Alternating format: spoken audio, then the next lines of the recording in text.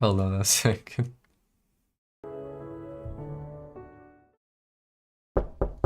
Uh-huh. I closed my eyes and drifted off until there was a knock at the door. Darling, you in there? Penny. Penny's voice rang through the door, and poof, my arms were empty. I opened my eyes. Acacia was gone. The window left wide open. What do you mean window left wide open? This window, it seems like we're on a skyscraper. She just fell off. That just be when games have no fun. No fun here, course. Come on in. Hey! A blur of gold filled my vision. Penny dove into my arms, her freshly blow-dried hair spilling across my face, and then came a kiss, warm and passionate. Oh, this is gonna be a lot. This is one of those visual novel games when there's a lot of description of things and not a lot of showing. You must be beat. Want to sleep a bit longer? Can I? I just shut my eyes for a bit. I'm good now. Let's go have cake. I got your favorite flavor. We've been training since side by side this whole time. When you even find time to order a During cake. that 5-minute break. Duh. Duh. She rolled off me and learned it. Oh my god, I cannot fucking read. She rolled off me and leaned in, resting her forehead on my shoulder. Wait a second. She leaned closer, took a deep sniff of the pillow, then the blanket. She's a freak. Oh my god, she's a freak. Acacia was here, wasn't she? Yeah. Why do all these shirts have holes? You know why. You know why. You know why. Yeah, she tagged along on the way back. We ended up napping for a bit. Till I have cool glasses. So you can see their stomach. Huh? Wait, did you two shower together? No, she already had before she showed up. Still not fair. She got a whole cuddle nap and I didn't. Oh my god. I demand compensation. Right now. What kind of compensation? She rubbed her cheek against mine. I laughed and pulled her into a hug. Yeah, good luck rubbing your cheek against mine because I have a beard. It's gonna or a stubble. It's gonna be painful. The next time we shower to The next time we'll shower together and I blow dry your hair after. Am I in a harem? Is that what it is? Promise? Promise. She leaned into another kiss, deep, slow, lingering. When she drew back at last, her cheeks were flushed. Alright, let's go have some cake. What are we gonna get? When are we gonna play the game? Or is it just visual novel now? Life was already in the break room. Without her combat gear, there was a softer air about her. As soon as she saw me, she picked up a plate and walked over. Fresh out of the fryer. Where did your boobs go? You're just gone now.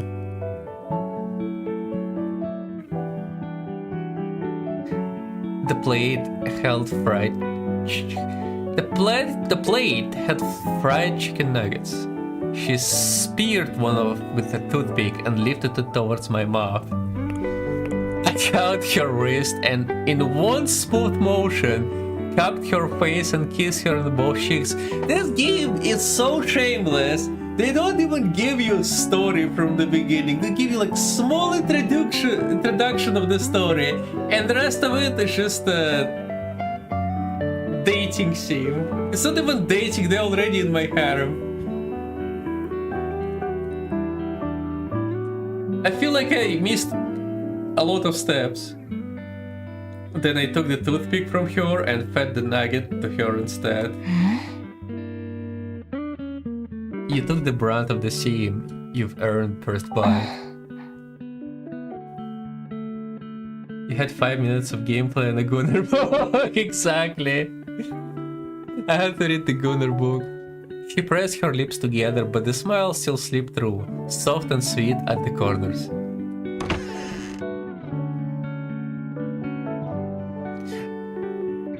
I feel like because I never had history with these girls, and there's no emotional connection to them, so it feels really weird to participate in all these activities. Which cheeks did you kiss? Ayla, which cheeks did you kiss? No, don't, it doesn't matter. Why do you take in those shirts?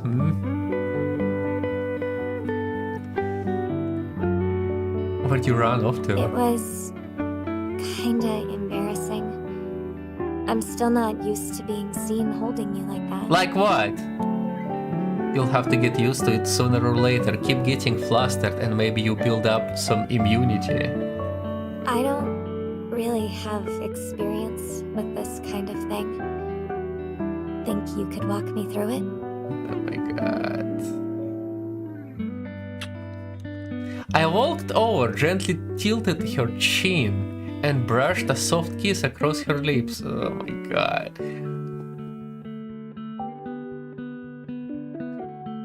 It's like legit Gunnar book. There's no backstory to all these girls. There's no emotional connection. There's nothing happened between that. It's just straight up to the action. Life was still right there. We both knew it. Acacia latched onto me like a startled octopus, so flustered her tongue nearly tied itself in a knot. Oh my god. By the time we pulled apart, her face was crimson. Live had eyes locked in Acacia, chin tucked, eyes narrowed, a rare, sly little smirk tickling at her lips. So even you can be bad. Oh my god, who wrote this? Who wrote this, please? Which lips? Alright. Okay, calm down. It's not that bad. I learned from the best. Ta-da! Cake delivery! Yeah, this girl is late again. Darling, you do the honors. Here's to a flawless mission. Uh-huh. I love the glasses. I leaned back on the couch, skimming the mission briefing again and again. Come on, darling. Put that down for now. Priority 1 is to rest, remember? We're wheels up tomorrow. Uh-huh. You're right. You Are didn't finish they- your cake. Oh my god, they're gonna feed me the cake. She's gonna move that cake right into my face. That's what you get, bitch, for hanging with these bitches. Life took seat beside me, a slice of cake in hand. Here. Open up, darling. Open up. Acacia slid in on my other side. He didn't say a word. Just quietly claimed one of my arms. Claimed one of my arms. That's me, John Gunnar. That's how I imagine myself, true. They forget the Giga Chat chin.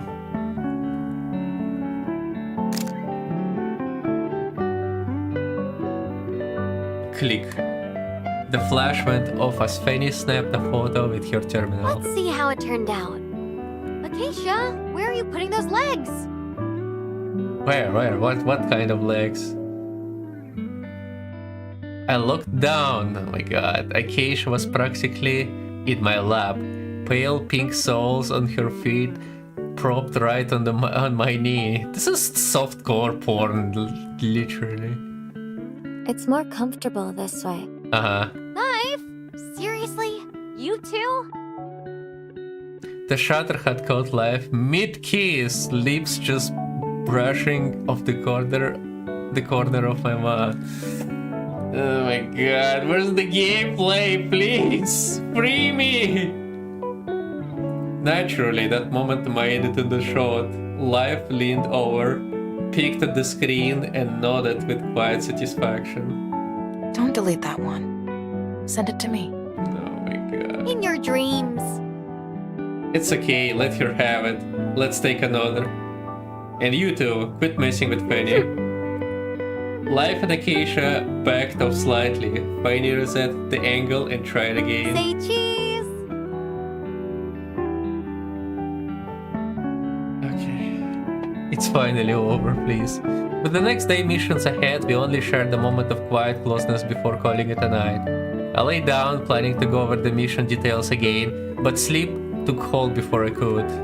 Just like that, I drifted off. Tomorrow problems could wait. The next day, thank God, nothing happened at night. Alright. My girl stood before me, fully geared, weapons ready. How'd you sleep? Well, I was so excited I ended up dreaming we were chopping down a tree. That's gotta be a good sign, right? Look at this harem. Good thing it's only 3 girls, right? There's not gonna be more. I smiled. Life and Acacia looked sharp too.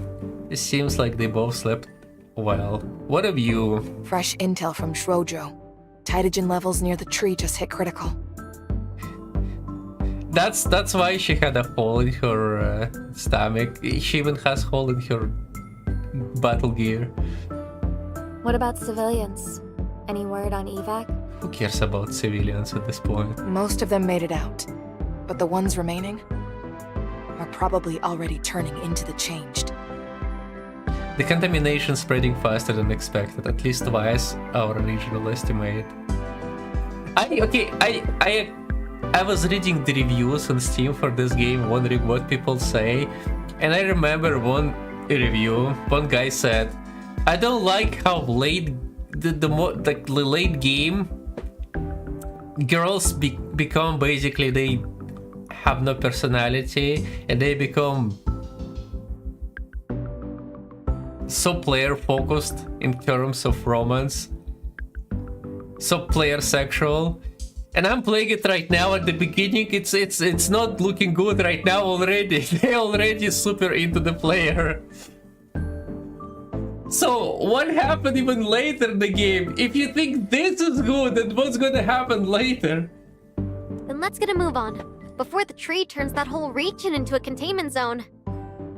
Before the separation, we had taken down Zero, the Yggdrasil direct defector holed up in Shizhu, and destroyed a replica tree that she had created. We hadn't performed 2 weeks of virtual combat training, adapting to hostile terrain around the real Titogen tree in Shizhu, our next target. Now, as I looked over my operatives standing before me, each of them met my eyes with an wavering resolve. With them at my side, failure wasn't an option. What of you, right? Hello, man. It's me, John Gunnar, and my girls. Operation Condor. Commands. They have to choose the girl? What are we gonna do? We boarded the aircraft, rising through the clouds, and rode to Shizhu. Past hills and farmlands, we touched down on the Yggdrasil armed bases near the border. From there, we transferred to a command vehicle. A few more hours of jolting. Okay. As the contained zone edge, the forest had been razed. Bulldozers sat idle among toppled trunks and torn up soil. Is this it, finally, the gameplay? We rolled through smoke and dust, only to emerge the field bursting with life.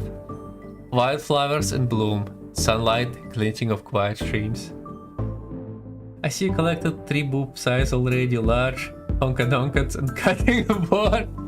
Yeah, the cutting board girl, I don't think she's of age. I can't confirm that, but the game states that she was in cryostasis for 30 years, so technically she's old, but I don't know. She's a bit in a weird situation. What of you? Shame it might not last. If this mission fails. Obviously it's not gonna fail, I will succeed. I muttered to myself, eyes drifting towards the far horizon. I could feel it, the tree, looming beyond the red ridgeliness and clouds, watching. Her boobs froze off. Does that happen very often?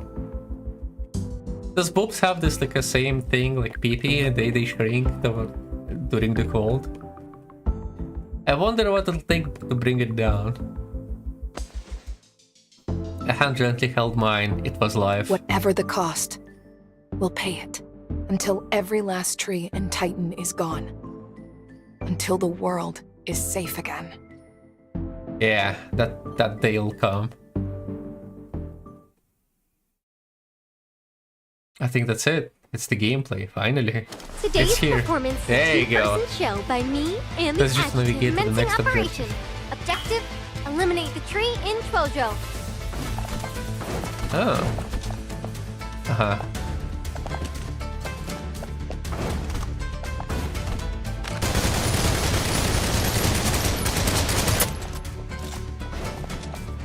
There you go, the gameplay is finally here.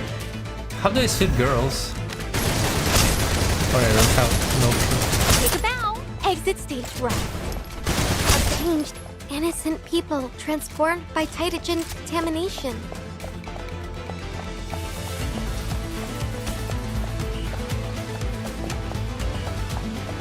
We have extras on set. Press X to use support skill. What support skill? X. Too slow. Oh, it's like what the girls are attacking. Press to the switch deployed operative. There you go. So I can switch between Leave it girls. to me. I'll handle the rear. Oh, the boob girl. Go on ahead, darling. Hang back. There's a cooldown. I'll deal on with that. this. There's only 2 girls. Got it. I like this girl complexion more, to be honest. Uh-huh.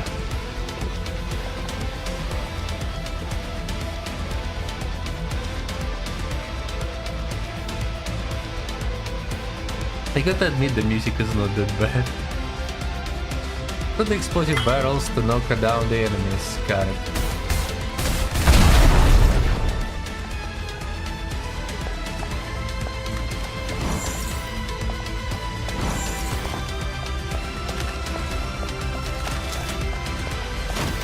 Objective Oh. complete. Awaiting orders. Tree. It's pumping out Titagen non-stop. Good jump with If we don't control. destroy it, this place will turn into another containment zone. Target down. Fully loaded. Oh, this is so easy. Do I still have settings? They don't even have audio adjustments in settings. This is very funny. Actually, you know what? I'm gonna adjust it myself since game doesn't want me to have it. Through volume mixer.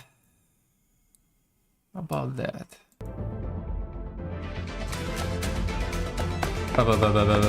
It's still loud. There you go. Ready. Target down. Fully loaded.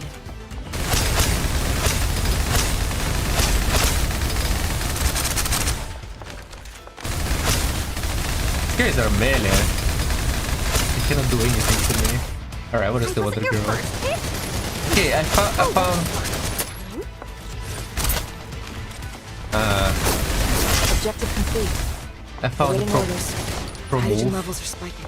Instead of than reloading, I we can should. just choose another girl. That's Yeah, I Titan's still have to tactics. reload after that too. Just as I thought. I'll deal with it. You're late. We just started not long ago. It was mostly reading Shall we do an very encore? cringe Gunnar book.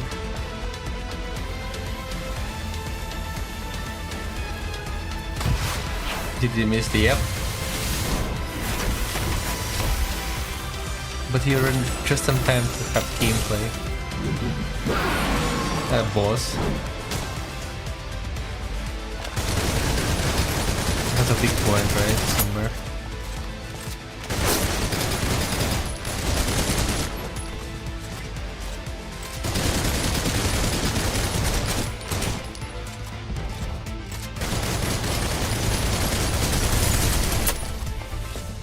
Ditch that for me that I missed the boop lore. Already You missed all the reloading. boop lore. You guys were too late for boop lore. This boss cannot even reach me.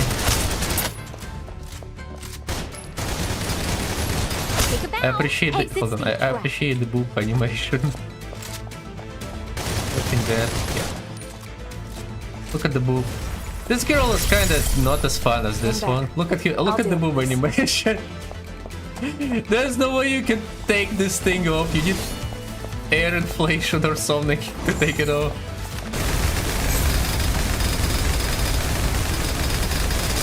Objective complete. Awaiting orders. Snow had begun to fall. And the game, that's it. That was the gameplay. Time to go back to Gunnerbook. Snow had begun to fall, and comms were glitching, both effects of nitrogen contamination. It was always like this near a tree. Silent distance, it stood cloaked in white. God. Oh. Gleaming like some snowy dream, like a vision from Shoujo Old Tales, a paradise, or the final stop on the road to a shining emerald to Ethiopia.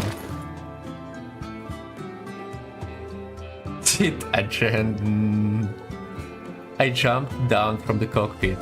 The ground was soft underfoot, blank and fresh green grass. You missed actually a very interesting, what interesting description. They don't even show things, they mostly describe things. Like if you look at the pictures, it's more or less fine, but then you like read stuff, and it's Oh, darling, look. I'm looking. I am indeed looking.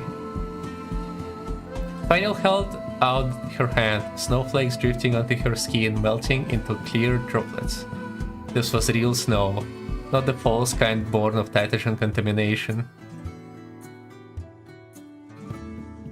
I knelt beside a brook and dipped my hands into the water. It was cold, sharp enough to sting. The temperature dropping abnormally fast. Life was ebbing. In no time the grass would wither, the earth would freeze solid, and the creek might ice over. Our transports were already struggling. Once the temperature dropped below zero or the snow piled past our knees or higher, they wouldn't get as much farther. So I assume it's like Norse mythology. The Titans... Well, there's only one Titan in Norse mythology, no? The Ymir, and we defeated it at the beginning. So there's like other Titans and they bring winter to these green places and freeze everything. I assume. I looked up again, eyes drawn to the tree in the distance. A mass of dark clouds loomed over its crown, spilling outwards, drifting towards us. For a moment I felt it. The tree was watching me, resenting me, beating me, and resisting me. Fanny stepped up beside me, eyes locked up in the dark clouds rolling in, her brow furrowed. And then with her usual fire, she grabbed my hand. Darling, look. Yeah, the girls called me darling. That trail of clouds, doesn't it look like the path we're meant to take? Whoa, your hand's freezing. Oh no. She raised it to her cheek and breathed warm into my fingers. I gave her hair a gentle ruffle, then called the others in. We'll split up. Huh? What of you? The temperature is dropping fast, but all this gear will be facing cold-related breakdowns before long. I like how this game is all about resisting the snow and fighting cold creatures, and look at this girl, she's showing like stomach in part of her thighs. I'm not calling you darling, it's Joer. Yeah, so come on. Especially the combat vehicle and fire support module, they won't last much longer in this weather. Yeah, if you're gonna dress like that. Energy's a problem too. Any colder and all this equipment turns into dead weight. Exactly. Once the snow gets deep, we'll need to set up a temporary camp. One of us will have to stay at hold position. I'll take most of the fuel, leaving just enough for the fire support module to drop in when needed. Fire support modules, they could offer a remote heavy ordnance support or be a drop on each side, giving light units the firepower to break through the swarms. But if we run into a large enemy force, it'll be a tough fight. It'll be fine. We'll avoid direct contact. Once we lose the heavy gear, we'll almost faster, be harder to track. That could work. But we'll be down one when we reach the tree. Just give this dumbass as a sweater. I would love to. Or hand warmers. Hand warmers sounds cool. We won't. The one staying behind will regroup before comes go dark. Yeah, we'll dress them in Russian, like old Russian costumes. So who's holding position? Me. You. As much as I want to fight by your side, let me handle this risky job. Okay. Live step forward too. Wherever you need me, I'll be there. No, pick me. After Acacia jumped in, all three looked to me waiting. As I hesitated, Acacia gazed darted between them. Life's your best shot for clean execution. With her watching your six, nothing slips through the cracks. And Fenny's instincts are razor sharp. She's got the team's blind spots covered. As for me, I used to be Special Forces, remember? And I know my way around machines. More or less. What do you two think? If she's that set on it, well, on the bright side, I get to stick with you. Me? I trust your judgment.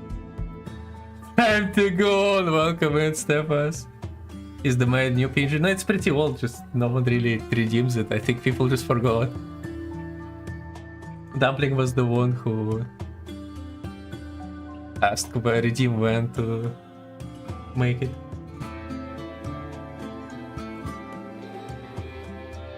It's actually kind of high quality. Oh, you missed the most important stuff. It's fine, it's gonna be more of it, I'm sure. Then it's settled. I'm staying. Yeah, leave her alone. Actually, I decided for her to stay. It's true, I'm leaving the young girl behind. Alright, if you should be sure, but listen up. Don't stay past half a day. Once you've confirmed that we won't need support, move to rendezvous. We'll leave the trail markers. On the make camp, we'll fire a flare. If you don't catch up, we'll come find Look at you. Planning ahead and everything. Sure. Then it's settled. Now, everyone, back in the transport. We push as far as we can before the snow buried us. Wait. Oh? As I neared the vehicle, a twitch pulled at my brow.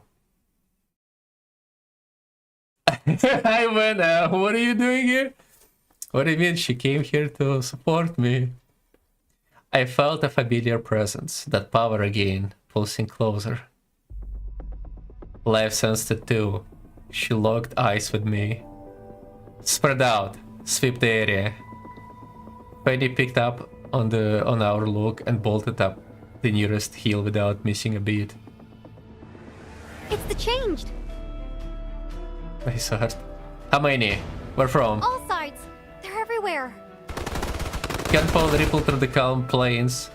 Rounds tore into the change, killing what was already dead. Explosion burst through the horde, tearing limbs to smoke and dust. I'm not gonna even play that, I'm just gonna describe that. He came here to Kiwi. Do your parents know what you're watching? Yes, Stephas. It's honestly not even watching, it's more listening to, because I told you, more into the reading.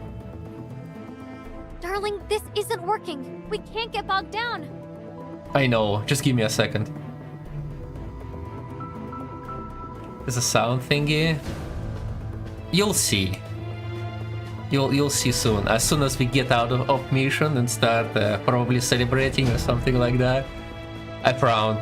Something was pulling them in, luring them straight towards us. Was it the tree? Was the coldest doing too? And if so, why strike now instead of waiting for the cold to deepen and give them the upper hand? The change kept coming. They rose from beneath the dirt, clawed their way out from the hills. That force, that titan presence, hadn't faded. The snow thickened. The sky dimmed under a swelling veil of clouds. Something's off. Oh, reading, so it's gonna game for girls. No, because the male is the protagonist and the girls all, you know, all over you. Literally. What is it? There's a titan hiding here. Life. Maybe they'll show more, I don't know, we'll see. That was all it took. Life read me instantly. A brilliant blue aura flamed from her. Light rippled out of concentric rings, as if time itself was showing under the pulse. In that moment, nothing could hide from her eyes. Come out. Finally, a good game for lesbians. Honestly, it could be a good thing. I agree. Bolts of lightning surged from her, crashing down like waterfalls, shaking through every crack in the earth. A heartbeat later, the ground began to tremble. It's beneath us. I've got this. Oh. Fanny raised her hands, golden light gathering in her palm. It looked as the newborn star was blazing over the reach. Clouds split, snow burned away in the glow. The light flared. Then, like a sun crashing into the sea or molten metal spilling from the heavens, it slammed into the earth. A blinding impact that hurled rock and soil skyward. But even that couldn't dim its brilliance. The hill cracked wide open. Fanny has carved a crater several dozen meters deep. Half a titan force smoldered in the rubble, dark red scorch. It's riddled, trying to clean its limbs half severed. Going knows no sexualities. They will find something for everyone, yeah. Girl, boys, pigeons, tanks, tanks. Fanny other hands lit up, charging for a follow-up strike. I raised my hand. That won't be necessary. A flicker of grey flashed by the titan, which then crumbled into pieces. Then the dust cleared. Acacia was standing behind it. The titan, we got a tutorial and fought a titan. A titan was big robot girl too. And her weak point was behind her boobs. That was funny. I turned. The changed has reverted to their usual state. Dull, slack, drifting without aim. Above the clouds, Fanny has burned away while rolling back in, dense and gloomy. Yeah, there's not gonna be a lot of showing, it's mostly reading. I stared at a distant tree until a pale white mist drifted over it, veiling it from the side. What the fuck, they have a damn animations, I can't expect it just like VN. It is a VN, but with animations. I've seen VNs like that. Nimby girl tanks, hell yeah. Let's move. No picking up again. Oh. The sky had darkened so much you couldn't tell where the clouds ended up and night began. We made a camp, set up lookout and settle in. Oh boy, we made a camp, huh? Fanny took first watch, Life would handle second. Acacia needed to deploy solo later, turned in early. I sat on the edge of the bed, poring over the map. Acacia lay behind me. Life sat across from me. Judging by the snowfall, we got at least 4 days ahead of us. 4 days! We stuck here for 4 days? Hope nothing bad will happen. I'll send you the clip I sent Stepas. This is not what I was expecting either. Life didn't respond, she just gazed on the window watching the snow come down. It's only going to get tougher. Supplies, gear, the snow. And it changed. The Titans. Yeah. Still, I can't shake this feeling that the tree afraid of me. It knows what I'm trying to do. It knows I'm hunting it. I opened my hand and started down at my palm. The power I carry, no one else has it. The power to wipe out the tree. I can absorb and convert Titagen. I could say I'm their natural predator. On my way to install, well, enjoy. I kinda wanna try Wuthering Waves. I heard a lot of good things about that gacha, but I was always too lazy to do. Reading is sexy, it is. The Titan lurking underfoot, the change crawling over every ridge, and those clouds that never break. It's all by design, obstacles the tree is throwing at us. Looks like you finally read a book like you wanted to. Yeah, you know, I expected that I have to read TRPGs, but apparently, no, I'm gonna read a Gunner game. Should we maybe cheese the level? Gamer slang, bypassing a tough stage by exploiting the system. Thank you! This is my favorite thing, by the way. In the game, they explaining gamer slang. Or I can watch anime and they explaining gamer slang. Like, there's no one understand that. Like, come on. Wuthering Waves, well, it have good fighting system, skill base. It will be fun to watch you. And I kind of want to try it, but oh no. Kylie has good reading voice too. Is that true? Or are you just glazing me? You're still awake? Pulled too many all-nighters. Can't sleep this early. This girl. I am sorry to say, anyone who likes desks, flat desks, this girl is not gonna be my choice. She crawled over and leaned on the table. With this snow, we're just gonna keep getting slowed down. And if your gut's right, if the tree really is trying to stop us, then it's basically a tower defense stage. The longer we take, the more corn shooters and pumpkin guards on the way. Exactly. That's why I'm thinking we switch roads. I trace an arc across the map. From here we follow the river. What about supplies? Anything that slows us down, we ditch it. We're going on foot? Yeah. Don't look at me. You know I won't object. This girl is like completely obedient. She always like, oh, I trust you. I'll do whatever you say. But it kind of grindy for my taste. I would try to drag you in a new Chinese one if you're into that. I don't like it visually. It's like visually not appealing to me. I don't know, maybe mechanically it's much better. Don't worry. I mean, you can guess who's my favorite already. We can manage one last supply airdrop before it comes to dark. If we move fast, we should be able to make it in 2 days. We won't have any option to turn back. Mechanically it's great. Doesn't matter, we never had one. Since our last stop on Shizhou, the tree has been acting like we jolted it awake. Left unchecked, it'll turn the whole region into wasteland. Alright, call's made. Time to sleep. Life's on second watch, so she'll need the rest. Right. I left the lamp on and slipped under the blanket beside her. Oh boy. It was freezing outside. Well, below zero, but I felt warm. That warmth was life, curled against me from behind. I reached back and took her hand in mine, and there it is. Sleep crept in, the wind howling beyond the tent walls. I didn't know how long I was out before something colder slipped in beside me. It was Fanny. Half asleep, I instinctively pulled her close, wrapped her in my warmth. I stroked her hair until her breath slowed and settled. Snow kept falling, I drifted off again. Okay, we actually fell asleep, that's good. Dawn had just begun to break. Acacia and Fanny lay curled in my arms, both stirring in their sleep. Good thing nothing happened, alright. I slipped free from between them. Life was still outside and watch. I threw my coat and stepped into the cold. She turned our eyes met. Go get some sleep. I'll take it from here. She shook her head, stepped forward, and rested her forehead against my shoulder. After a few seconds, she straightened and gave a little shake, like she was shaking off the fatigue. Again, I'll repeat this. That's the problem with the reading. Like the good reading. This girl has no backstory with me, no shared story, that I had no emotional connections with them.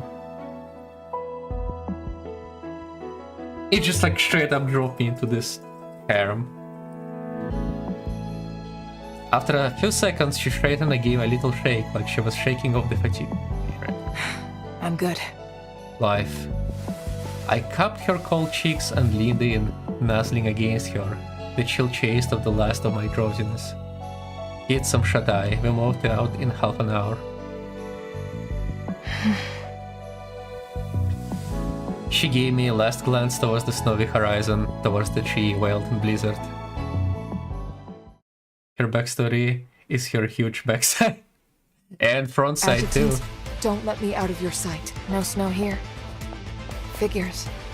So this is one Now's girl, our chance. Let's move. and then you choose the Was it your second first girl. pick? I'll let it slide. She has this automatic weapon, and the other Come girl. back. I'll deal with this. Yeah. I don't know, I just may like her more. You just how girls are, they just like random mugs they first meet, right? Yeah, of course. Drag it down.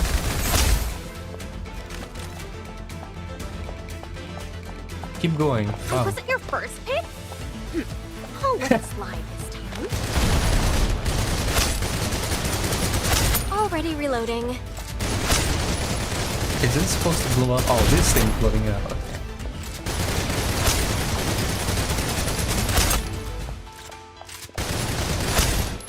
Take a bow. Exit. Yeah, every enemy seems like a weak Exit spot. complete.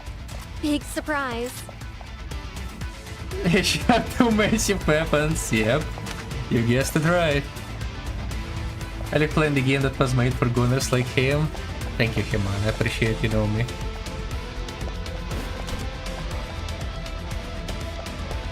Don't worry, 5 hearts under one There's a rope river has ahead. blood gun lore for Is you. that a rat?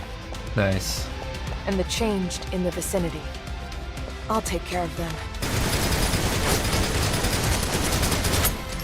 There's actual mechanics in Take the a game, bow. Exit stage right.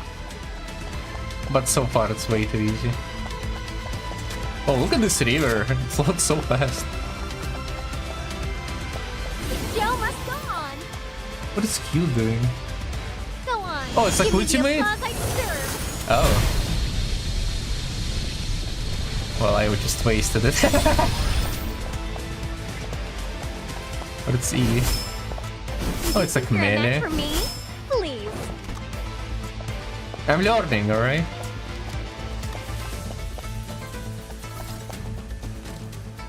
Oh. Good job, thank you. Is it just me, or is it freezing now? The temperature started dropping after we took down the first wave. Hey, it's me, it's Snake. I mean the player. John Gunner. You know they had cutscenes. Sometimes when it'll turn actual shut up.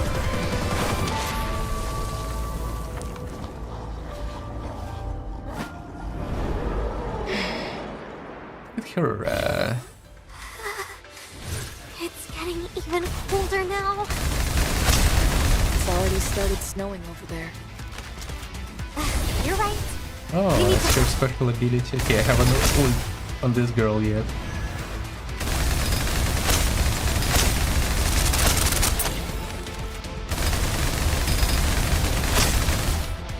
Is that Kavan Paralik? Shut up, it's not! Nice main character, but well, you know, we have to address all the audience, all the type of audience. Are those Glockinator. operatives up ahead? This? Let's back them My up. No prince, idea. I've reached the designated position. Oh, who's The that? enemy's here to me. Go ahead. Focus on what you need to do. Can she join my harem too?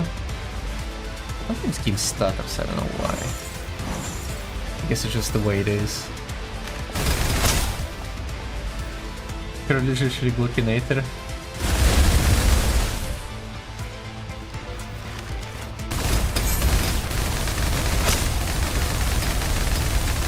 Fully loaded. I wasn't. That was a...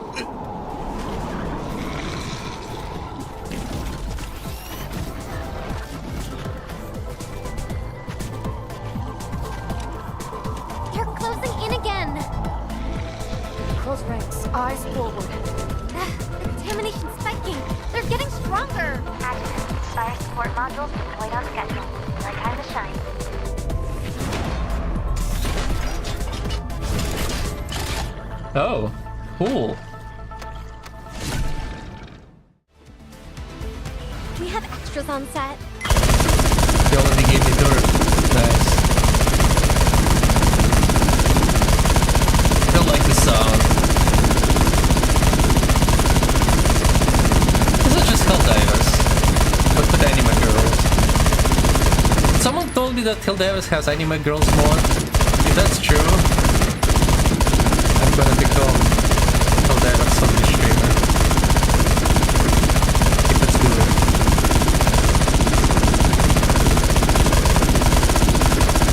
What a gameplay. Can you hear me? Hello? through. MC has thicker thighs than any of the girls. Yeah, that's kinda disappointing.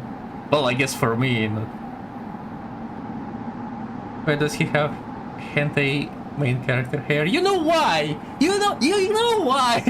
You know why!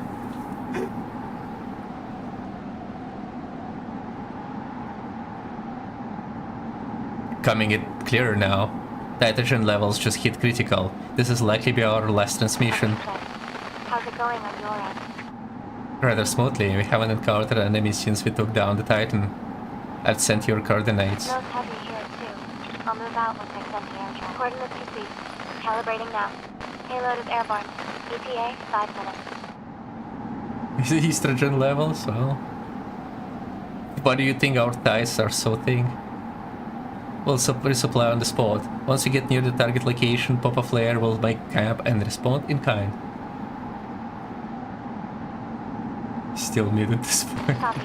ETA 1800 local. Copy that, stay sharp. I paused for a moment, then cut the transmission. Since the last engagement, there hadn't been another sighting of the changed or Titans. Snow came and went in waves, but those heavy clouds never lifted. There was no getting around them. In the distance of the tree seemed to be concentrating its strength. A windstorm had gathered at its perimeter. No matter which path we took, it would be the same hell. The parachute drove slowly, cargo crate and tow. We resupplied on a spot and pressed on. The snow was up to our calves. Whoever took point had to break trail with their body. The others close behind had to shoulder single file. Every hour we rotated. The lead dropped to the back for a breather. Once the snow hit our lap, we had to switch even faster. Step by step, half blind. The snow has erased the terrain. Every footfall had the planted heart crushed down solid. Only then could we push forward. The wind kept picking up. In headwinds, we had to hunch low to keep from toppling. In the tailwinds, the 100-pound... What's the... There's so much like, writing in this one. So much water in it. It's like it gives you a lot of non-important information. That's one thing I hate with visual novels.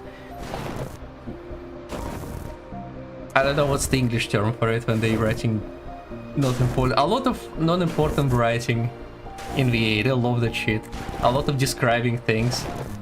The 100-pound gear strapped on our backs was on our only anchor. Talking was pointless. Open your mouth and snow-laced wind rushed straight in. Shut, and your voice died in a gale before you left your lips. Water. Yeah, I say that constantly, that there's a lot of water in the writing. People don't understand it. It's only the Russian term. The tree loomed at the end of their path, like it was swinging bludgeon made out of snowstorm. Each sweep faster, heavier, more brutal. As I was leading, I halted and turned around. All around us, nothing but white. No sky, no ground, no horizon. Even our own track were vanishing. I shrugged off my back. The wind nearly tore it away. Life and Fanny immediately leaned in, pressing their ears to my lips. It was the only way to hear through the storm. I'm sure that, yeah, that's the only way. Fluff. Extra letters. I like call it water, honestly. It's good term. Stop moving. We camp here. We're not there yet. Acacia! Fanny quickly understood what I meant. She and Lai both shrugged off their packs. We pulled out the heating rods, snapped them, and tossed them into the snow. As soon as their warmth faded, the meltwater quickly froze solid again. Battling winds that threatened to knock us over, we carved a block of ice and stuck them in tight rings. Each new layer had to be sealed with slush to hold it together, or the whole thing would collapse under the next gust. By dusk, we rolled our insulated mats and struggling up a tarp, turning the bunker into something halfway liable. Our makeshift camp was finally in place. Igloo time, yeah. But it was already 1930 and still no flare from Acacia. The storm was swallowing everything. Yeah, I assume that's what's gonna happen eventually. she's gonna get in trouble and we have to go back and save her. Should we head back and get her? Yeah, we have to. Hey, that's not the igloo. That's the same background they used before.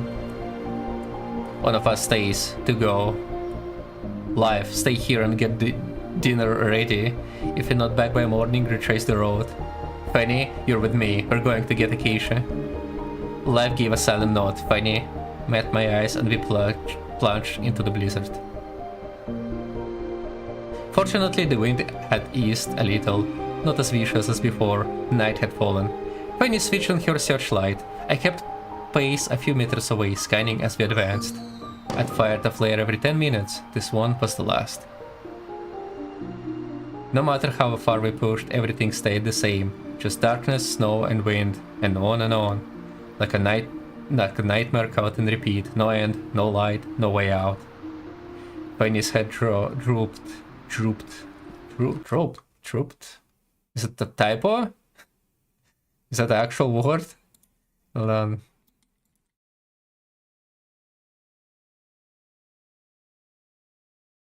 It's actual word. Drooped. Drooped. Bare were hanged downward limpy. Ah. Welcome to Russia. It is actual word, huh? Fanny's head drooped. She switched off her light and stepped beside me, chest rising and falling, wordless. I knew what was on her mind. I reached out and took her hand in mine, squeezing through the gloves. She inhaled deep, flicked her light back on, hand in hand we pressed on.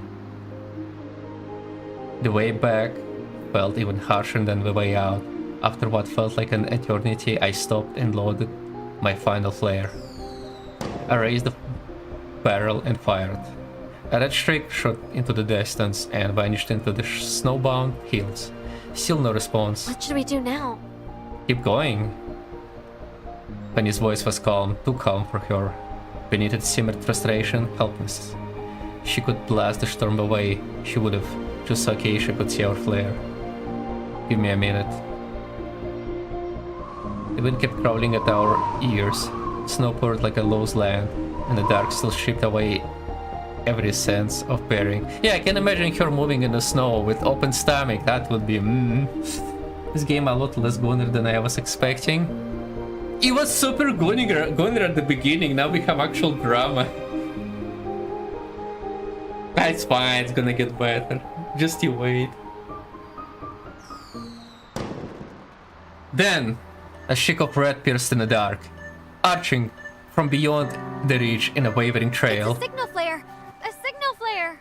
A star blinked over the ridge. It was from a headlamp, smoldered by snow until it flickered like straight. It moved slow, steady, drawing closer. The star grew brighter, its glow sharpening into a beam, and beneath it, Acacia's frost-dusted lash and brows.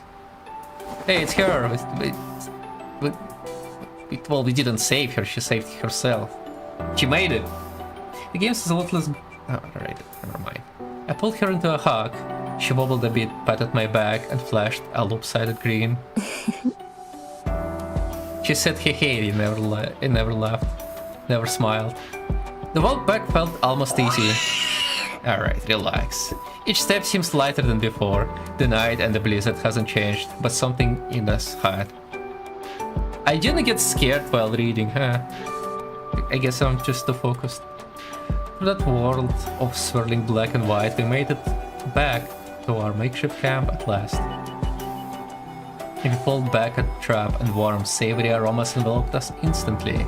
My hair was damp and cold.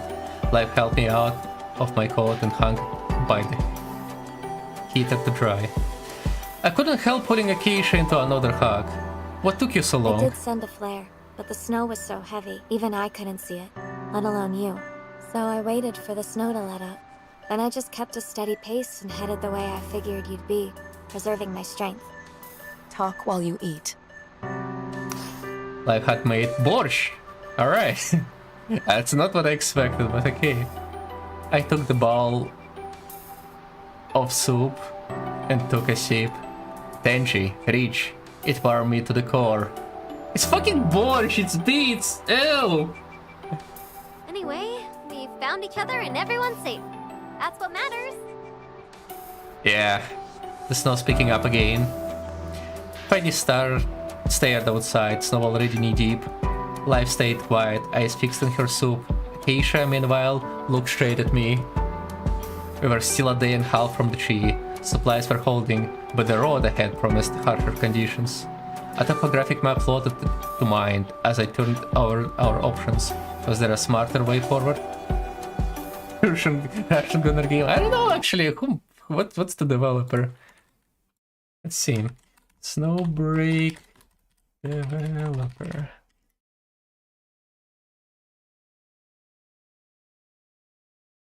Based in China. The game developer is a Chinese company and has both Chinese and global versions. I wouldn't be surprised. It's the same thing with ZZZ. I learned that one thing about ZZZ. That basically the game made by Chinese, but the character design in that game were outsourced to Russians a lot of especially like new characters made by Russians. I didn't know that, but it's actually there's no boobs, no boobers. I'm finished eating. It's stuffy in here. I'm stepping out for air. The good mouse, yeah, probably. I don't know, they didn't really tell which ones. They said a lot, especially in the new generation. Penny lifted the tarp and stepped out. A gust of cold slipped in behind her. Good mouse. She is a good mouse. What are you talking about? Life ladled herself another bowl, which she then finished unhurriedly. I'm going to take a look outside too. I never played ZZZ. I don't even think that I watch streams about it. Maybe? I don't know. But I know the girls from that game. How? It's probably a big mystery, and we will never know. Now it was just me and Acacia. She sipped her soup and gave a faint shake on her head. Not looking good. Yeah. What's your take? Honestly, I think we're in decent shape. Maybe even better than that. Oh? The cold and the storm are tougher than the Titans. I'm betting is one of the tree's tricks. Well, it's not exactly a tactical failure. No one plans for the enemy running cheat codes. I'm a VTuber model from that game. And which character? Good thing we became prepared. After those rigorous sim ruins, the blizzard's nothing. You were totally worried about me earlier, though. I could tell. No. I got it for free when I was starting out to see how being a VTuber worked. Please explain what cheat codes. Yeah, what's going on? Why are we not explaining what cheat codes are? I didn't answer, just pulled her into my arms. So, what now? And they moved the model closer. Nice. We burned the bots. She looked up at me from my arms, wide-eyed. We got fresh intel, no sense clinging to the old plan. We ditch everything, go light, hit the tree in a day. In a day? Sure. If the wind feels like giving us a ride.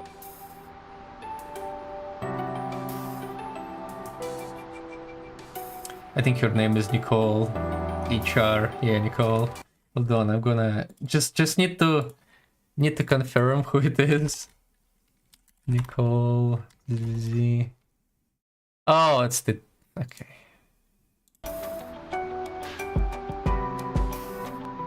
Losing card. No sweat for me. Can't say the same for those two, though. Right. I set the ball down, got up, and pulled on my coat before stepping outside. Oh, nice animation! What's going on here? She is surely not called to be out like that. What of you, huh? I love Frozen. I love interviews, what can I say?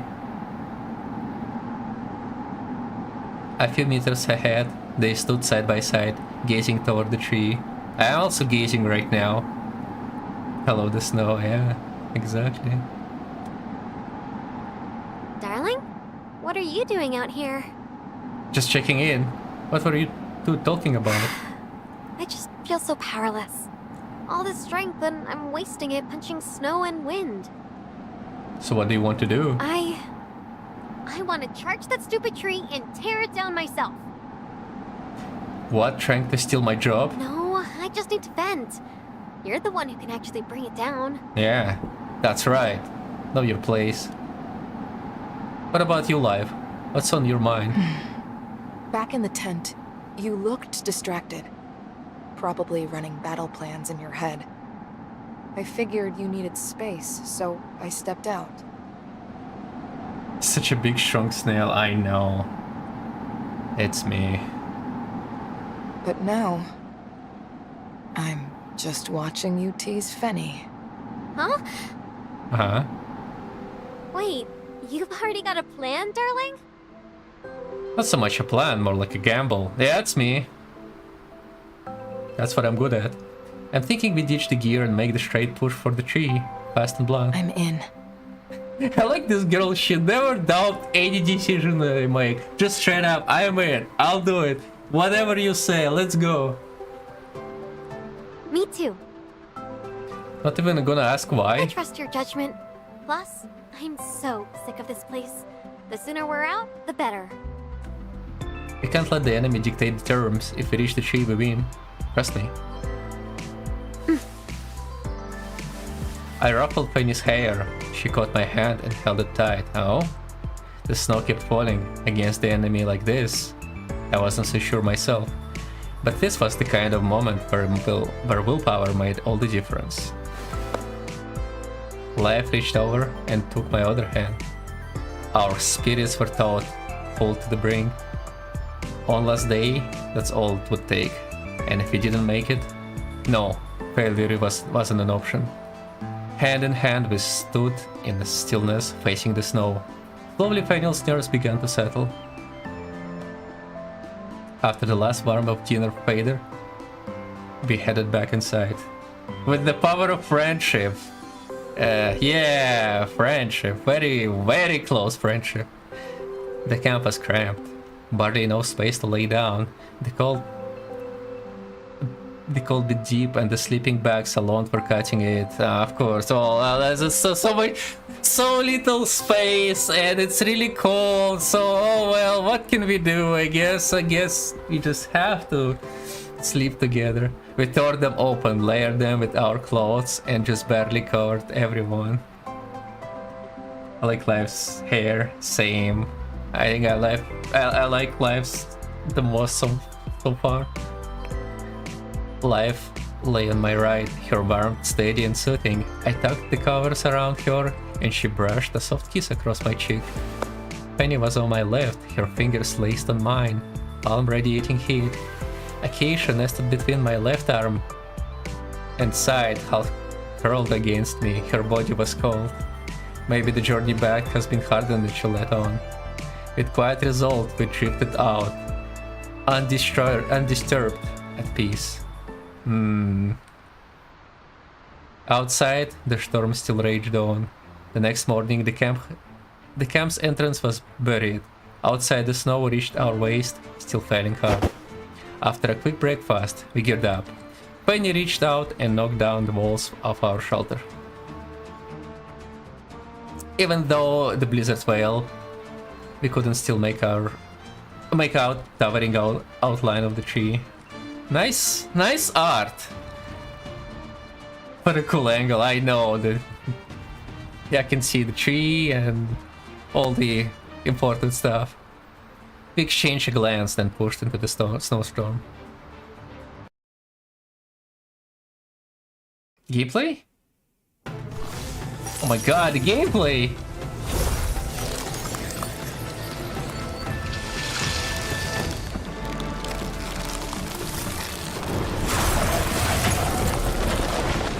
Oh my, it's a fucking Lamia. Snake Girl! The Titan Snake Girl. What's that?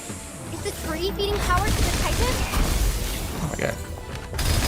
That's your big spot and your stamina.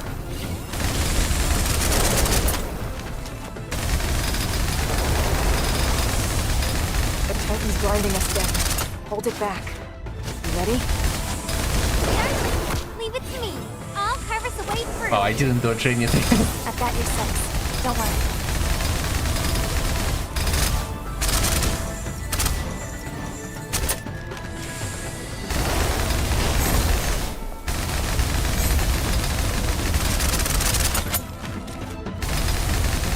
Thank god this game is easy as fuck. I don't have to worry about being skillful at all.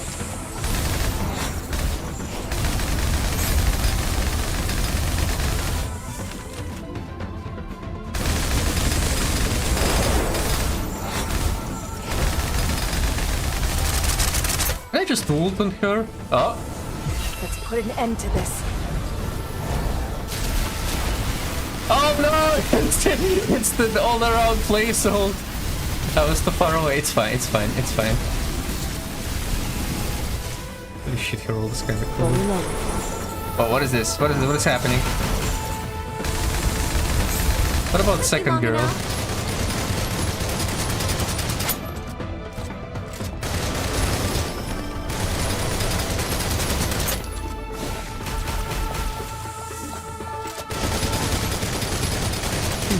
The girl does much damage, but her...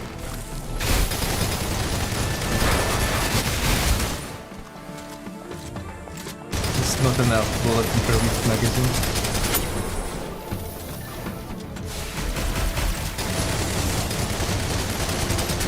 Leave it to me.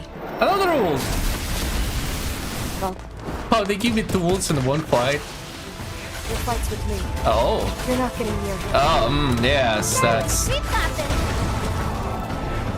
Take it out Nice and one. away. Holy shit. That snake girl is... Finally, good cutscene.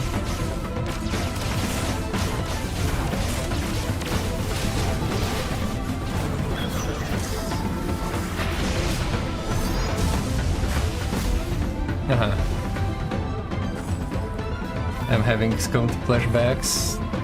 This snake girl is better than XCOM 1. That would have for a solo boss. Yeah. Wow, great angle, thank you game.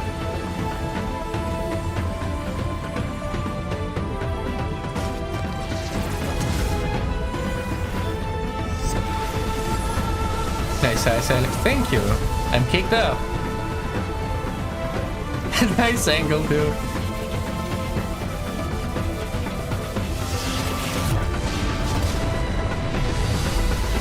To be honest, Steam preview looked much more shameless than what's happening right now. I lost... Oh, I have to read it. And surely countless more trials awaits in the future. What of you? But we must press onward. No matter what happens, we prevail. We will save the world and protect it. Adjutant! Because they're always by my side. The snow has stopped. It was over. The intro just shameless. I don't know, the beginning was also kinda... The Titan form crumbled and was swept away on the dying wind. The girls whooped as they threw themselves at me. Overhead, where the tree crown had once loomed, not a cloud remained, only scattered stars, a faint but visible even in daylight. Did you read that? The girls whooped as they threw themselves at me.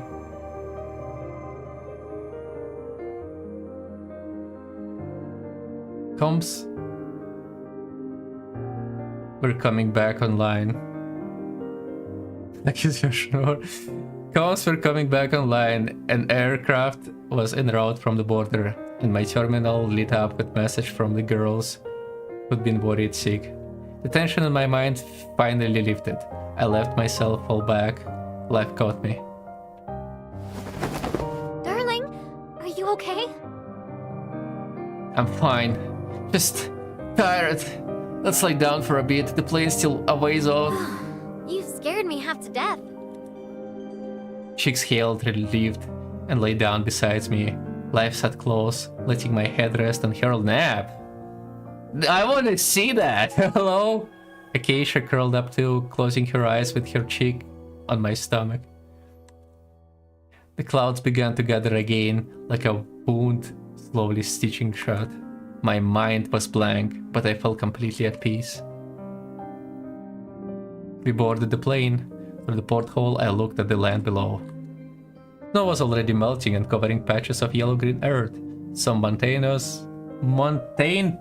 mountain tops still held their white caps, with slushy runoff slipping down the slopes. Look! I followed her gaze and saw the remains of our first camp. The lookout had collapsed under the snow. Most of the trees had melted, but the tent was gone, surely blown far away. Far off, the grey outline of the containment zone came into view. The plane didn't slow. It flew straight on toward home. After we arrived back at the base, oh boy, now the interesting stuff probably gonna happen. I took a hot shower and changed. The dorm climate control wrapped the room in soft warmth. The bed was plush. For the first time in days, I could finally let go. Exhaustion crept in. Flowers sat on the windowsill, soaking in the sun. Troop inspection? I didn't bother with the curtains, just threw an arm over my eyes and drifted off. At some point during the hazy sleep, my breath caught. Something warm had curled into my arms. Oh, I wonder what's that? Then came another presence, breathing steady at my back. When I stared again, the room was dim. A faint slice of light peeked through the curtains.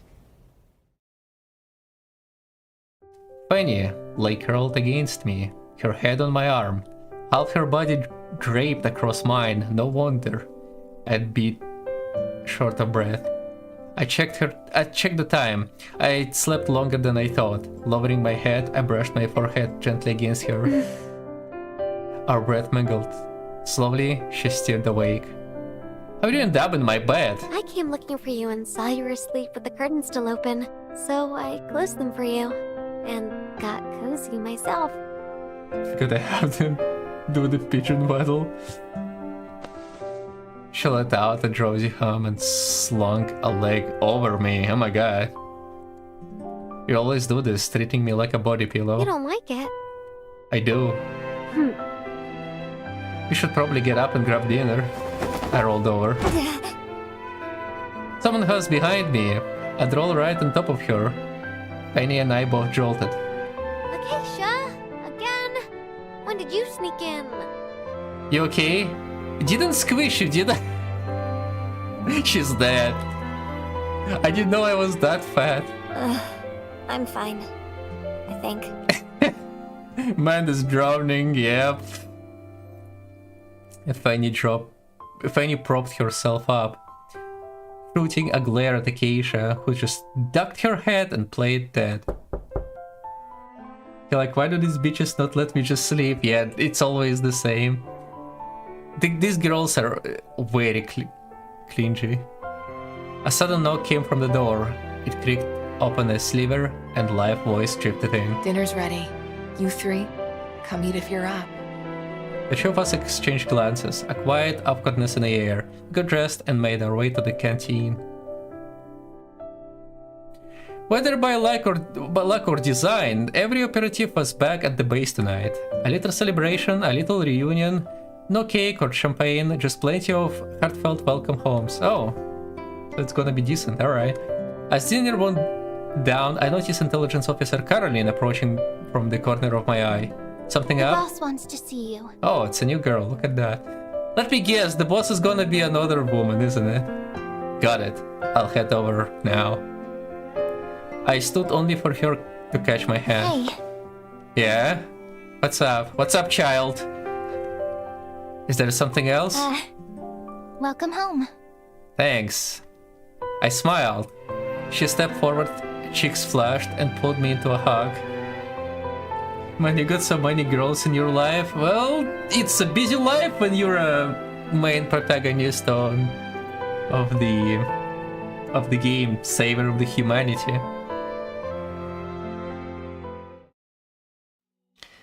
In T's office, I sat across from her as she frowned over the mission report. I underestimated it. The tree in Shuojo was stronger than we expected, and more anomalous. Holy shit, she's huge! She's tall! Mommy, step us immediately, mommy. Sorry, mommy. In hindsight, this operation was a bigger gamble than it should have been. Sorry, what? No one can see the future. We had laid solid groundwork for the operation. What happened was out of our hands. Regardless, you did well. Thank you for your hard work. I can fix her. You know what? I don't think this one needs to be fixed. They're all expecting you. Go have some rest tonight. Don't keep them too long. Oh, I will have all the rest. Just you wait. There's one more thing. I'm listening. When I touched the tree, I saw fragments of the past. Zero. What's the... How do you read this letter? Isn't it like Greek? I know the second one is P. I don't know the first one. The P is the second one. What's the first one? Theta. Theta P. The Fifth Research Institute. Edda, Hela, Ymir. Even shards of memories that felt missing, forgotten. Memories of what? As T's eyes narrowed slightly, she sat up straighter, though her voice stayed casual. Matt's at an angle. Mistletoe Station, and you. Me? Yes. I can't recall the images, only the feeling they left behind. I just knew those were things meant to be forgotten and people I had to remember. I see. You know something, don't you? Won't you tell me? I made you a promise, Adjutant. A promise not to tell you. Oh, so my memory is also fucked up. Great. Just keep moving forward. Do you think you will be able What to you make saw, here on a it's date? the past. And the future. Well, I hope so. I need Your future. better Heimdall's variety. future and this world's. That looks like very fucked up America. By 2057, humanity had overcome the crisis Oh, of the backstory. Juvosis pandemic. Midgard, the world's largest city, once gleamed with a light that seemed everlasting. No one could have foreseen a single event bringing it to the brink of annihilation. But today, 4 towering containment walls divide the city into 5 sectors.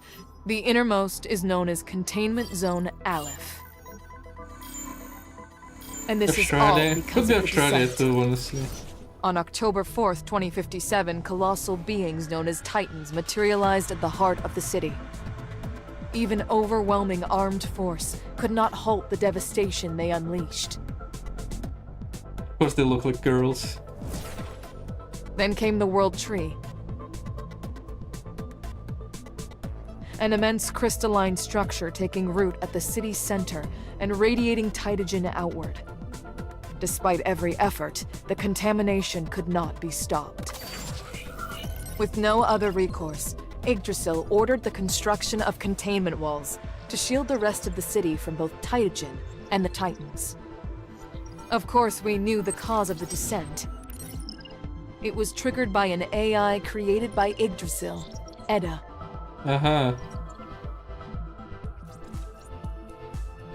Operating from Mistletoe Station in Earth's orbit, Edda had become a threat that had to be stopped. Yggdrasil dispatched a team, led by you, head of the security department, to the station. But once inside, your team went silent. All contact was lost. 3 years passed. Then, a lone escape pod returned, carrying you, and with you, humanity's last hope. You told me you would carry on your mission, that you would lead Heimdall force against the Titans, that you would become the Adjutant. Through courage, wisdom, and solidarity, Heimdall has endured. Under your command, the squad has faced countless trials, growing strong enough to challenge even Ymir. During the crisis in different girls. Shwojo, you have uncovered truth after hidden truth. And now, fate has brought you to a mysterious ancient manor. What happens She next, has a lot of courage, you will yeah. witness for yourself. Oh, who's that? Oh my, look at this dress, holy shit. There you go, that's the gacha part, isn't it? Kill the chapter Hearts of Harmony to claim any of the above operatives. There you go, more girls. Item of stock. Okay, I don't know what's all of this. Silverback. Common currency in this new era. Silverback has taken the role that cash won't play it.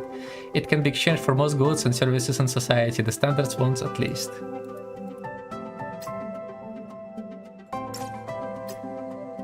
Okay.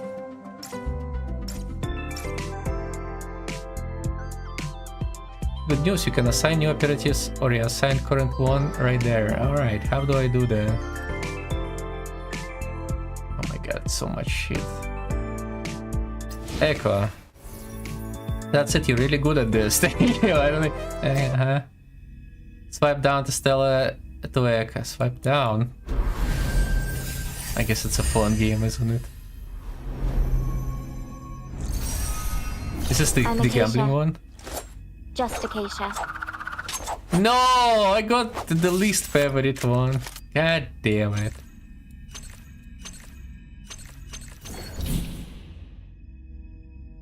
Confirm.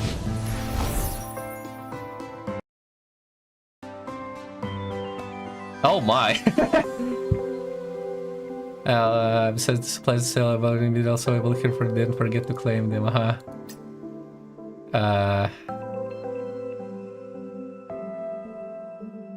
Claim what? This thing? Strategic investment. Well done. Just a moderate amount of presence may cause dizziness, nausea, and other adverse reactions which can be relieved by rest. Cool. Where's the close button?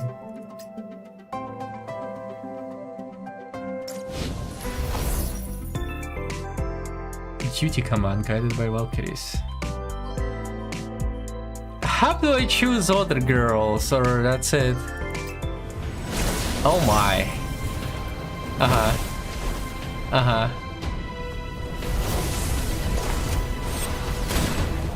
Yeah.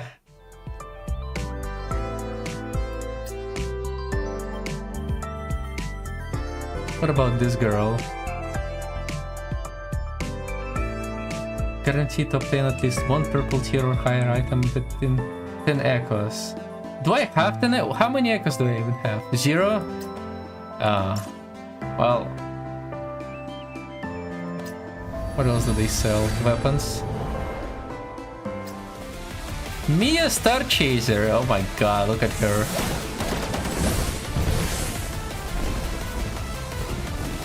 Oh, it's that cat girl was in preview, huh? Anya's Tempest. They have a lot of interesting girls. Permanent Echo.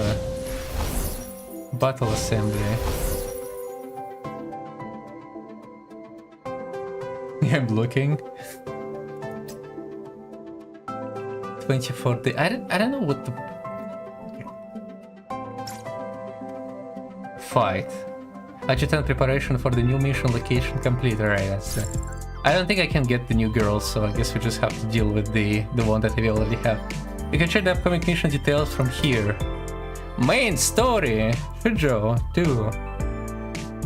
Okay. Let's review the mission details first. I like the art. 3 days has passed since the end of Operation Reclaim Bubu's consciousness, but the company still wasn't at peace yet. A multitude of intensive research projects had moved forward, working to reveal the secrets of baiting that Bubu had risked life for. Who's Bubu? Inside the medical bay at Yggdrasil headquarters, Yao steered as though walking from the long... Oh my god. Long dream fatigue etched into her features. More poignantly striking, however, with the tear streaks silently tracing her cheeks. Realizing her face was wet, Yao paused, dazed for a moment before quickly wiping away the tears. Only then did the figure beside her break the silence. How are you holding up? Great. Fanny fiddled awkwardly with her blonde pigtails as she spoke. Her gaze frequently flicked towards the outside, where the adjutant lay in silent slumber inside the adjacent treatment pod. I'm fine. Yao. Pulling herself from the remnants of that emotional immersion, Yao shook her head and managed a faint smile. If there's one thing I'm good at, it's sneaking in a nap during work hours.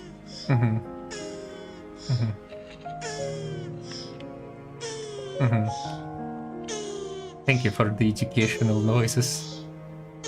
Alright, Turtle, relax. I still like that she has... Because she's showing her stomach in the main battle gear, she still has the hole here too, in her casual outfit. Come on. We both know this is nothing like napping. I've been there too. It's no picnic. Fanny trailed of mid-sentence. Yao calms yet resolute expression brought back memories of her own time in a spindle system with adjutant. Understanding what Yao might feeling, Fanny switched topics.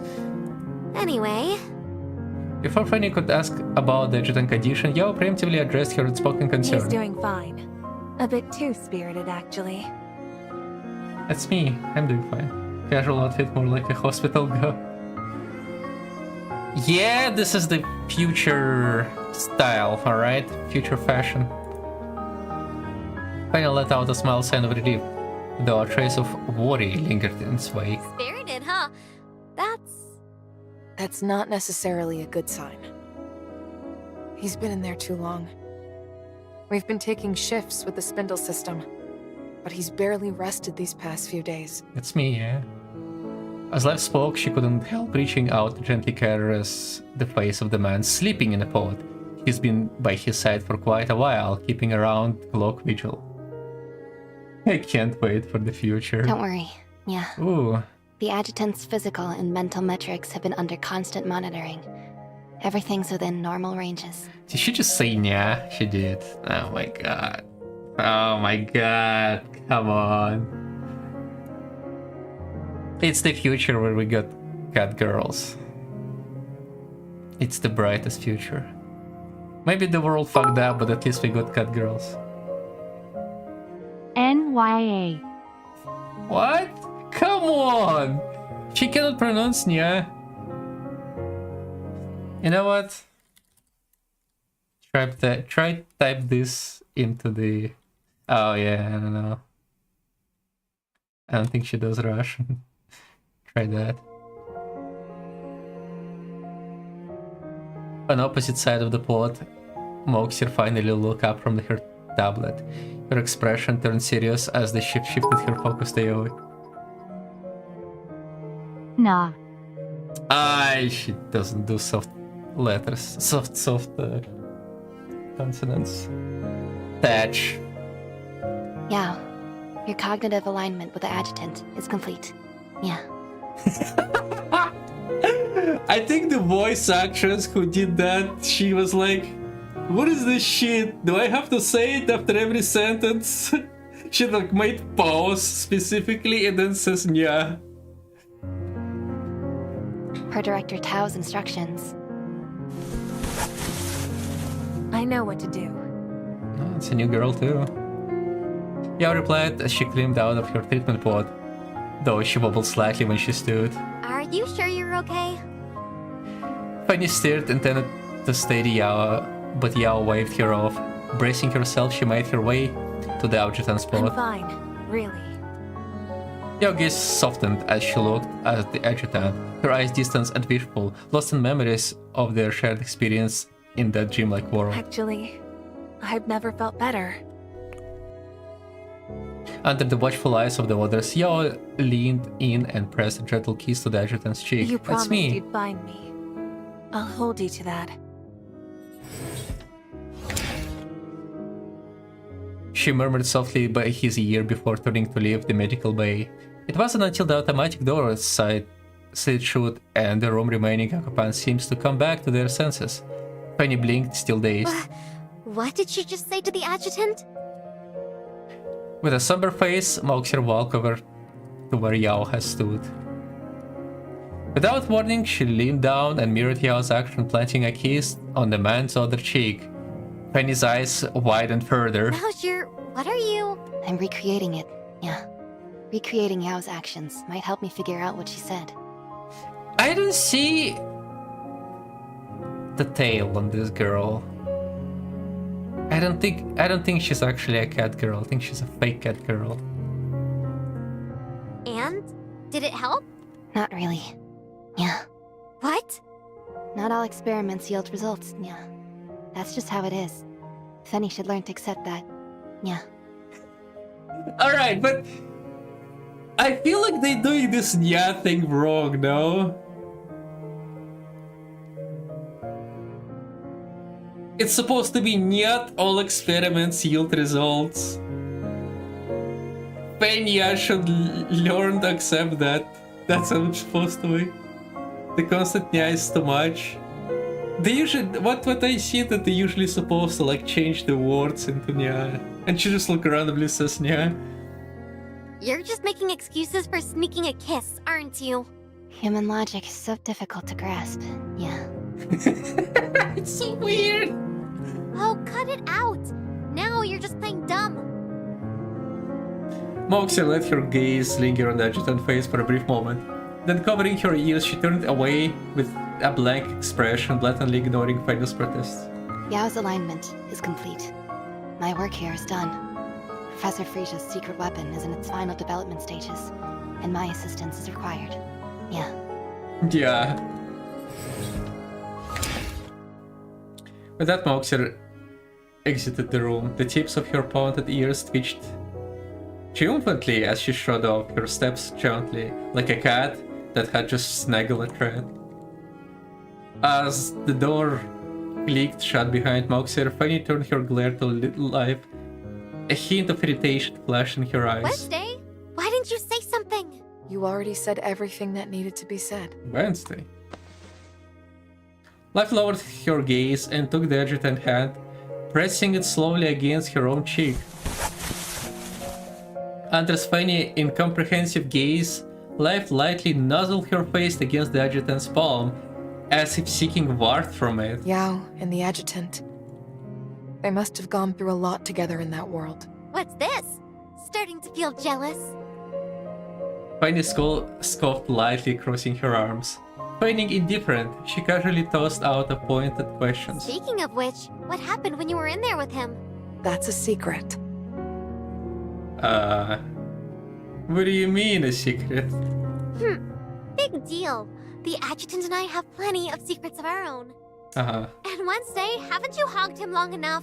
It's my turn now. Why is she calling her Wednesday now?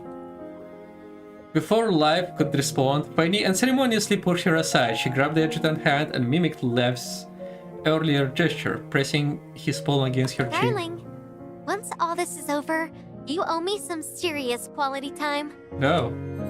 Okay. Life stepped back rather than protest. Her attention shifted towards the door as it slid open again. I wonder if it's an artifact of bad translation. What? The Wednesday? I don't know. Maybe she knows her, like, it's maybe her, like, real name or something, and only she knows it and called her that. I don't know.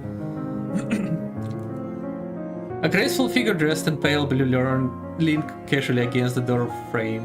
Her tired gaze swept across the room. Katya. Katya? Full Wednesday thing? I don't know. How's the adjutant doing? Oh, hello, Katya.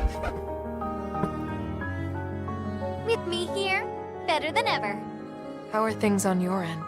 More smoothly than expected. Training's complete, and she's fully adjusted to the new exosuit. Wednesday is her code name. Hello, Future Tales. Welcome in. All metrics are perfect. 36 hours of training? Technically 32. Director Tao made her take a 4-hour break. So that letter reads like Tao. Tao. As Katya spoke, the sound of approaching footsteps echoed from the corridor. With a yawn, Katya stepped aside to make a way for a silver-haired girl in pristine armor clutching a communicator. Katya, Oh my. thank you for everything these past few days. Hello. How do I read her name? Chenxing? No need to thank me. Just take care of my adjutant, and we're even. So many girls. Katya flashed a quick smile. Her gaze intensely looked onto the man in the treatment pod. Without hesitation, she strode towards him. After all that hard work I've done for you, a little reward isn't too much to ask, is it? Her words were soft, almost a whisper. And without warning, she leaned down and captured the adjutant's lips in a passionate, lingering kiss. What is happening? Is adjutant asleep, right? Am I being sleep raped? Is that what it is?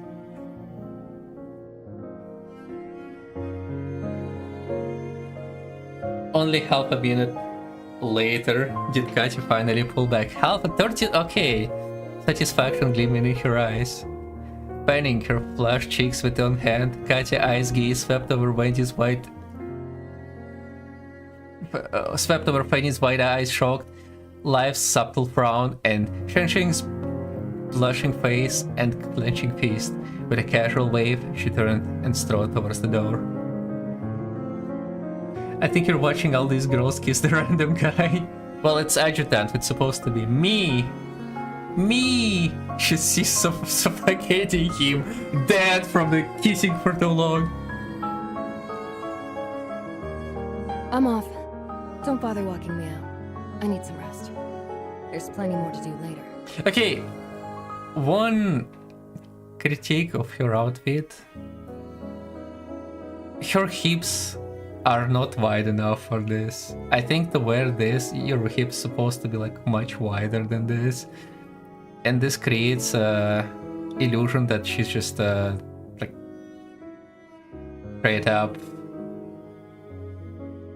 like a plank with boobs. Who said anything about walking you out? That woman. The nerve of her doing that right in front of me? Stickman, yeah. We can make up for it with something better later. Better? Wait a second, Wednesday. Don't tell me you and the adjutant have already done what I did with him. Horse with hooves. All right, hold on. Let me choose the. There you go. My upper hooves. Shenxing, could you take over from here? Hey, are you trying to change the subject? Whatever. I'm not wasting my breath on you. Shenxing, please take care of him. No, he fits. Thank you. As the blush faded from Shenxing's cheeks, she nodded firmly, though her gaze remained fixed on the adjutant. I'll give it my all. I like Shenxing's design, actually.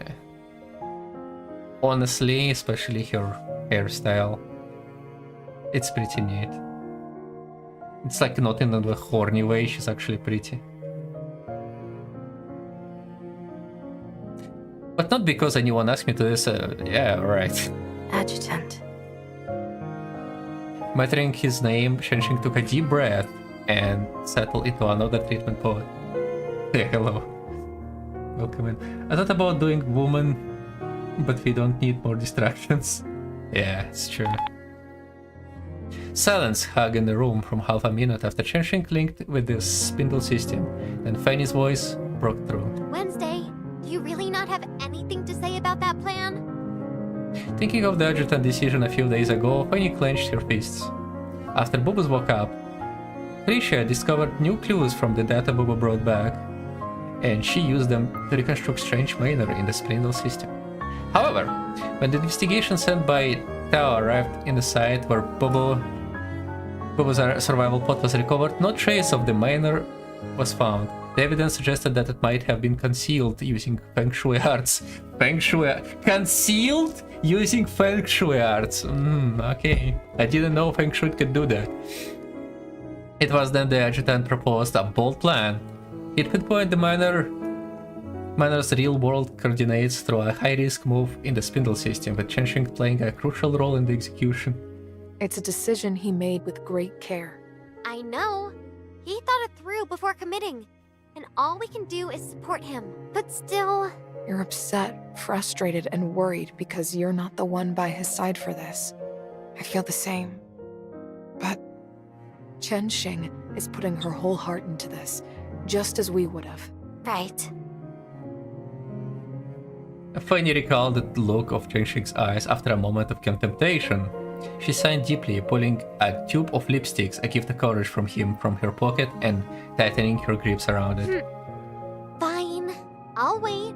When the operation begins, I'll get my chance to shine too. With these words, Fanny couldn't help but lean down and bury her face against the adjutant's chest, nuzzling him gently. Is his chest hairy?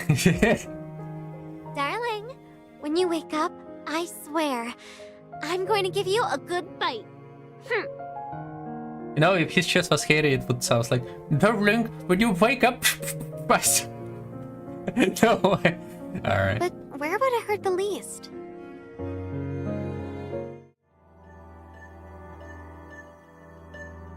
Live. Overhearing Fanny's soft murmur respond matter of fact. When he's with me, he seems to like it when I bite his... His what? His what? Who asked you? And for the record, I don't need your advice. I'll figure it out myself. My consciousness felt adrift in an endless void. I couldn't tell how long it had been before a sudden sense of warmth, coupled with a comforting fragrance, enveloped me. Then something soft, faintly moist, brushed gently across my forehead. A moment later, my lips experienced a fleeting, delicate warmth, like a butterfly aligned on a flower. I'd felt something similar earlier, back when my awareness floated in the void, but now the sensation grew much clearer, far more vivid. Oh, I look completely different now. What happened? Is someone connecting? Fighting to regain control of my consciousness, I struggled to open my eyes. Those gentle touches vanished abruptly, as if retreating in haste. Oh! No, give me the POV! Give me the POV! Doctor, hello! When I finally managed to pry my eyes open, I found myself facing a bright, serene spring day. Hello, nurse. What a way to wake up, what can I say? The warm sunlight bathed an elegant antique courtyard in gold. Just inches from me was the...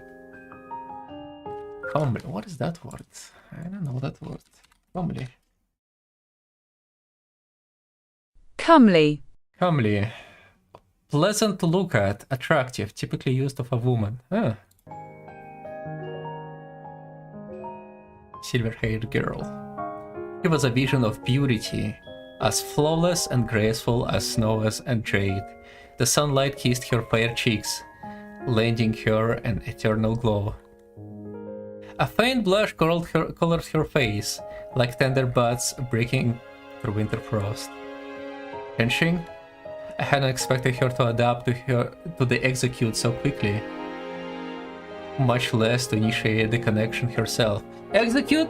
What's the execute? Adjutant, you're awake. Honestly, besides the beginning, this is super tame. Almost like on the romance side of things. I'm really surprised. While I was watching the trailers on Steam and it looked very shameless. It's literally the opposite of Brown Dust, because on Brown Dust you look at the Steam and it advertises itself as a normal RPG. And then you play the game and it's, well... You can Google it.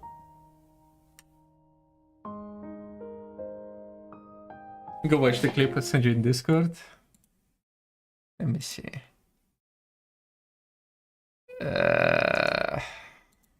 Loading for me. Need to wait. Discord refused to open it. You've been connected for a while, haven't you? How long was I? Roughly 10 minutes. Not much. 10 minutes. So I've been lying on your lap this whole time? I couldn't just leave you on the ground, even if it's soft grass. Unless you'd prefer a different kind of pillow. What kind of pillow? Her voice faltered, and a mist of shyness veiled her eyes, deepening the blush on her cheeks to a richer hue. She seemed momentarily flustered.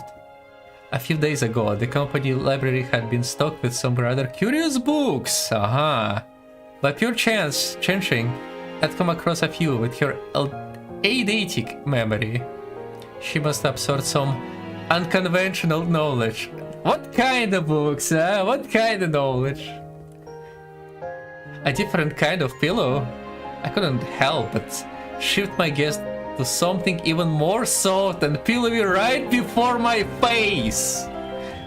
I had to admit, I hadn't been expecting this. Me too, man, me too.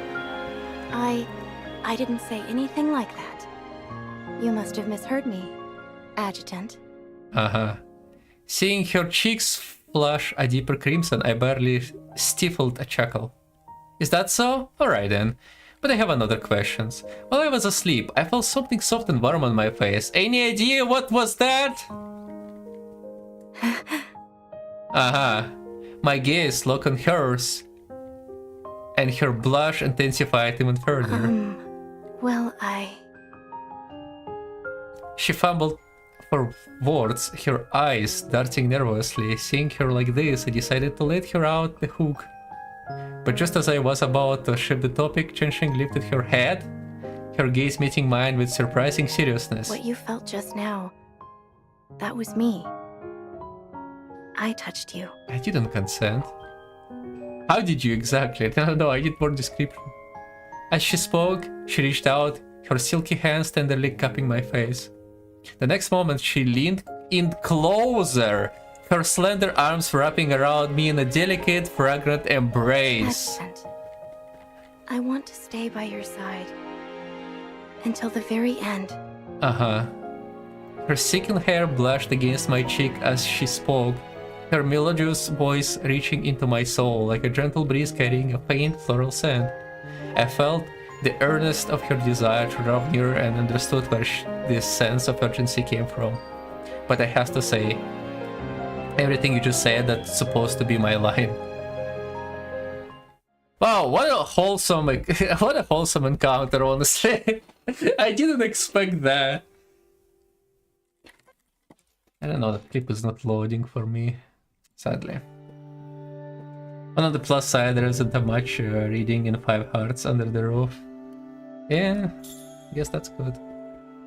Sometime later, once I gathered my strength, I rose from her lap and began explaining the peculiarities of this world. So this is the last place Boo Boo explored. The layout feels oddly familiar. Could it have belonged to the G family? Honestly, I like her design, it's really cool. Possibly, but anyone from G family who might know about this place, they're long gone. And technically, Boo Boo never set foot here. She only happened to gather its digital data by chance. What the fuck is Boo Boo?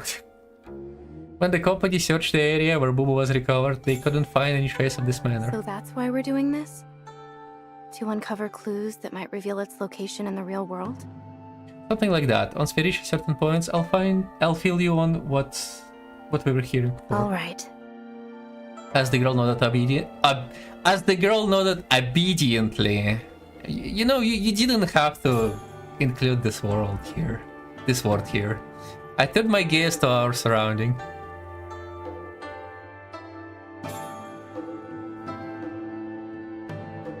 Do you sense anything unusual about this place? Now that you mention it, I do feel a sense of familiarity, perhaps. Boo Boo's a playable character before this story. Ah, okay. You're breaking your snow as always. As always, I just started. No, that's not it. It's more like a connection. Almost as if I can control it somehow. Her expression turned uncertain. Slowly, she stretched out her hand, as if reaching for something invisible drifting in the air. You're not imagining all of this, although most of this world is built from the bizarre data where it retrieved. It's ultimately shaped by your consciousness. Your thoughts, your mind, they can directly influence this place. As I explained, a memory of my earlier exploration with each flashed through my mind. In one instance, we had barely stepped into a similar courtyard before an army of vegetable soldiers. Did I read that right? Vegetable soldiers. And aren't math problems ambushed us. It was quite a chaotic battle. Halfway through, she let out an annoyed roar, and then a squad of marching hamburger patties charged in to back us up. Oh, they sent American army to back us up, got it. Shaking off that hilariously absurd yet unforgettable memory, I return my focus to Qingqing. In this world, you can do things that are considered impossible elsewhere. Impossible things? Here, you're not bound by science, logic, or rules. Essentially, let your imagination run wild. Maybe in this world I can actually win the gambles. Before we move on, you need to learn how to harness and wield that power. Every exploration I've done here with other girls except Yao had begun this way.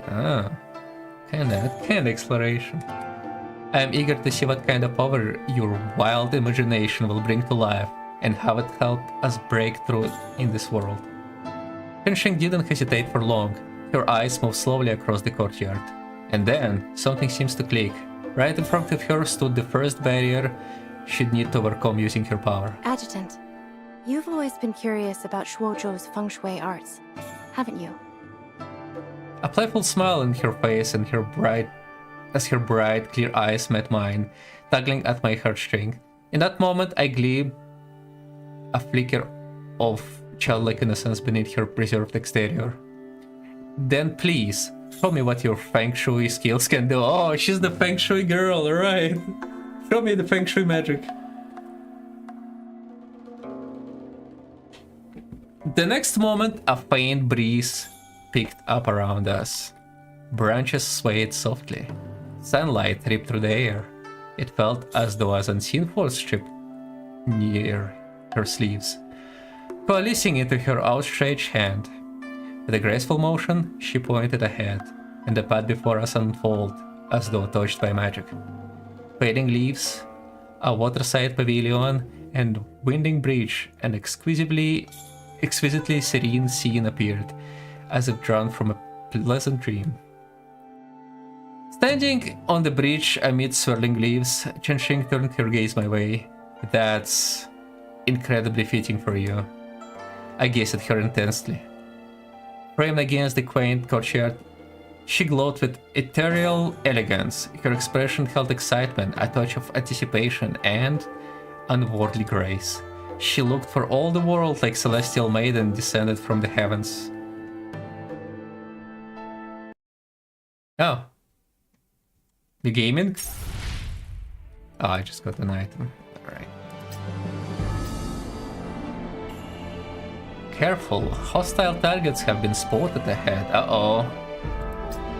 Is that gonna be actual gameplay? Before the battle, make sure your deployed operatives are ready. Well, I don't have an option apparently. Oh, there you go. Darling, leave this to me. I'll clear enemies for you. Oh, she's the bow girl. Cool. But they have like kind of different weapons. This is life. Her outfit completely different now. What happened? Is that the basic outfit? And the one that was in the tutorial was like you actually need to get? That's fine. Deploy. Then third one. Copy that. Acacia's on duty. No, I don't want to pick Acacia. Fine. Where did her booba go? I don't know. Where go? Stay quiet. It's still there. Her weapon is different. I guess different skin has different weapon. Only some of these enemies are born from the Spindle system's calculations. But what about the others? Are they the result of that odd data? Such a desperate attempt to stop us. Oh my god.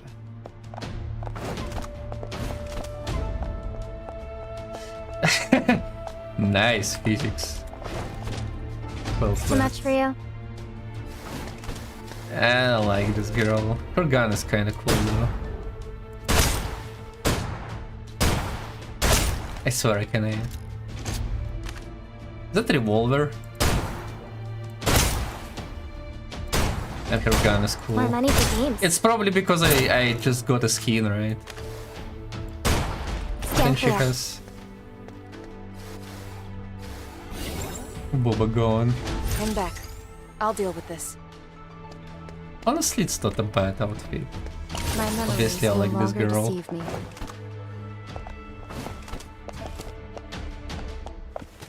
I think it's a hand cannon, not a revolver. Is it? Is there a reason to go this way? No, it's all closed. There's a stamina. Hardly worth our concern.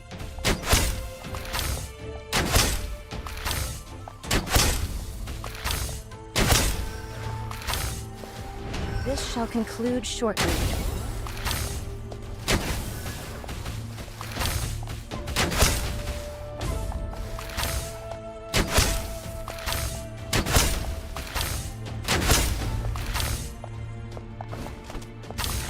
I'll clear the way for you, Adjutant. Precisely as the simulation dictates. That's the skill you have. Okay, cool.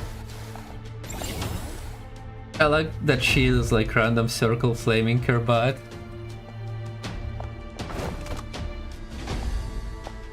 What do you mean? Oh, this one? It's the butt warmer. Leave it to me. Let's try you. At least she doesn't have to reload for a long time. It's only the bow. Ready. Enemy forces. Target down. Damn, that's so much damage. Compared to bow. Bow is so slow. Look at this.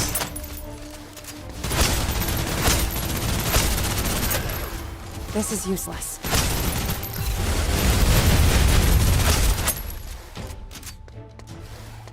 Oh, there's loot. But up ahead, there seem to be more mechanisms. You gotta keep the buns We warm need through. more power to break With through. your short dress. Since I can shape this world, maybe I can use this. Nice angle.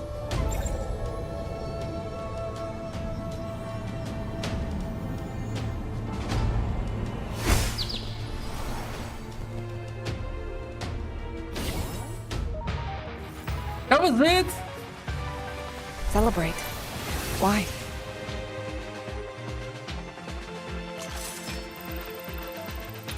You also can level up girls apparently. Interesting. Exit. Oh, cool art. I don't know that girl yet. Don't bother a bit. Okay. Okay, well.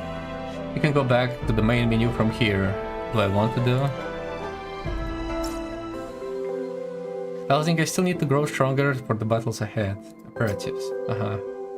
Please help me with the combat training. With you by my side, I feel much more at ease. Got it. Wednesday.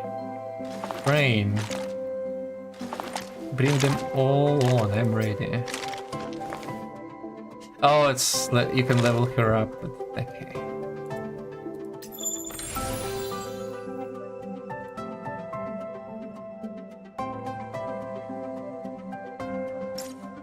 I've seen other girls. I think game will let me do. Mental image. That. Battle start. Yeah, more gameplay. Move out. Maintain formation. Adjutant, I did it. The power to do whatever I want. It's truly extraordinary. I can even create something as peculiar as this. Objective complete. Precisely as the simulation dictated. Fortune favors us.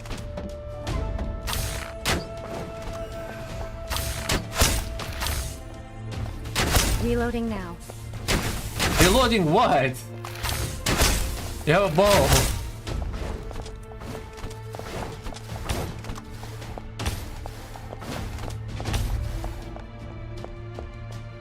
Who needs saving? Back in I like the 10 seconds on these. cannon. Actually, it does not do that much damage as I expected.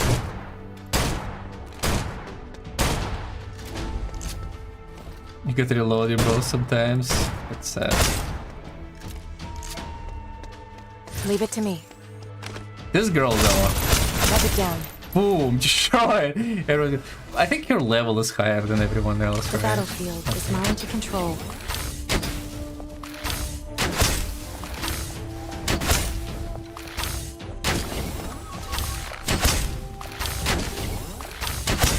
Like the ball. Reloading now. What are you Hardly reloading? worth our concern. I think you need like use Fortune skills on favors her, us. and that's what I don't do. Advantage gained. Stay vigilant.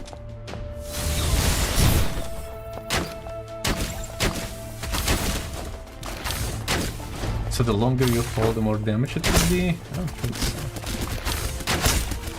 Arrows. Objective complete. Precisely as the simulation dictated. But other girls also have E-skill strong. Hang back. I'll deal with this. Bubba gone. Celebrate. Life's sad. Look at her. Why? Everything covered. Yeah, she's level 7. This girl is level 3, that's why she doesn't do damage. Okay, makes sense. That's why I trust him. Let's continue the fight. Seems like we made good time getting here. The journey so far has been surprisingly smooth. I like Ishel's Vegetable Legions or Maxior's Secret Agent My Squad, the enemy's injection world felt grounded in reason. The rich challenges came from the intricate traps and mechanisms scattered along the way. That was the same enemies that I've seen before, I don't know, man. Even so, thanks to spiritual constructs Qinshin created with her wild imagination, we breezed through the courtyard and opened a path into the manor.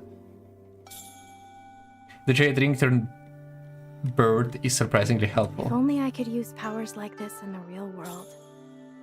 Qinshin exuded an air of excitement as she reached out her hand, seemingly hoping to catch the colorful little bird fluttered beside her. But in the next moment, her expression sharpened and her body tensed. She drew her bowstring down, focusing warily on the bright breach ahead. Adjutant, they're coming. Me too. Oh! What had been empty scene moments ago began filling with blurry figures appearing as though conjured from the airs. My finger instinctively brushed the trigger, ready to fire. So far, every enemy we encounter here spawned out of nowhere, much like mobs in video game. Oh my, indeed. Wait, this kinda looks like mouse in ZZ, you know? What do they look like? Good? Yes, exactly. But the scene that followed made me and Qinshin pause. Let them cook. Alright, okay, alright. They look like... Yeah, same. Like ordinary civilians. Is that how civilians look like? Damn. Maybe I want to save civilians now. Squinting, I attentively studied the figures that continued to appear. They weren't armored soldiers, nor did they show signs of pathogen corrosion. Instead, they look like everyday townsfolk. That's everyday townsfolk, okay. Strangers still. Many carried wooden stools over their shoulders while others scattered flower petals along either side of the bridge. What are they doing? The surreal scenes stole my thoughts. At first I assumed they intend to use the stools as makeshift weapons, but they gleefully tossed petals and the overall festive vibe left me utterly perplexed. I like how when she laughs her boobs also jiggle. Then without warning, one of them raised an arm and flung several string-like objects at us, landing just inch away from our feet. Startled, I reflexively pulled Qinshin, still in a daze, back a few steps. An instant later, and flurry of sharp crackle rang out. A chink of firecracker burst to life on the ground, spraying red paper scraps like confetti and scattering flower petals into the air. Could this be? Adjutant, you've figured out what this is, haven't you? No. Yeah, I mean, I did. I turned to Chenshing. She appeared to have shaken off her stupor, gazing back at me with solemnly, though a hint of nervous anticipation lingered in her eyes. I think so. Another slightly, holding her gaze with earnest and careful deliberation. If I'm not mistaken, this must be a Shujo exorcism, right? Oh, of course! Yeah, that! I knew you'd figure it. Wait. No, that's completely wrong. Come on! Her initially coy tone suddenly shifted as her voice rose sharply. What's not right about Everything. This isn't an exorcism. It's a... Changing flustered gestures and deepening blush on her face struck me inexplicably amusing. What is this, waiting? Despite the absurdity of it all, I stayed alert, watching those strange shadowy figures from the corner of my eye. Then their next word cleared everything up, and made me realize just how far off my guess had been. My lord, my lady! G family. Oh. Lord, lady. Are they talking to us? Who else could it be, Adjutant? There's no one else here. The girl bit her rosy lip and she suppressed her shy gaze, but a slight look of resentment escaped from within. Her words hit home, and the realization dawned on me. This whole scene, it's coming from your thoughts. Adjutant, please don't say it. Uh-huh. Tenshin gazed at me with pleading eyes, her face flushed at deep crimson. Seeing her so overwhelmed, I couldn't help but worry that she might faint. Meanwhile, oh, they're getting closer. The shadowy figures edged closer, and their lead group even started chanting in high-pitched, threatening voices. To the happy couple! I knew it! I immediately, as she blushed, I knew what it is. Match made in heaven, bound in eternal harmony. Two souls entwined as one, flourishing in timeless union. Our Lady brings her lord home for the first time. It's time to cross the cloud bridge. Girls, let's build the cloud bridge for our lord and lady. Build the cloud bridge. With rhythmic chanting, they started stacking stools in front of us, fashioning a makeshift bridge. Oh, that's actually kinda cool. I hope you like your new game, wife. Well, it's just a game, it's fine. It's no big deal. Cloud Bridge, that's quite an intriguing name. It's a traditional Shujo custom. What's the story behind it? I turned to Shenshing and noticed the blush creeping down her porcelain neck. The once composed young woman now stood sheepishly before me. Sheepishly. Great! I can't wait to bomb some dodongas! I can't wait to bonk some badongas. Is that that type of situation? Sort of, probably. Her usual pose replaced by a delicate, unguarded shyness that was utterly captivating. I guess the chanting... I guess... could be... Adjutant, there's no way you haven't figured it out by now. Yeah, I did. I know everything. I have a rough idea, but the finer details, I need my dear lady to enlighten me. Really? Really, man? Yeah, your dear lady? After a moment of flustered silence, Shenshing took a deep breath, steadying her gaze as she spoke, enunciating each word with sincerity. This is a shoujo tradition, performed when couples make their first official visit to the girl's family home. Uh-huh. Once the cloud bridge is crossed, their vow is bound for eternity. With that, Shenshing lightly pushed off the ground. In an instant, she landed gracefully atop of the highest stool of the makeshift bridge, balancing perfectly. She extended a hand towards me. Oh, we're doing this, okay. From below, I gazed up into her eyes, noticing the misty shyness that seems ready to spill over at any second, yet her expression remained calm and resolute. My lord, please ascend the cloud bridge.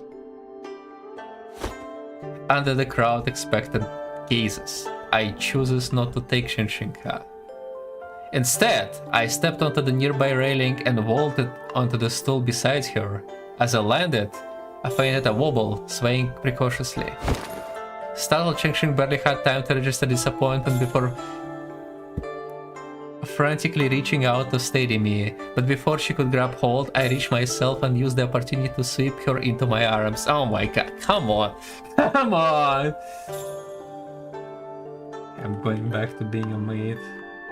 I forgot what's the button for maid because I don't use that pinja a lot. With her snug into my embrace and gently clasped her soft, delicate hand. We need to make sure we walk steadily. It's such an important ceremony, right? Adjutant, please don't tease me. She likes to be teased. Her voice was a hushed whisper muffled by my chest as she buried her face against me. Once she composed herself, I took her hand and led her steadily across the cloud bridge. About halfway across, Xinxing turned to me, as she could no longer keep her thoughts to herself. Adjutant. Yeah? Once we're out of here. Yeah? I'll do it, whatever you want. Expecting her request, I responded without the slightest hesitation. Alright. Although... Uh-huh. What is it? You're so... practiced at this, Adjutant. You must have done this many times, haven't you? Hey, doing what? And Xing pursed her lips, her gaze tingled with emotions I couldn't quite decipher. I found myself momentarily at loss for words. After 17 romantic nights, here, I was making a promise for 18th time within this spindle system. Oh, so this happened 17 times before, alright. I was no shock that someone as perceptive as her had got on.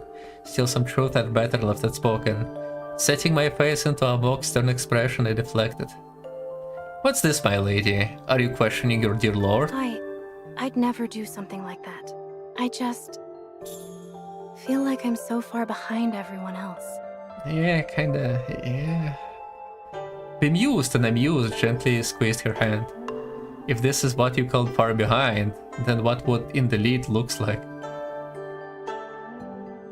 I screen recorded the clip and sent it to you. Oh my god, fucking hell. Should I show it on stream? Is it safe? Actually, hold on.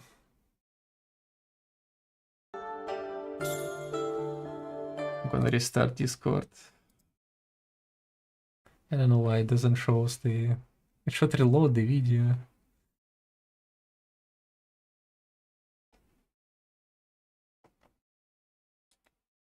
Fucking Instagram. Apparently in the game... Well...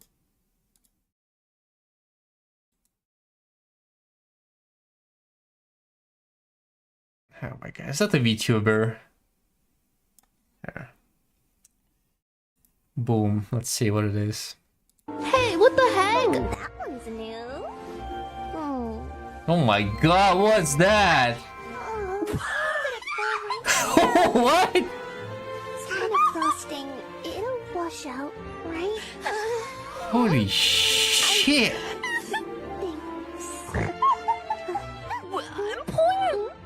Her leg. You can... Oh my god, holy... What the nigga? No. My lord, would you do me the honor of helping me put this on? What's going on? Oh, Himan would love that. Just humor me, okay? Hey, wait, I was gonna put it on. Hey, what the heck? Wait, I can rub her belly. Oh my god. Overgooning. Alright, never mind. I was wrong apparently. I'm sorry. I was too much for her. Okay. Twist my ankle. Whoa, this is all Okay. Okay.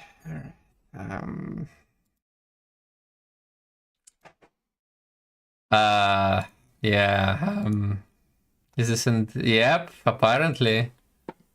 Well, that would be... I don't know. I didn't even see that girl yet.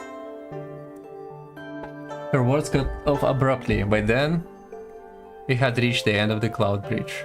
My lord, my lady, save the sweet nothings for later. There's still an important ceremony to complete.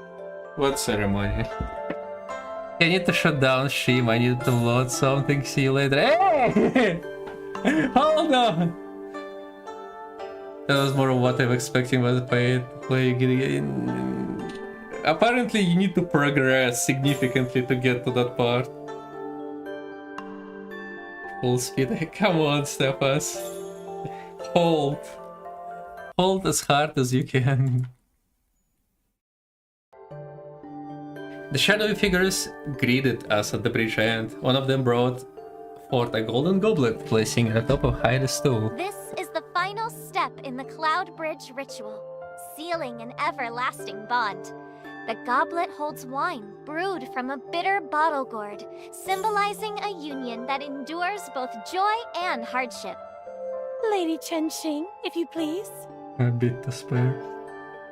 I think there was another game that had something similar in it. It was either Girls Frontline or something else, I don't know. I forgot.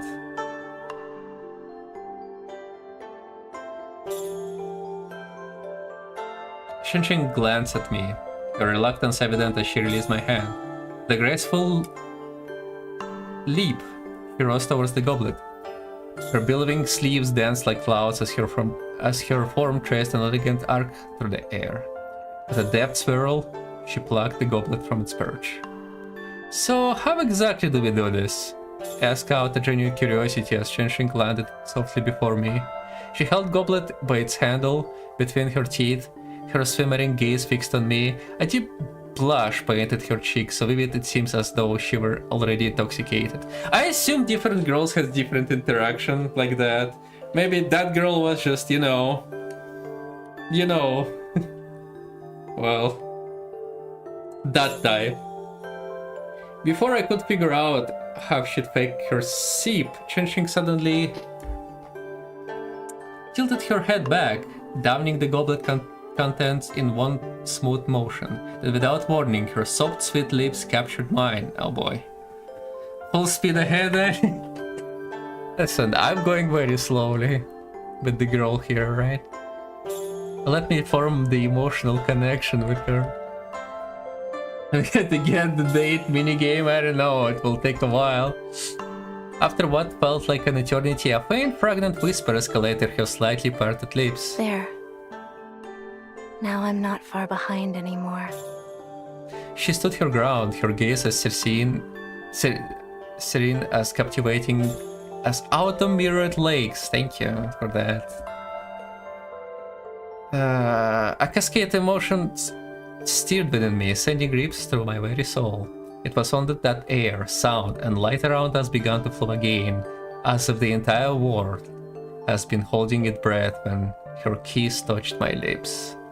Silvery laughter drifted to my ears as the figures on either side of the bridge marched gracefully into the distance, their voices stretching out like a melody. The cloud bridge has been crossed. Let us celebrate the blessed pair. Taking Chenxing's hand once more, I turned to the view beyond the cloud bridge. A waterfall cascading over an artificial rockery, its water pooling into a misty basin beneath a pavilion bridge. Nirvana showed me things. I think those guys needs to make a hentai game. But hentai game, it's not the same. Hentai game is boring. These games, this type of things, are much better because they tease you. You know what I mean? And I think teasing is way more... Teasing brings more emotions than straight up hentai. Depends on the game. Let's see what other surprises they have in store for us. Chenxing nodded quietly, biting her crimson lips, but after taking a few steps forward, we must have triggered some hidden mechanism. Everything before us suddenly transformed. Chenxing reacted instantly. drawing her bow and loosing an arrow in a fluid motion. The arrow struck true, picking a shadowy figure in the ground just as twisted to lunge at us. On the way beyond. The other shadowy figures who have a moment earlier been celebrating turned into eerie in unison, their blank stares locked into us. In an instant, their forms grotesquely expanded, morphing into monstrous shapes such as demiurges and Titagen-corrupted abominations. About time. The approach's formation was jarring, but it seemed similar to this countless time in this data file simulation. It was the result of hidden corruption. You can date Katya? I don't know about her. It depends. When I run out of good RPGs, I often look new on good sites. Some of those are really good games in general. I never play those. I'll have to admit, I never play those type of games. I just doesn't see the point. Adjutant, this way. After firing a clean shot to take down one of the changes, I turned into trenching. She pierced gracefully on the bridge railing, signaling for us to break through from the side. Gaming? Moments later, we found ourselves cramped to that tight, confined space, trenching straggling my lap as our eyes locked. Never mind, no gameplay. Well, you're pretty much dating every girl in this game already. Wait, so I don't have to choose? Or do I have to choose? How does it work? I appreciate if it's gonna be a harem and I can just do everything with everyone. Snail drowning. Let me die happily, alright? I didn't know drowning could be that player that feeling that good. How do we get to the days? I don't know. Have to progress. Isn't that like Arknights secretly situation? I don't know, every time I see Arknights it's just tower defense gameplay. It's not a lot about girls. And 6 of the girls you can only get married to. Damn! Not bad. Closer to dying than you are! Not anymore! In the dim light filtering through the cracks of the cabinet door, her fair skin appeared flawless, like the finest porcelain. Pressing a delicate finger against my lips, she leaned back against the cabinet, straining to catch any movement outside. Let me take a look. I spoke quietly as I leaned forward slightly, trying to get a better view on the situation outside. However, in this crumpled space, adjusting my position inevitably led to some unintentional contact with Chenxing. Oh my fucking god, bruh. I am under the water so much right now, Stephas. Take a look. Adjutant, what are you... Oh my god, she's not doing the mod. I was waiting for it, there's no morning. Sorry. Disappointing. Oh! Well, there you go. We end up in... Is that the famous internet situationship that they talk about? Caught off guard. Chenxing lost her balance as I shifted, and I found myself unexpectedly pressed against a soft, ample possum. There you go. Realizing she let out a sound, Chenxing quickly bit her lip, silencing herself. Outside, heavy footsteps grew louder, as though drowned by the noise. Overlapping rhythm only emphasized the sheer number of enemies. Confronting them head-on would undoubtedly be a grave mistake. Inside the cabinet of silence grew suffocating. Our breaths and heartbeats blended together, the rhythms indistinguishable. I could clearly feel the gentle trembling of her soft body in my arms, her warmth, her subtle fragrance. Oh my. They give us the whole picture. Finally, after what I felt like an eternity, the footsteps began to fade. Adjutant. Yeah? Her trembling voice was like a delicate kitten scratching at my heart. Overwhelmed by tension, she clasped her arms tightly around my neck. Yes? They're gone now. Yeah? Her words ended on a shaky note. Adjutant, you can get up now. But will I? Not that I don't like this, but this isn't really the best time. Boo. I come back and Ayla's in tits. Not angry, not surprised, just disappointed. Gunnar snail. I can't explain. I can't explain. I was forced to play this. I swear. Please. No, I can explain this. Yeah, at least some effort in the reading now. Yeah, this is the important part. Of course, I have to do the. Alec, I'm headed to work. I'll be reviewing your stream later to determine if the moving forward with divorce. No, please, please. Okay, listen. That behavior moves you to my 7th wife, maybe 8th at this point. Okay. Oh, good luck at work. That's what I do while my wife at work, apparently. All right, let's keep going. Let's keep dive in this adventure. Her shy plea was irresistibly endearing. Still.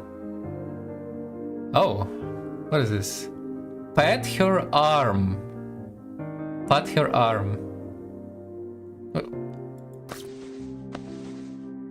Adjutant. That didn't look like I'm patting her arm, but okay. That's my work. In a good divorce. That tickles. Uh-huh. Oh my god. Oh my god. Her soft whimper sounded like a plea of mercy, stirring a sense of tender pity and affection within me. Hearing her like this, I had no choice but gently remind her of the truth. What truth? I think you've gone beyond arm patting. I don't know, it didn't sound like arm patting. I slave away so my husband can go. Well, it is what it is, I guess. No, yeah, I'm beyond saving now. Is my wife expecting to know this? No, no, no, no, no, no, Panda, no. My hands looks like trash, so my husband can have some soft hands, so I can pat some anime girls. I get it, but if you want me to get up, you have to let go first. Even knowing how mortified my words might leave her, I couldn't hold them back. Uh-huh. There you go, alright, okay. We passed that, let's just pretend everything's good now. I'm willing to take the hit on that one for comedy purposes. It was funny, thank you. Her eyes widened in a shock, as if struck by sudden realization. She flusteredly withdrew her arms, releasing me. Oh, almost smothered her. Catching my breath, I met her piteous gaze. The crestfallen look in her eyes made me swallow the rest of my words. Adjutant, I didn't mean to do that. Yeah, she definitely did. She absolutely did. Alex, my hard drive died. Can I borrow yours, Alex hard drive?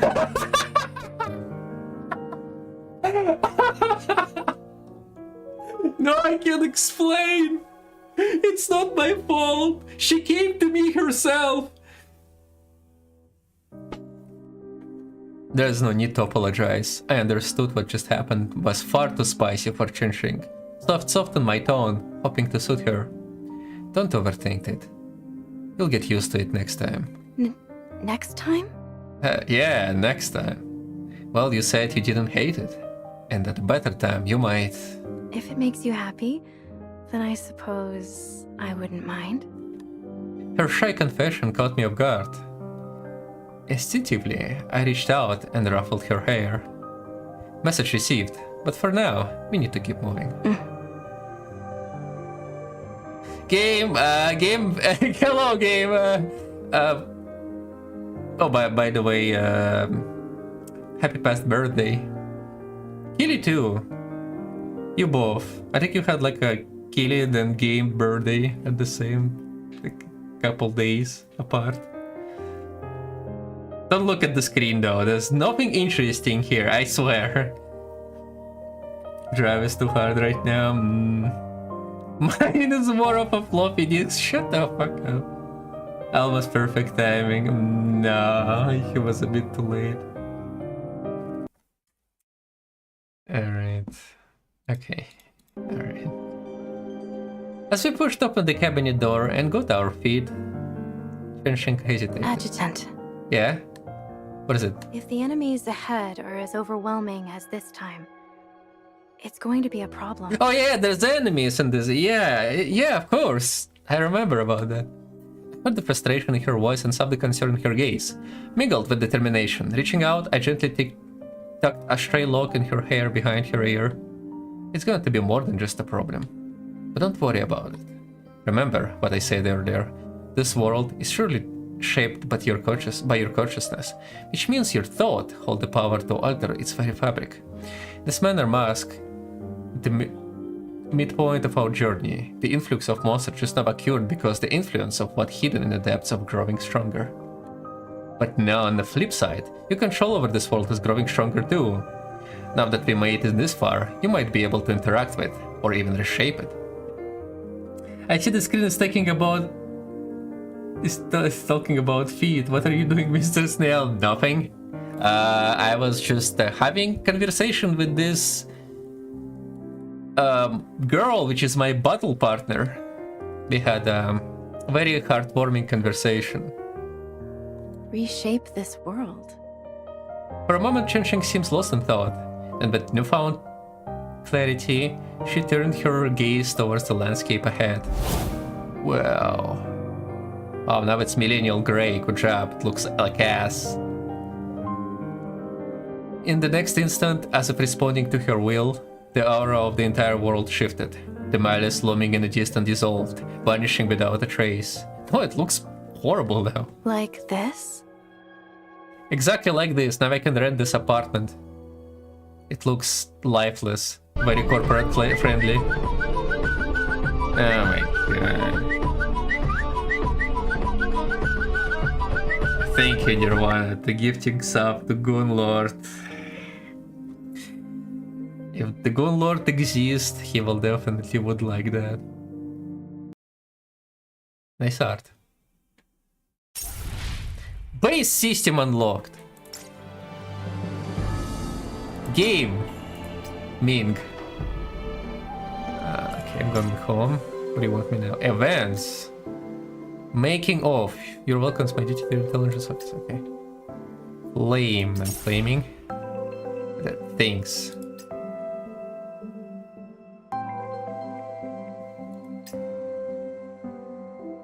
Flame. Oh, I have to flame all of this. Cool.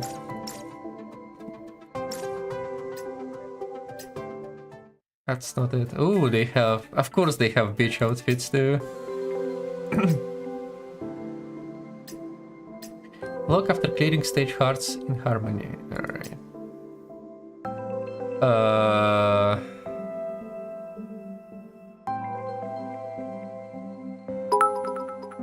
Dirty boy. Dirty boy. I am very clean. Should I go through all of this, I assume? Wait, didn't I get... Hold on. Can I gamble? Wait, hold on. I want to gamble. Can I gamble? Go base. Oh my god. Oh, my, I'm in heaven now. Girls' room.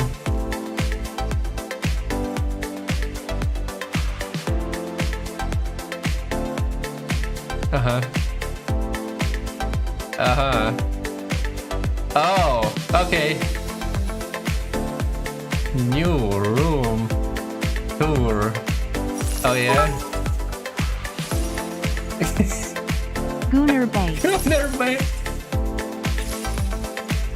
Well, there it is. Oh my gods. Holy shit. Is that what they say in sagas? I love Norse mythology now. Healing center. I'm definitely being healed right now.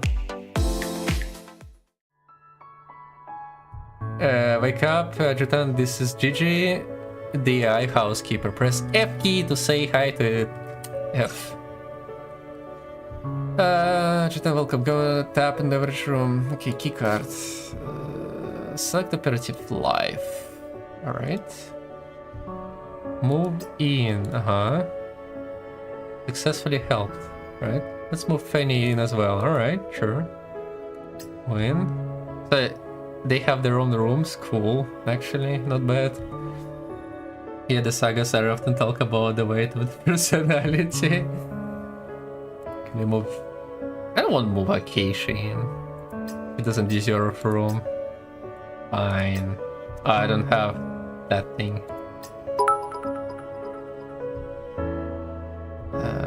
Heal me, Ayla. Use some of your special masky oil.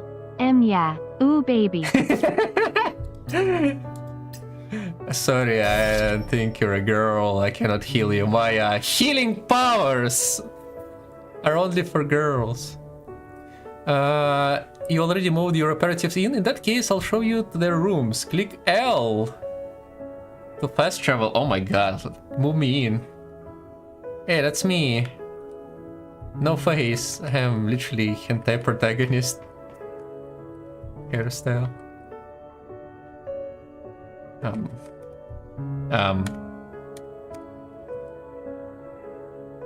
Did I press something wrong?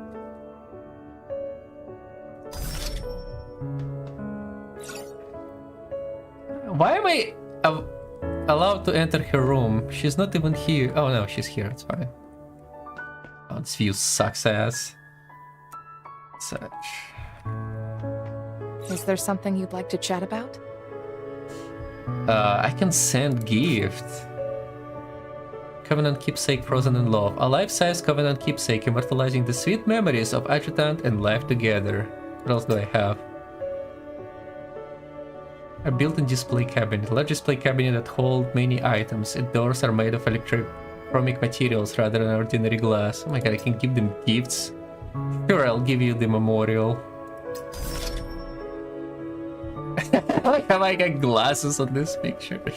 Without you by my side, I'd never have known the taste of joy and happiness. Cool.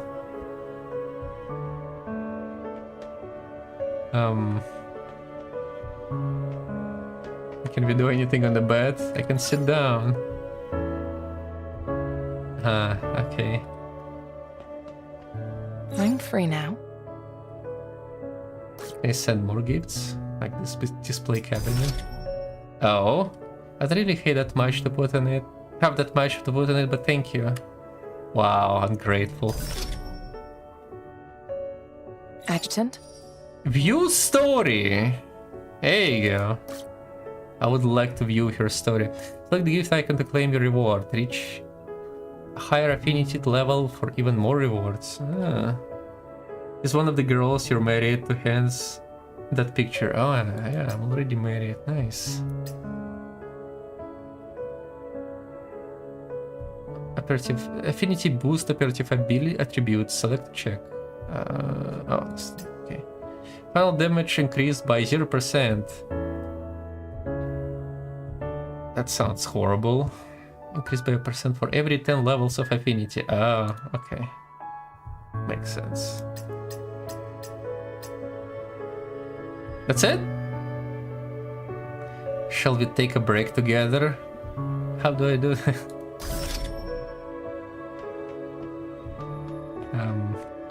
Let's go check another girl. Why am I allowed to walk into the bathroom? What's happening here? Toilet! A smart toilet that's the same as the one in my room. But I don't really want to... What? Sit on it now. I can walk into the shower room? Alright, okay. You know what? Let's just not go there. That's your guns, right? He has this, Is there something you'd like to chat about? Oh, I see. Switch action. Random event. What does this thing do? Life. Have you been to Eurus before? No, I have heard that it's snowy climate, different from the snow in the containment zone. I'd like to see if I ever get the chance. What would you want to do if you went there? What do you want to do? Do you have any suggestion, Adjutant? Maybe skiing? The Pavdri mountain slopes Eurus have some best of the world. but I get the feeling you'll be better at ice sports than skiing. I actually did ice dancing before I became a battle idol in the Valkyrie games. I wasn't anything special though. At first I was simply to improve my posture and strengthen my control of my body, but I slowly fell in love with it. I really enjoyed the freedom of spinning and leaping as I glided on the ice. Better than a kitchen shower. Hey, don't insult my kitchen shower. No wonder your posture is always so amazing and elegant. If I ever get the chance, I hope I can see you dance. I haven't done dancing since the descent. I'm way out of practice. But if you want to see, I'll do my best. Hopefully I won't disappoint you each time. That's it. What does switch action do? Oh, it's changes of what you're doing. Is there something you'd like to chat about? I can make her sleep? Uh-huh. Mm-hmm. Okay.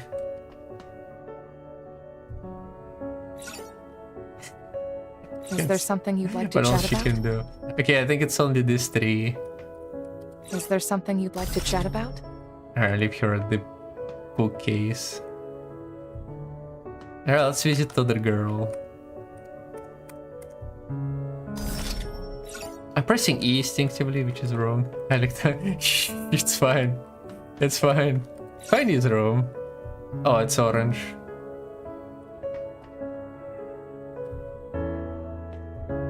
Honestly, her room is better. Do I have comments about her toilet?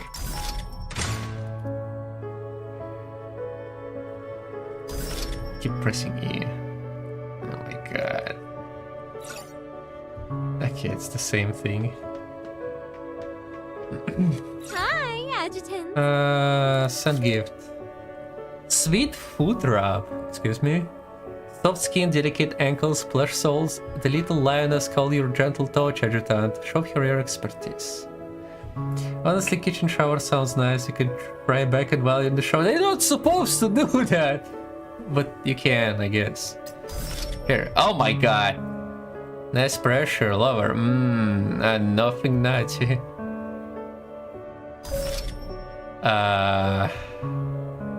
Well, there it is.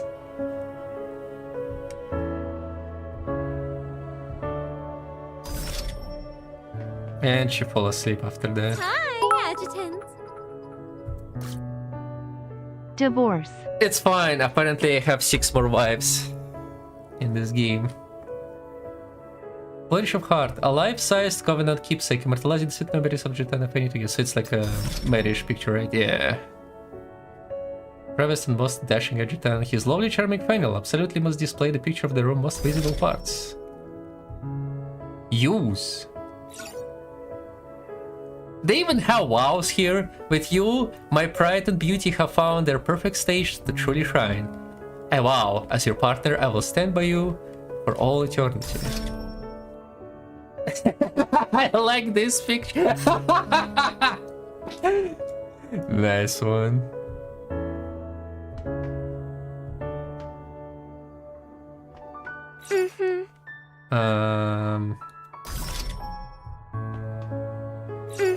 She doesn't have random event. I don't think I have gifts for her. I assume I need to farm affinity or what? I need to farm something for this gift, right? Okay, bye-bye. Freron. I love Freron. My favorite meme so far. Talk to Caroline and use the collect all function. What is this? Piritia has enjoyed your squad. Boo. Alright.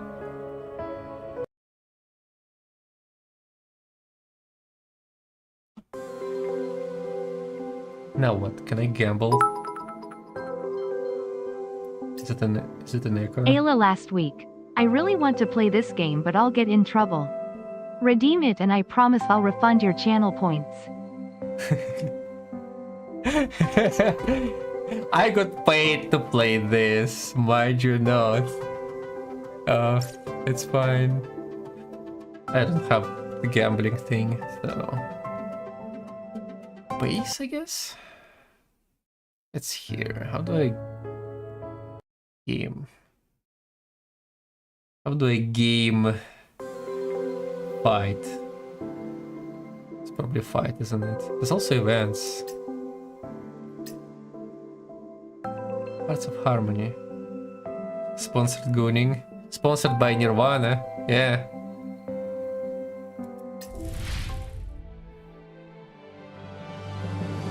Is this date with a girl? Is that what it is? No operative force. Objective: no operative force to retreat. No more than one operative retreat. Complete mission within 600 seconds. What? Oh, it's like one of the trials. I see. Move out. Maintain formation. Wait, Enemy force. it's time. Target deck. Objective complete. I'll take this girl. I can 'Cause sense it's- it more clearly now. Other forces are influencing this world, It's time. trying to stop us. Fully loaded. Are those tall girls enemies? Nice. This is useless. Target down. You once said, my thoughts can change this world too. I will try to resist this force. Keep exploring the manor.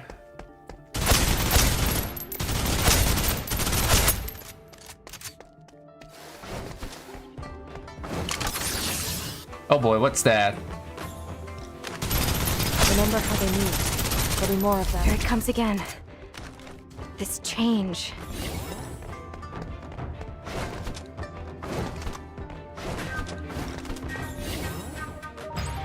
Oh, well, that was way too easy. Keep moving.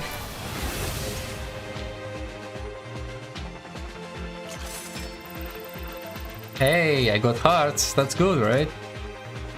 I need to keep them in my party to raise affinity with them and levels. What about that fox girl?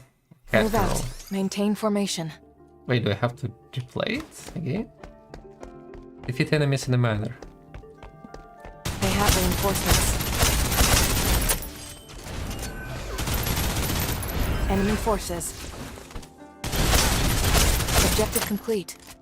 Awaiting orders. The data influence is only growing stronger. Adjutant, let's find another way.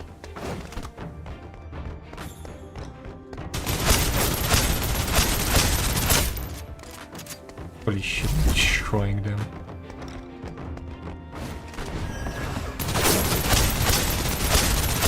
Fully loaded. The battlefield is mine It's to gonna be so control. slow with this girl. Hardly worth our concern. They're still leveling up, right? While they're in my party, even if I don't play as them. Almost there. I'll soon be able to override the world with this power. The end? Oh, I ulted. Just the beginning. Arrows, find your target.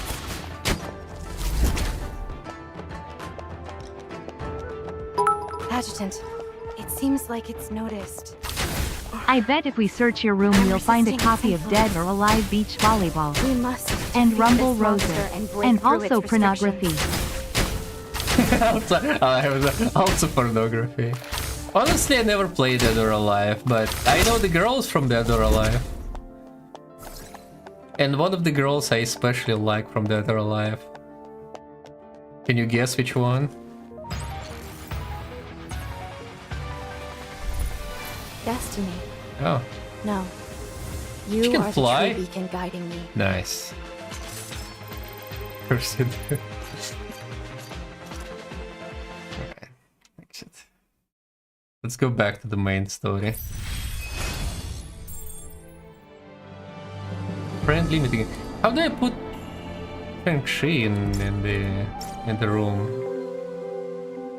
One more thing I forgot to mention, we have routine tasks that will issued here. Remember to take care of these at the them. Okay, tasks. Claim. Can I only remember one of their names, so Kasumi. Let me see who's Kasumi is. Kasumi, dead or alive? No. Not Kasumi. I can probably gamble now, I think so. Operative. It's a different weapon. Change. Ah, work in progress. So they have different. Cool. It's actually pretty cool. Train. Class. What's this? Modification. Oh, it gives you experience. Got it.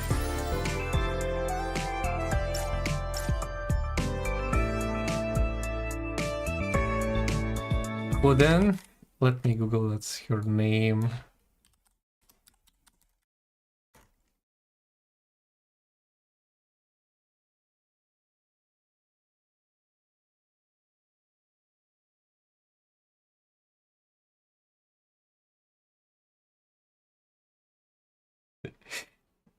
Honoka, that's her name. Or Hanoka, actually, I don't know.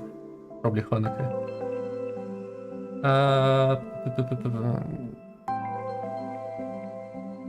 Gamble, huh? It's events. Echo. No gambling. I don't have the tickets for gambling. I guess fine. The main story. Gigalink. Hearts in Harmony.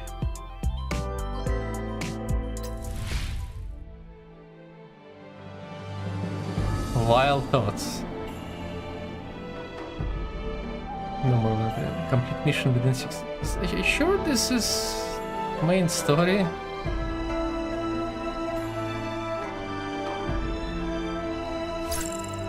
The schoolgirl. Isn't she like 18? How she can be a schoolgirl? Random victory animation. Sure. Random outfit. Do I have outfits? How do I see outfits in the same? No. Ah. Wait, hold on. Don't care about you. You. Logistics, weapons.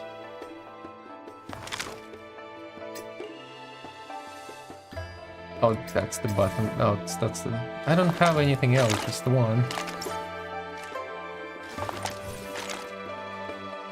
Trial. What does this trial mean? That I can't use her? Or I have to like do trial with her?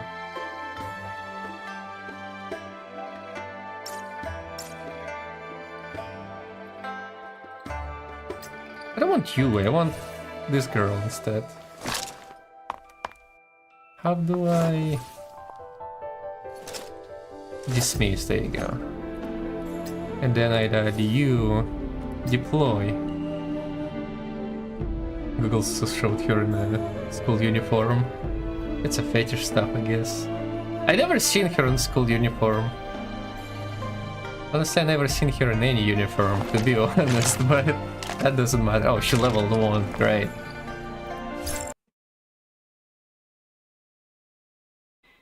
I mean, she's a trial character. She's like free for some time. Thatch. I liked her.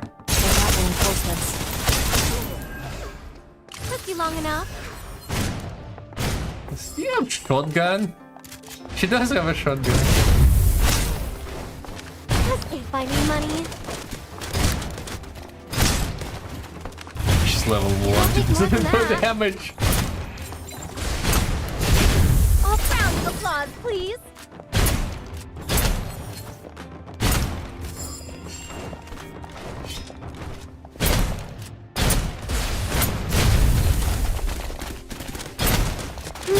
I should pay attention.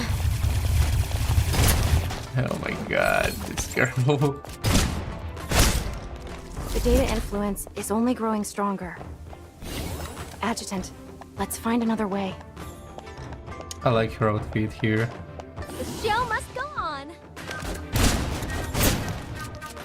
Don't you dare look away. I think I should use someone else, right? Because I think they level up at me anyway. Look at this. Boom, they're gone. Took you long enough. Can only be used in the story unless you actually own her. We have extras First on time you've set. seen her anything, probably. It's true.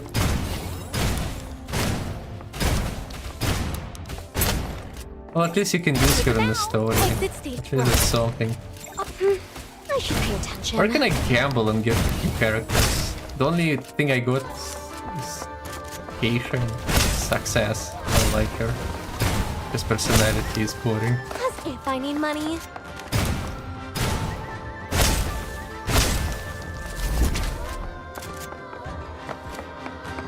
Almost there. I'll soon be able to overwrite the world with this power. Trying to steal my spotlight? Nice try.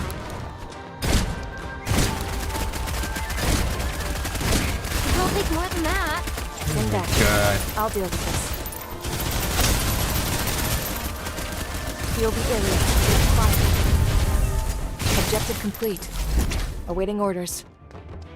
Oh, wasn't your fault. Adjutant, it seems like it's noticed.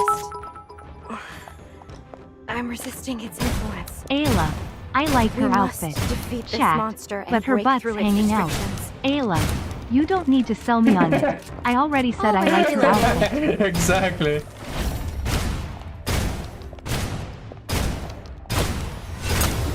Maybe I should play Wandering Waves, you know? Do they have pretty girls? I only heard like gameplay wise it's good. And I was like seeing pictures from that game that look like Take a bow. aesthetically pleasing, graphically wise. Wow, this game does the thing that I absolutely love. It automatically turns me in the direction I need to go. Best game ever. It's the best future. Every game should have A that. reward for me? Then, would you mind stepping a little closer?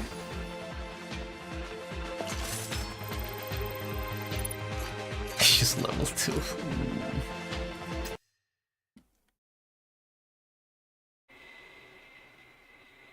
We are go. Stay quiet. Took you long enough. Adjutant, now I have the power to overwrite parts of the environment data. Control. Data overwrite has its limitations, but it's easy to bypass certain barriers with the right approach. We can even avoid the enemies it spawned.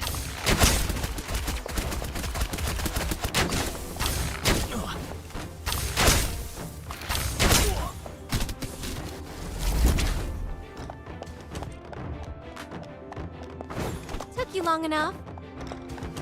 Yeah, I mean, it's pretty good outfit.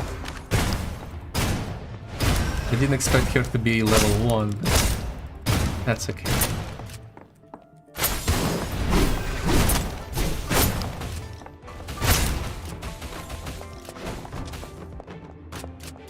Already reloading.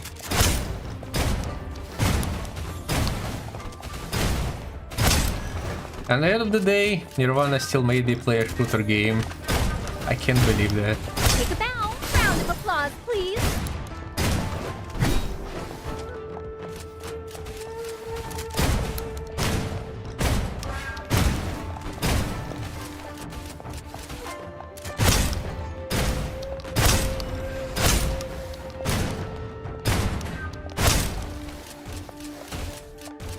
My memories no longer deceive me.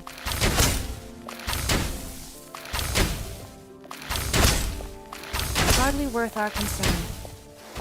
Let my objective complete, precisely as the simulation dictated.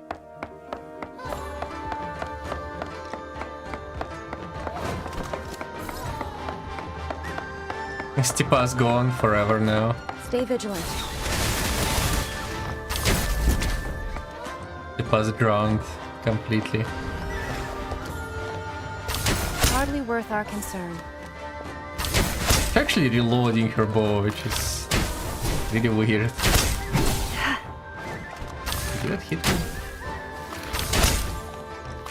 Fortune favors us. Reloading now. Stipa's gone forever now. Enjoy your gooning. I honestly didn't know the gameplay other than the clip I sent. Stay vigilant. Let my arrows rain. I believe. Oh, it was fast.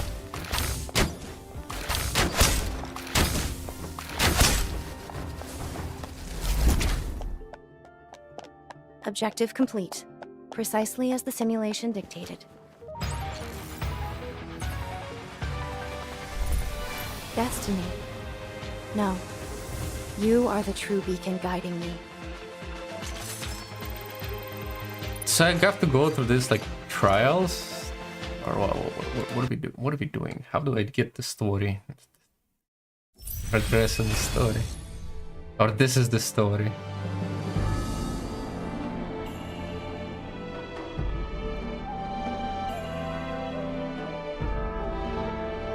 Oh, you want me to go home? I heard the company prepares some perks for you. Something called Supernova. What is this? Claim all. Sure. I don't know what it is. I got it all.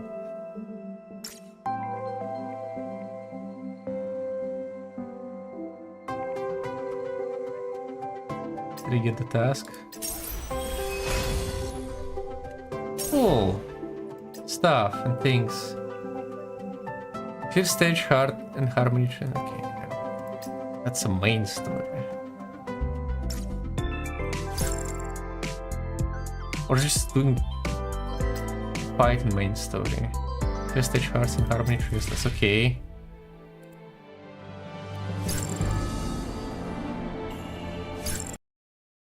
Expected more gunning. Me too. We are go. Stay Maybe quiet. it's on the way.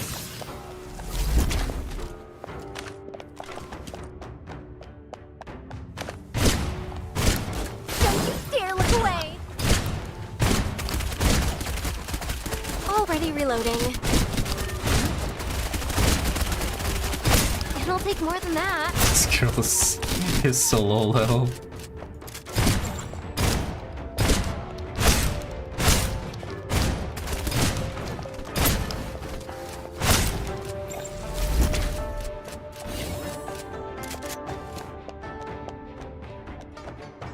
Objective complete. Big surprise. I'm sorry that it didn't get too much. It didn't get too much gameplay for Finding you. money. The battlefield is mine to control.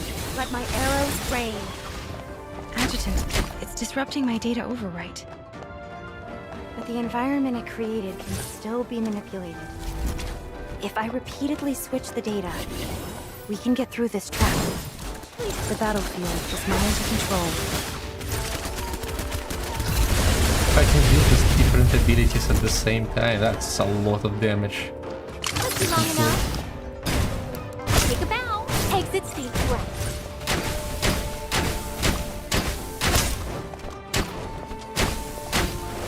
Reloading now. Stop reloading the bow. Is there a difference between long and straight up shooting?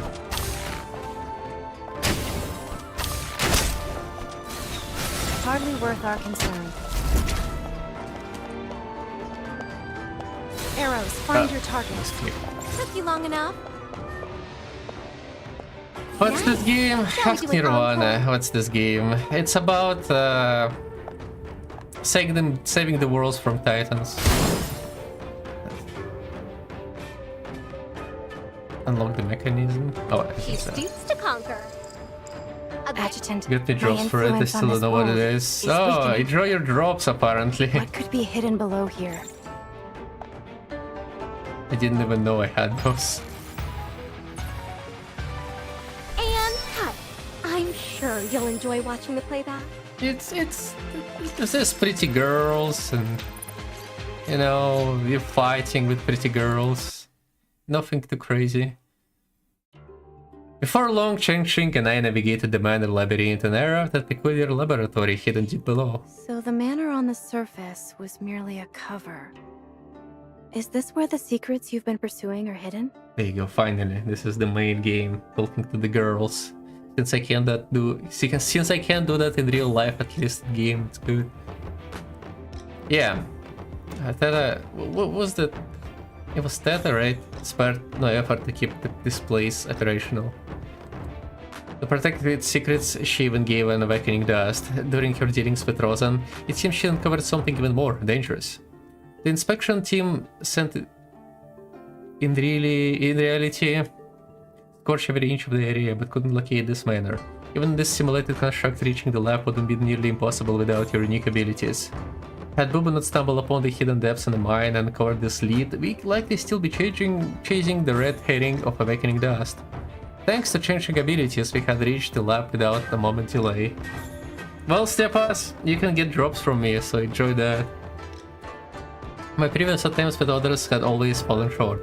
No matter how close we came, the final link remained elusive. It wasn't a lack of strength that held us back, the challenge lay in maintaining the stability of this constructed world. The closer we approached in core mysteries, the more likely catastrophic collapses would occur. What exactly was Theta working on here? Theta, yeah. Not entirely sure yet. The data files constructing this world has undergone countless self-iteration, evolving autonomously beyond the limits of the Spindle system. To repeated exploration, the information we gathered allowed Prisha to identify a disturbed anomaly buried deep within the data. At the heart of the files were a pulsating cluster of data, growing uncontrollably like a malignant tumor, seemingly incubating something unspeakably dangerous. Its existence defied explanation by conventional science, or perhaps more accurately, it transcended the boundaries of current scientific understanding. Even more unsettling, its data patterns bore an uncanny resemblance of the fluctuations Felicia has observed in Valhalla. You're so cooked, so what happened? How Theta managed engineering such abomination, or the full extent of the horrors unconcealed, was beyond me. 5 hours of phasmophobia? My fucking god, go rest, what are you doing? But one thing was clear, we had to dismantle it, disrupt it, and put an end to whatever has been set into motion here. The defenses here are noticeably tighter than before. Whereas woman, no movement today. You have to focus on the screen, no woman. As we neared the heart of the lab's secret, neither of us dared act rashly. The lab was heavily fortified, with patrols everywhere and hidden turrets guarding key passageways. Adjutant, my powers don't seem to work here. You have woman on screen! What do you mean? Chen Xing instinctively tried to reshape the environment as before, but no matter how hard she focused, extraordinary changes from earlier wouldn't manifest. That's to be expected. The earlier areas were largely shaped by your consciousness. Here, however, is the core structure of the data. From the point forward, your mental influence will have too little to no. Still, there are plenty of tools for our disposal to help push through. I gestured towards the conveyor belts overhead, transporting supplies across the facility. This lifeline is for deliveries resource might just double as shields against the turrets, or even tools to dismantle them entirely. As I spoke, my gaze flicked to my hood, where Chen Xing's vitals and stats glowed on the display. The journey through the courtyard had already taken its toll on her mind. This pressure only multiplied severalfold once we entered the lab. Although Chen Xing silently bore it all, I could tell she was barely holding it together. It's time to rest.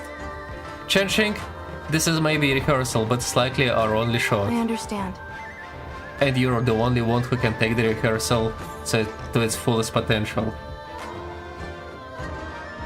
This laboratory exists in the physical world as well. Understood. Chen Xing gave a solemn nod. Now, let's do this.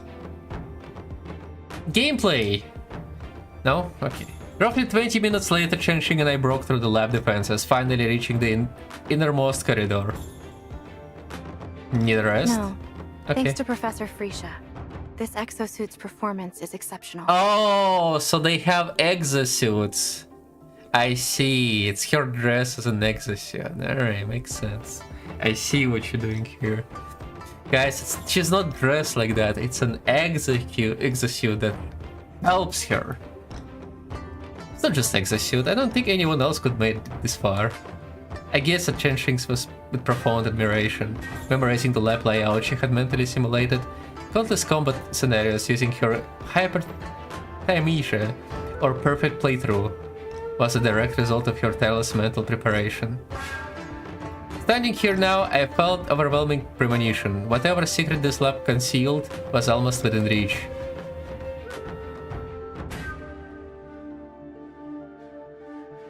Even though I braced myself for the worst, the sight at the far end of the laboratory's halfway still caught me off guard.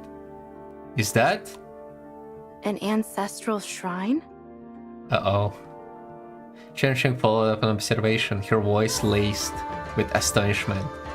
What kind of shrine? In Shoujo, it's customary to build shrines that house ancestral tablets, meant for honoring one's forebears. When I ever went to watch a streamer, there's always oh. Tana?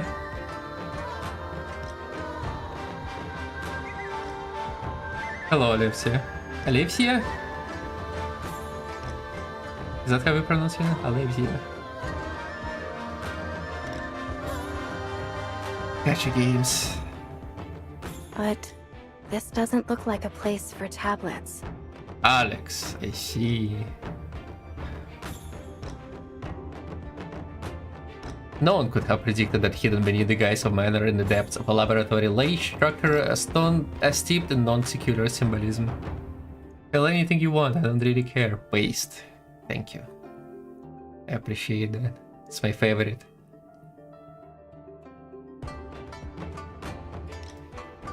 If that's right, I can do what I want. Exchanging a glance, Chen and I steal ourselves once more. Ready? Yes. Chen hooked a silvery arrow into her bowstring. Her icy composure gleamed like a crescent moon. As Chen trained her aim on the shrine entrance, I positioned... okay.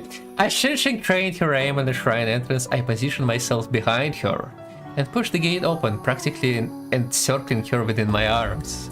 The moment I creaked ajar, I rolled off to the side, crouching for cover and preparing to provide support fire. I'm gonna support fire here from behind.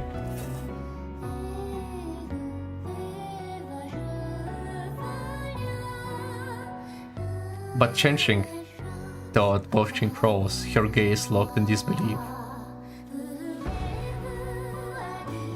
I like the music, actually.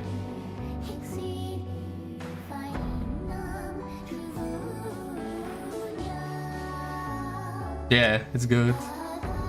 Following her line of sight, my mind reeled at what I saw. These people. Huh? This is beyond anything I could have ever imagined. Who would have guessed that behind all these tireless scientific efforts lay theology? But this is your grand project. You're surprised for us, Teta. Is this what turned baiting into such a wretched place? Are these people victims of fate you fabricate for them? I forced the words out through clenched teeth and draw a steadying breath as focused on the scenes before us. As the center of the shrine, shrouded in a haze of incense smoke, loomed a towering idol. Around it, countless figures in uniforms, robes knelt, bowing and praying with unwavering devotion. The air was thick with titagen, so concentrated it had nearly solidified with a mist blending with the swirling incense smoke. Under normal circumstances, such a high density of titagen would have been fatal for humans, yet here, it floated around the idol peacefully, leaving the worshippers untouched. Are these people even alive?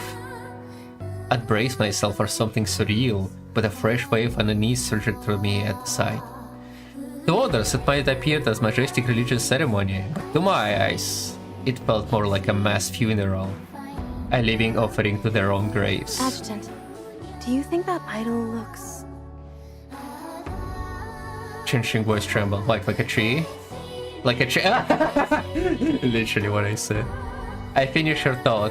The massive idol bore a resemblance to the trunk of a giant tree with a swirling titagen forming sprouting branches that seems to grow endlessly. I don't want drops for your Gooner game. Take them back. No, you keep them now. It's yours now. But the tree in Suzhou wasn't supposed to be here, certainly not under Theta's control, which meant... Theta actually created a Titagen tree in this manner? Yep. I'm afraid so. But this is the ultimate truth. No wonder the anomaly within the data file mirrored Valhalla's pattern. But how could she dare do this? Is she insane? Maybe we like that. We love crazy girls, right? I understood her horror. The tree's existence was shrouded in profound mystery. Even a fraction of their power have wreaked havoc across the world. And now, Theta dared to delve even deeper? Why? What are we looking like that for? Those who pursue immortality always seems to eventually lose themselves to madness. She wasn't the first such an one I had seen. In Eurus, how do we read that letter? Mega? No, it's not a mega. What is this? Try to forge an eternal empire. In your hero, P attempted to steal entire eternity from the Tower of Babel. And now, here's Shujo, in the hidden recesses of belting. That has pride. Enjoy your Gooner drops at British Trash Banda. True. This is a mega. That is a mega. Oh, I was right. I'm surprised at myself. Thank you. She had nearly replicated a tree. Perhaps it lacked the power of the original. Perhaps it were a mere imitation. No. But it stood an undeniable proof of her unrelenting ambition. And then there was the Theta. It's not Theta. What role did she plan to play in all of this? Yes, she and I were partners in dismantling the pursuit of immortality, but back at the very beginning of it all. Oh?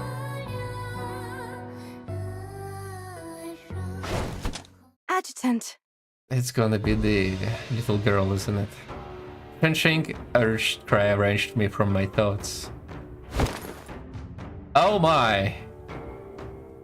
Apparently, I thought those cultists are just old, creepy men. Never mind. Can I join your cult? It looks interesting. At that moment, the kneeling figures around the tree rose in unison. Their movements were unnervingly smooth, their hollow, ghostly faces turning towards us. Eyes like smoldering ghost lights locked on the Chenching and me, sinister smiles curling on their lips. The sight chilled me to the bone, yet beneath the initial tension, a realization that it also chills me to my bone too. Raise a hand to stop Chenching from releasing her arrow. Alright. Wait. Look at their eyes. They're looking past us? Following their gaze, Chenching and I turned towards the gate. There, silent as bright, stood a faintly discernible figure. It's Theta. Oh my, hello Theta. Oh, she's a robot, right? Damn. Nice dress. I gotta say the design of some dresses here is really nice. Seemingly oblivious to our presence, the figure guided towards the shrine heart, ascending the dais, a circle by the congregation. Your Eminence, you grace us with your presence. Is everything prepared as I instructed? Yes, Your Eminence. The rite is ready. We await only your divine sanction. Excellent. Be at peace. For the gates of the divine realm shall open to you all. Theta spoke with a gentle, almost compassionate smile. Now let the ascension begin. Free yourselves from the fetters of this wretched world, mired in filth and suffering. In the sanctuary of the divine realm, you shall bask in boundless bliss, unburdened by worldly pain. Forever shall we remember your Eminence's grace. Rejoice, my brethren and sistren. The moment of revelation is upon us. Together, we ascend to the divine realm and embrace our preordained destiny. You say no to the brethren and say yes to the sistren. I felt the blood curdling absurdly in the air. Moments later, a fervent chorus erupted. May we meet again in the eternal abode. Ascend as one. Ascend as Is it one. gonna be like boss fight? Ascend as one. The chant surged, voices crashing like waves against the shore, building to an overwhelming crescendo. Then abruptly, all fell silent.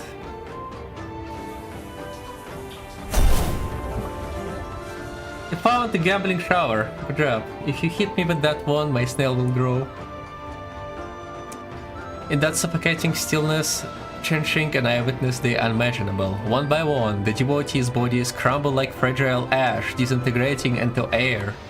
Even their leader succumbed, her form dissolving into titagen, dispersing like smoke into the shrine haze. Oh. My earlier premonitions all defiant to the chilling reality. This was no ceremony for the living. These devotees has ceased to be human long ago. The titagen has devoured them entirely, reducing their existence to nothing more than fuel for the tree. And it was too late for us to stop it. Are these images just echoes of the past? Chen had already come to her senses, her eyes shimmering. Does this mean the tree is already... Was that the creation of the tree? Like original story of it?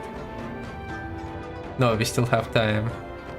According to Frisha projection, the data grow pattern hasn't reached its apex yet. That means the tree hasn't fully matured. Oh, never mind. Something else, I guess. If we track it down and destroy it now, it's one of the trees, right? We still stand a chance of stopping all of this. That was precisely why I'd come, to uncover the hidden truth. Before I could explain further, however, Teta suddenly turned her gaze upon us. I want to see him grow. It doesn't work because I'm a newbie. Well, it's pure luck, and you could just hit me. But you weren't lucky enough. Her benevolent mask shattered into glacial hostility. Her piercing eyes gleaming with cold, deadly intent. For a moment, it felt as if the past had come alive. Yet I knew this was just a replay of long-gone events. So, one of Tao's little rats has managed to scurry all the way here. After walking out on your own beliefs and like-minded friends, you've come to destroy ours. But really, Tao sending someone like this. What do you mean like this? You must think so little of What do you mean like this? With a cold sneer, she left the now empty shrine. What did she mean by that? True. Boo-boo, this must be the moment she was noticed by the enemy. Ah, okay. The pieces clicked into place. This why Boo-boo had been the sole casualty amongst the Tao's inspection team. While gathering data on our skills, she must be intercepted by a unique signal emanating from the place by accident. It's triggered some sort of resonance that exposed her to this secret. Why exactly that? Trying to do this with tree she's built from all devotion she gathered. Whatever it is, we'll find out soon enough. No sooner had I finished than the lights cut off. An oppressive darkness fell like an impenetrable curtain, swallowing the shrine whole. Adjutant! Chen managed only a single cry before silencing herself, her posture taut and vigilant as her sharp gaze swept the area. Oh boy. From the suffocating blackness came low, guttering breathing, hinting that some monstrous creatures were closing in from all sides. With a subtle flick of sleep, a faint, soothing fragrance enveloping me, easing the tension in my chest. Though the darkness was our enemy, Chen reigned supreme with it. As the light in her eyes illuminate all, before the shrine has plunged into the shadow, her memory has already captured every detail of surroundings. In a heartbeat, her delicate hand found my wrist and instinctively followed her as we broke into the sprint. 2 targets, 9 o'clock. Even in shadow obscured by vision, I sensed the shifting flow of titagen around us. The ambushes, no matter how stealthy, disturb the current titagen with their movement, giving away their positions like ripple in still water. In the next instant, two slivers of silver light sliced through the darkness, changing arrows. Both found their marks, piercing through the skulls of unseen assailants before they could close in. Standing guard of changing side, I tracked the remaining 3 threads, fending them off to give her windows to precision strikes. Good thing that they letting me read that, not play through that. Together we secured enough time for Chenxing to lead us to her chosen spot, a dead end backed by a solid wall, eliminating 3 threats from behind. From here on, I am your weapon. Oh, cool. With those words, Chenxing leaned into my arms, her slender frame pressing softly against my chest.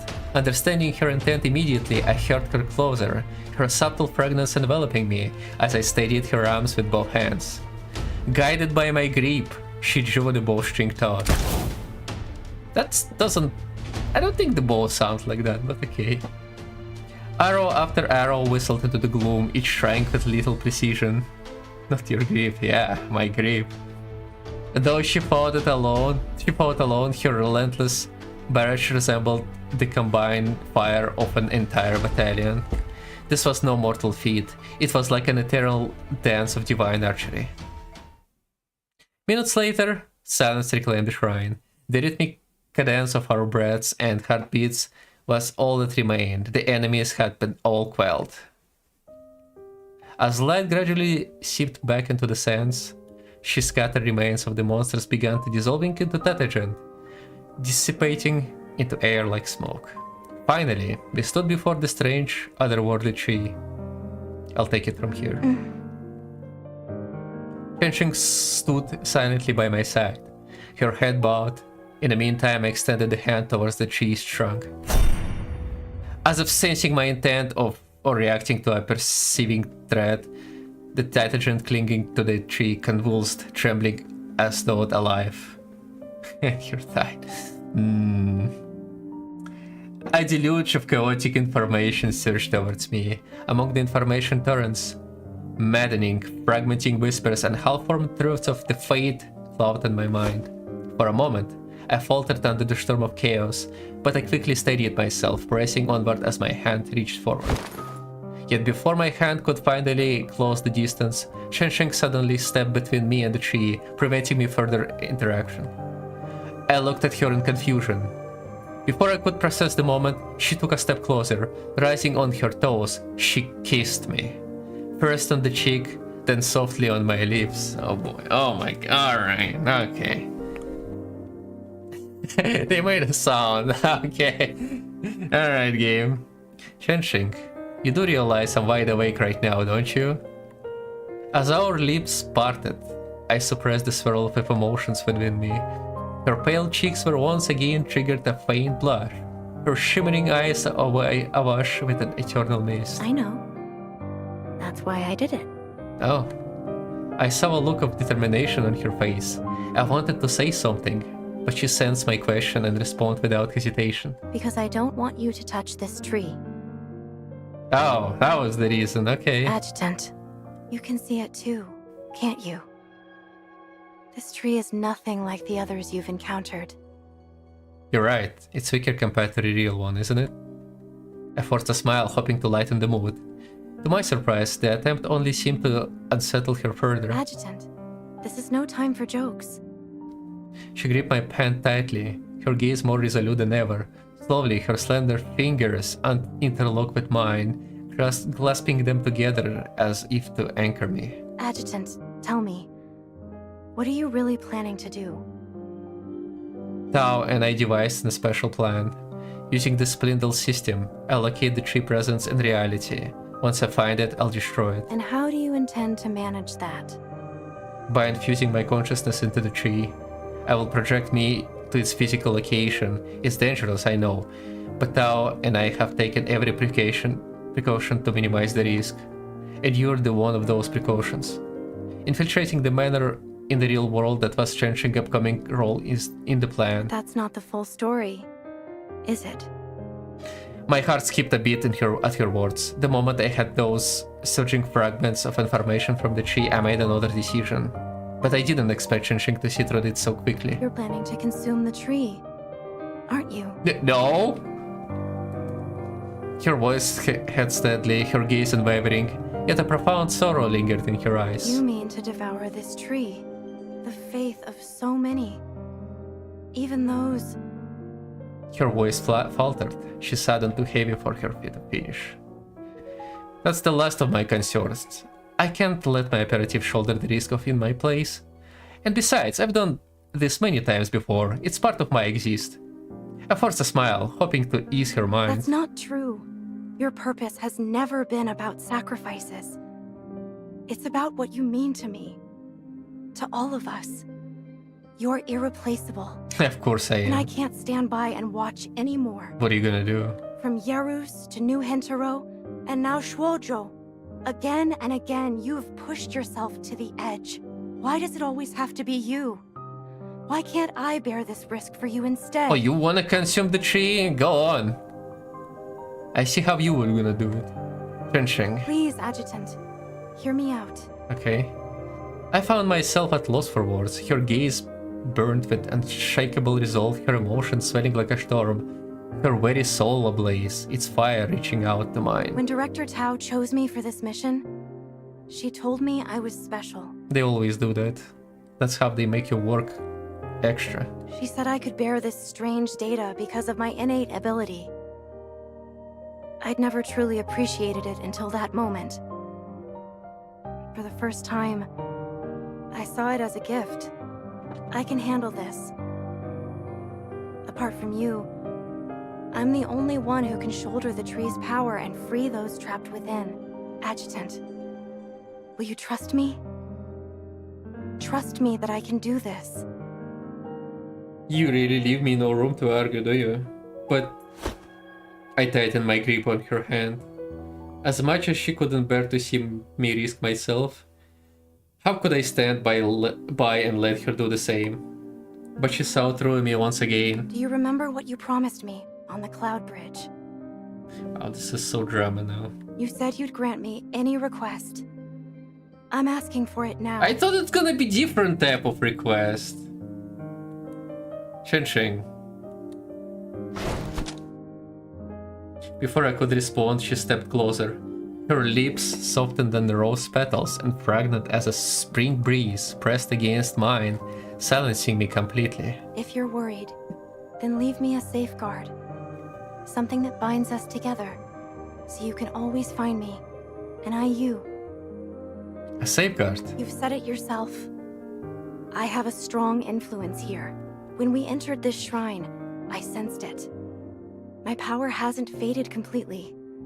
In fact, the tree might have altered it, perhaps even magnified it somehow. It's not enough to reshape this world.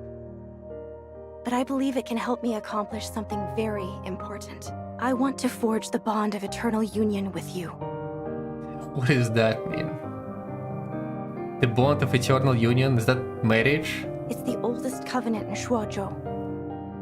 One that binds two souls with tresses of love so tightly, not even the vastest distance can tear them apart. I see. How do we do that? Like this. Like why? Oh? Okay, alright, what's going on? She murmured against my lips, and in the warm and sweetness of her kiss, I felt a subtle sting. She had bitten into my lip. My blood tinged her lips, crimson as the finest rose. Which is crazy, what the fuck? It was utterly breathtaking. She leaned even closer, bearing the delicate curve of her shoulder. Adjutant, mark me, as I've marked you. We're supposed to bite each other? Okay, alright. Her usual cool composure had melted into something tender and intoxicating, her voice carrying an uncharacteristic allure. What do I do? The same as I did to you.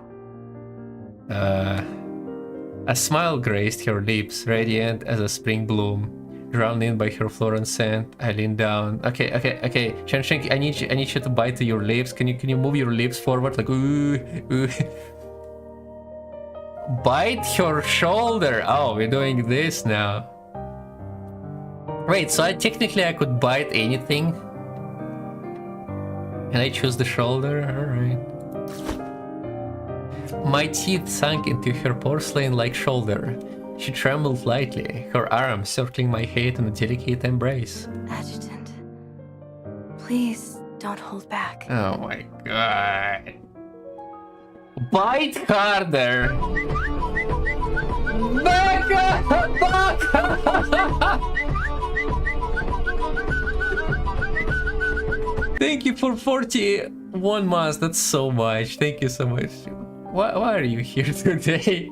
Well, don't pay attention to the screen, please. Thank you so much. Welcome in. Have a good... Couldn't see what I have, but thank you, thank you. Alright, I'm gonna bite harder. Warm blood. Weld. Lurk, thank you for the lurk. Hope you're doing good. Warm blood welled from the wound, tracing a vivid scarlet trail down her shoulder. Mesmerized, I watched as she touched a fingertip to the crimson hue, pulled a strand of her hair and mixed the two. That's some witchery is going on here. Adjutant, give me your hand. I reach out. Taking my hand, she wrapped the bloodied strand around my fingertip. You know, it would be really romantic if it wasn't so crazy at the same time. Ow. In a swift motion, she plucked a strand of my hair and strained it with the red on her lips before handing it to me. Now it's your turn, Adjutant.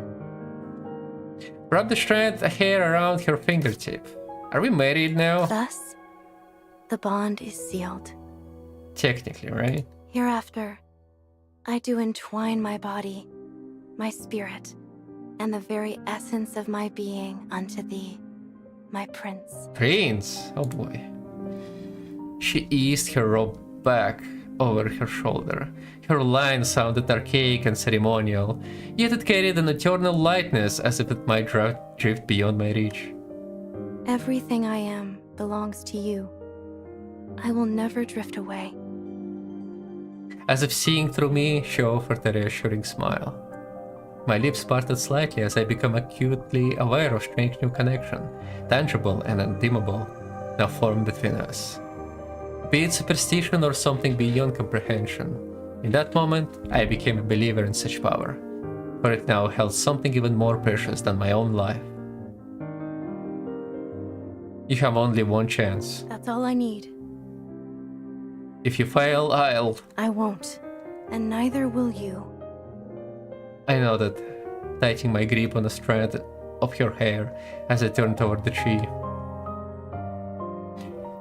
Standing before it, a maelstrom of emotions surged within me. Anger, frustration, and perhaps a restless urge.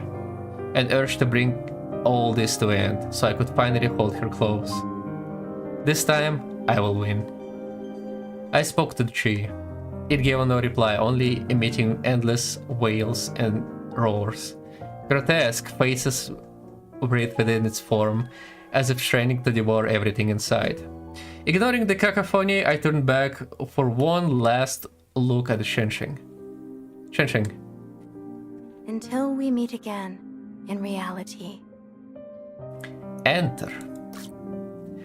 Only after the adjutant vanishes from sight did Shenshing stagger backwards, finally sinking to the ground, utterly spent. Jaw clenched against the ache of parting, her trembling lips gave voice to a quiet murmur. I've dreamed of the day I'd wear the bridal rouge for you, Adjutant. When you'd pin my tresses with a jade pen. She hadn't told him directly, not out of hesitation, but because she intended to speak those words face to face in reality. Her hand slowly tightened, clutching the strand of his hair coiled around her fingertip. Oh, I like the art has completely changed the mood. Right. Cool. Own a total of 3 operatives. Nice.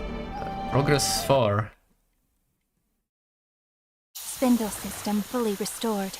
User Chenshing has successfully disengaged from the interface. Uh-huh. Oh, she's back. She wasn't that problematic.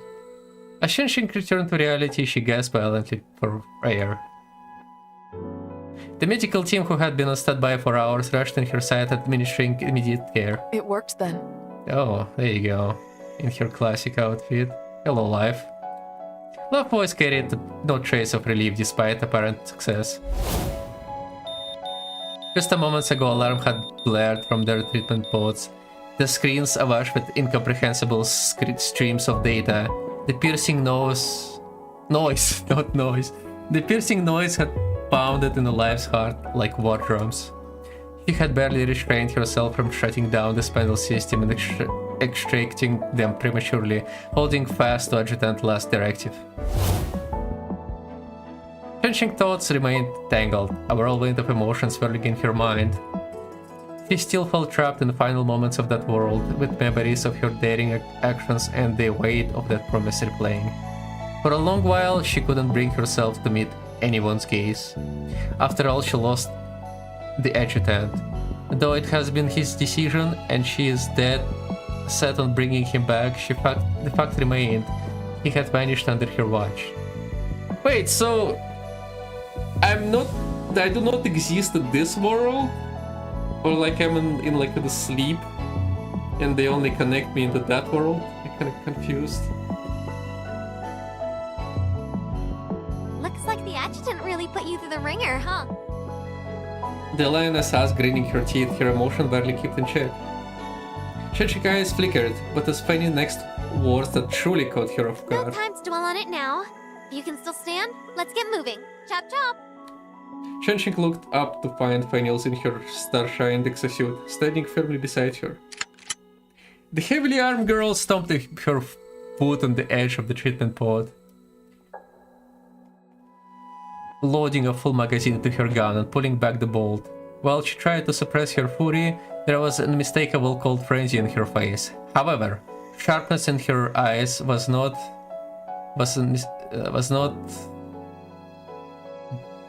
directed at Chengqing. Following Fanny's gaze, Chengqing turned sharply towards the adjutant pod, realizing the blaring alarms has gone silent. By the pod, a petite pink-haired girl clutched her table tightly, her teeth sinking into her lower lip. It's confirmed. The adjutant's consciousness has gone missing. Yeah, great. That's a new girl. The tether of mortality. Deployed successfully. How old is this girl, Risha jaws tightened as she fought back tears, forcing a brave fawn, still in her eyes glistening with unshed tears, a fierce resolve flickering. Now, clad in the infinite sight exosuit, life remained stoic. She reached out, her fingers brushing gently against her beloved face. Only the warmth of his skin and the rhythm of his steady breathing could bring her a silver of peace. Do we have a location? Oh no, are we gonna do the Nya again? Moshir, are you alright? Moshir, that's how she sounds. Her name sounds. Moshir froze for a few seconds before snapping out of it. She shook her head, signaling that she was fine, then reluctantly drew her gaze away from the adjutant's face. The IRL solo kill protocol, developed by Professor Frisia and named by Acacia, was triggered instantly. Yeah. The coordinates are locked. This Nya is so out of place. 30 seconds ago, the nearest drone strike force initiated a probing attack at the designated site. Reinforcements are en route. She just spoke 2 sentences without saying yeah, alright, okay. Acacia is piloting the drones remotely. She'll secure the airspace before we arrive. No Nyas inside. Crazy. As Moshir delivered her report, her grip on the tablet tightened unconsciously. Good work, everyone. If all preparations are in place, let's move.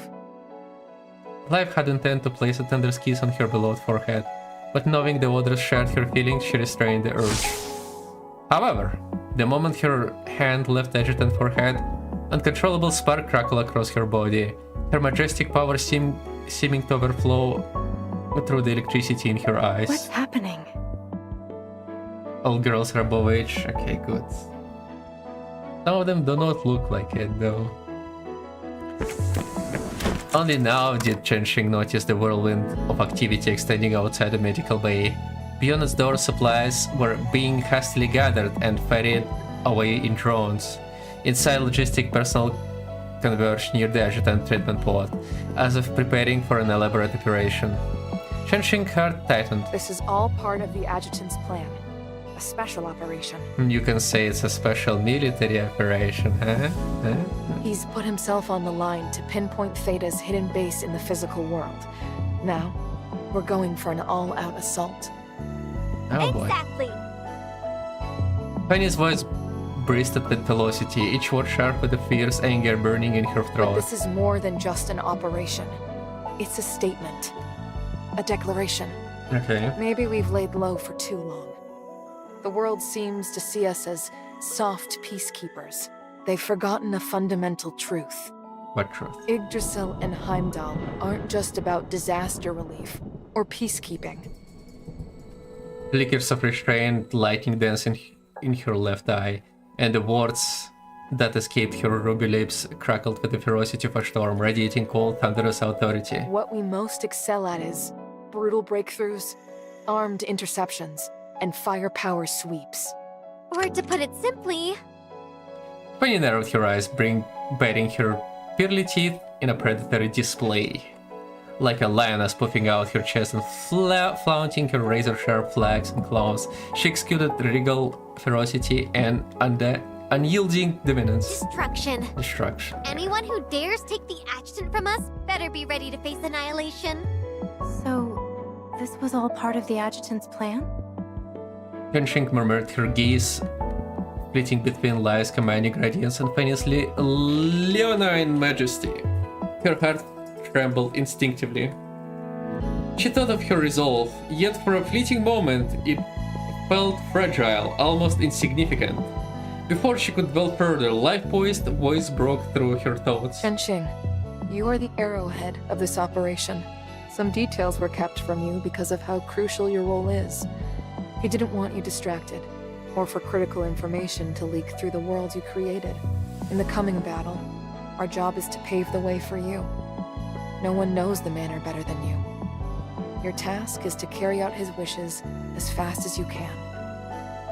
Without waiting for a response, Life turned and strode purposely towards the aircraft beach where the airship awaited. Penny flicked her shining blonde pigtails, throwing a sharp glance at Cheng. Wait, so how are you gonna do this operation if I am not present? Don't tell me you're doubting yourself at a time like this, Chen-Shing. Chen didn't reply in silent determination. She tore the four needles in the tubes from her body and reached it for her bow. Or it's like IV needles. Oh, IV needles, never mind. My god, it's IV. IV needles. No one can stop me from bringing the adjutant back. The mighty fire field adjoining the facility had been cleared out. Pile of military supplies lay ready, and fully assembled assault unit stood waiting for transport. Caroline darted across the tarmac on her short legs, juggling the task of inspecting cargo, issuing instruction, and coordinating over the radio. Standard supplies are good to go. Plenty of firepower for the mission. What? Acacia wants to bring the Snowbreak Akuma? Absolutely not. That thing still isn't fixed. Akuma. Miss Enya's requesting heavy ordnance? We've already loaded the big guns. She wants bigger payloads? It's already the biggest we've got. What? Nuclear warheads? Hard pass. No, let's hold on that. Maybe we could use them. Miss Boo Boo wants in too? The adjutant's orders were clear. She needed to stay behind for recovery. Hang on, I'll get back to you. Ichil, what in the world are you doing? Caroline froze mid-step, dumbfounded by the sight in front of her. Half buried headfirst in crate of grenades, actual legs stuck out comically as she rummaged, frantically stuffing grenades after grenade into her pocket without a glance at Caroline. A frustrated Caroline gazed upon a Marian who's walking over with a large pocket launcher. Despite the bulky weapon, Marian maintained her usual graceful stride. Miss Marian, thank goodness you're here. Any idea what's gotten into Ichil? Whoever tries to take my adjutant, Oh my. I'll blow them to bits. That's what she said. Personally, I find it quite reasonable. Hello, Marian. Damn. Oh, while I have you, Caroline, may I ask for a favor? Marian's soft cautious smile held a subtle but unmistakable aura of danger. What is it? I'd like to request airspace clearance for cathode tech. There's something I've been saving for my dowry. My personal stockpile of munitions. Excuse me, Miss Marion. Marion tilted her head thoughtfully, beginning to count with her fingers all of a sudden. Let's see. My private arsenal could outfit an artillery battalion for about 10 volleys of sustained bombardment. Okay, she's also crazy. Alright. Alright, I get it. You can stop right there. The company's firepower is already more than enough. We're targeting a heavily armed outpost, not an entire military base. I see. What a pity. Caroline was still searching for a proper response when her earpiece cracked with urgency. Ma'am, an aircraft just took off without authorization. Not just logistic officer. She's not important. She's not important because she has normal outfit. The update was hardly necessary. Caroline has already spotted a heavy helicopter lifting up distance. Her sharp eyes caught the glint of the pilot glasses. In a co-pilot seat, Terno was frantically flipping through the thick manual. Occasionally, her expression abruptly shifted to reveal a difficult to suppress impatience. Caroline recalled that the unit was temporarily commanded by Katya. She immediately opened the channel. Miss Katya, care to explain what's going on? Vidya says the adjutant taught her how to fly helicopters on an island in a dream. So she just took off like that? Oh, it was my idea. The designated pilots were taking too long. To do her boobs breathe? It's important. They need to breathe. You don't understand. It's vital for the existence. Huh?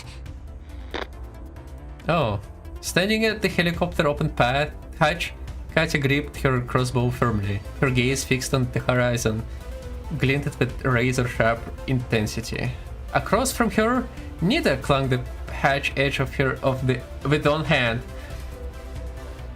staring at the same horizon. Her other hand, encased in a powered exoskeleton, was clenched to the tight burst. Looks like my unit should get moving too. Look at this girl.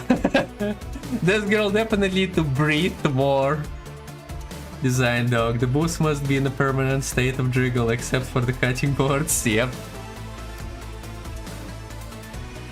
There's a lot of jiggle happening in this one too. Not that I am complaining still, you know.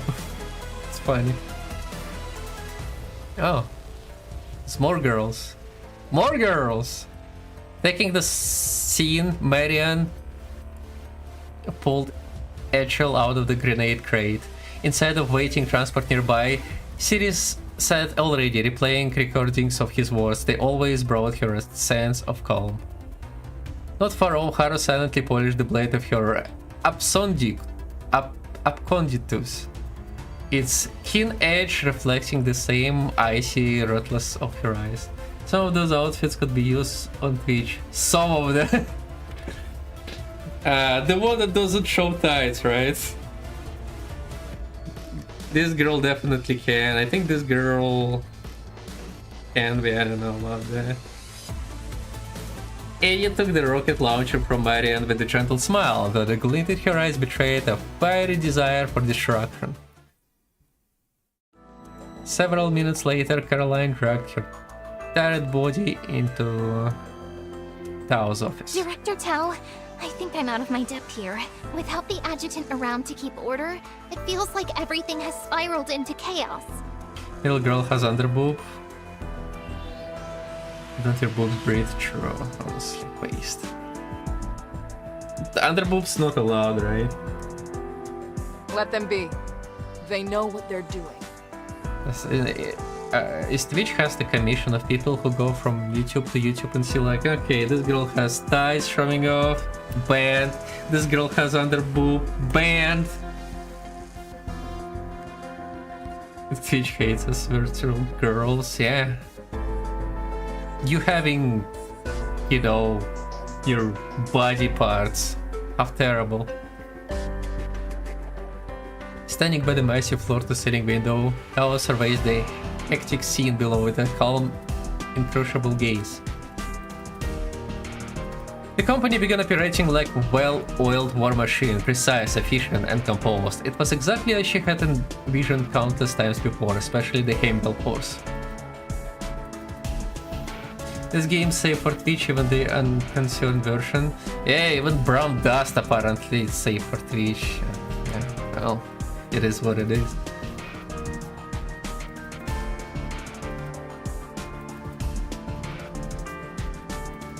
But we talk about the VTuber models. You can play the game with these outfits, but you cannot make a model with this type of outfits, you know what I mean? This is uncensored version. I don't know, I got the one from Steam. I have no idea this is another version of it. Chen Xing has made her decision. Are you certain you want to stick to the original plan? Oscar Brocky, her non-nobles, was present. A flicker crossed her eyes as unseen words were being projected into them. You're worried, aren't you? It's only natural. They're all precious to you. And besides, for many reasons, you have to be there in person. Stepa's suddenly. Someone said underboob, but Stepa's immediately here. Very well. I'll ensure the rear is secure. Basically just makes the outfits a bit more revealing. You cannot censor the... Okay, how do I do that? Asking for a friend. The friend Stepas. I mean, I was away making fun. What kind of food? Exactly what you think it was. The adjutant, huh? He really opted to see all this for himself. With so much at stake, who could possibly keep a level head? Not even you. You wish you could go with them, don't you? I've already retired from the field. You have to go in the game files. Fried egg and sausages? Hey, sounds good. How are things on Yao's end? The Granny Swiftfoot is ready. Yao and the adjutant have both been relocated. But are you sure they won't need additional support? Tess is all that's needed. I think these outfits are already very revealing. Yao's voice will calm and confident. The magician who crafts miracles is a miracle herself. Fair point.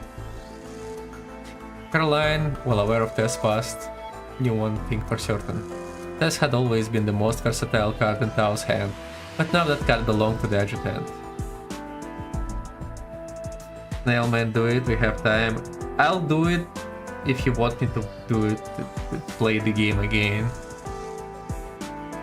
Then I'll do it, but for today, no. I don't want to sit and adjust files. I'll do it for another stream, if there's gonna be another stream.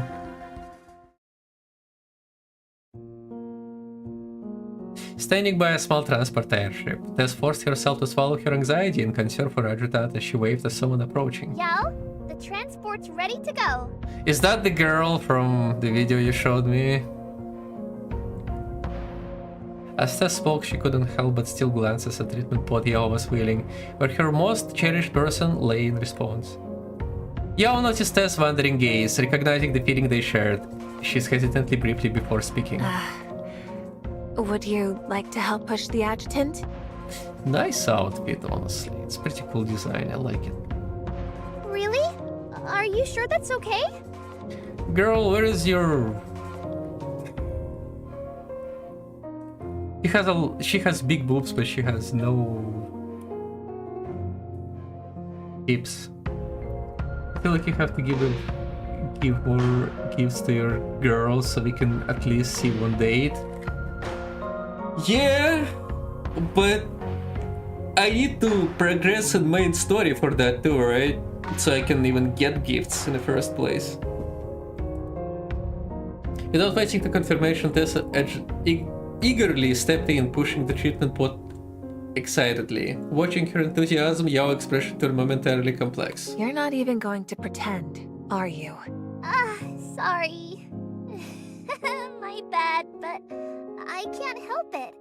Because the adjutant is my favorite person. Of course. Tess' cheeks flushed as red as apples, her radiant smile infectious and brimming with warmth. When will I ever learn to be as open and honest as you are about my feelings? Huh? but aren't you already... Tess was about to say something when suddenly a figure appears in the distance. Carrying 2 equipment crates, the figure weaved swiftly through the logistic personnel. Excuse me, coming through. It's freaky. Skidding to a halt right before the two, Fricia nearly lost her balance under the crate's momentum. Yao reached out just in time to steady the crates and help keep Fricia upright. That was close. Made it just in time. How is this girl has wider hips than the last? Come on. Professor Fricia, weren't you supposed to stay at the rear? I am. I just came to deliver something important. Yao, this is for you and the adjutant. Use it when the time is right. How did, by the way, how did they do that? Their belly button, you can see the belly button through the uniforms. Do they like pumped air out of it? Understood. Yao accepted the heavy crates, fully aware of their contents. And, Tess, Yao, please take good care of my apple. Apple? I mean, the adjutant. Long ago, great scientists had a fateful encounter with an apple. For her, the adjutant was the very apple that destiny had chose for her. We will. So, we have a deal? Fricia forced a smile, trying to mask her sense of loss. She thought such a reply might make her feel better. Though it's not a deal. It's a commitment. And it's not just me or someone else. It's made by all of us. Yao extended her fist, her expressions resolved. Resolute. Wait. Yeah, the exosuits must be vacuumed on. Yeah, probably. Yeah, those are not dresses, those are exosuits, of course. Tess' eyes lit up, she quickly joined in. A smaller fist followed, completing the trio. Together, we will. Nice trio we have here. Bring the adjutant back safe and sound. Is it the time for gameplay?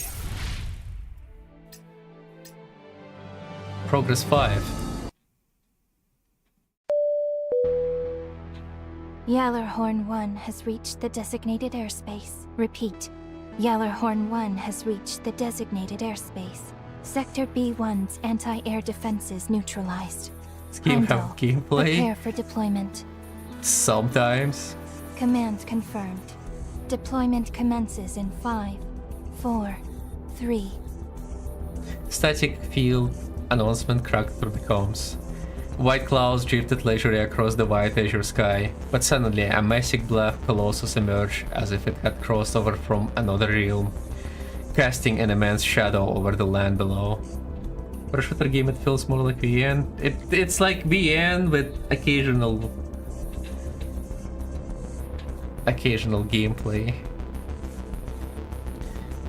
Gjallarhorn 1, the heavy transport aircraft, disintegrated its cloaking field. Like a divine throne descending from the constellations, it hovered between the heavens and the earth.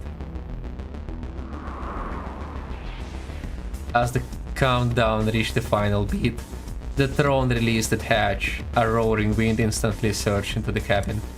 At the edge of the open hatch stood Life, her ice blue hair whipping wildly in a gale. Her eyes posture remained as steady as monolith, her gaze sweeping across the expanse below. You played for the story, of course, that's why I'm reading everything. I am deeply invested. From the horizon, the blazing sun bathed the waste desert in radiant light, making the shrine with a blood-red hue that had almost sinister beauty.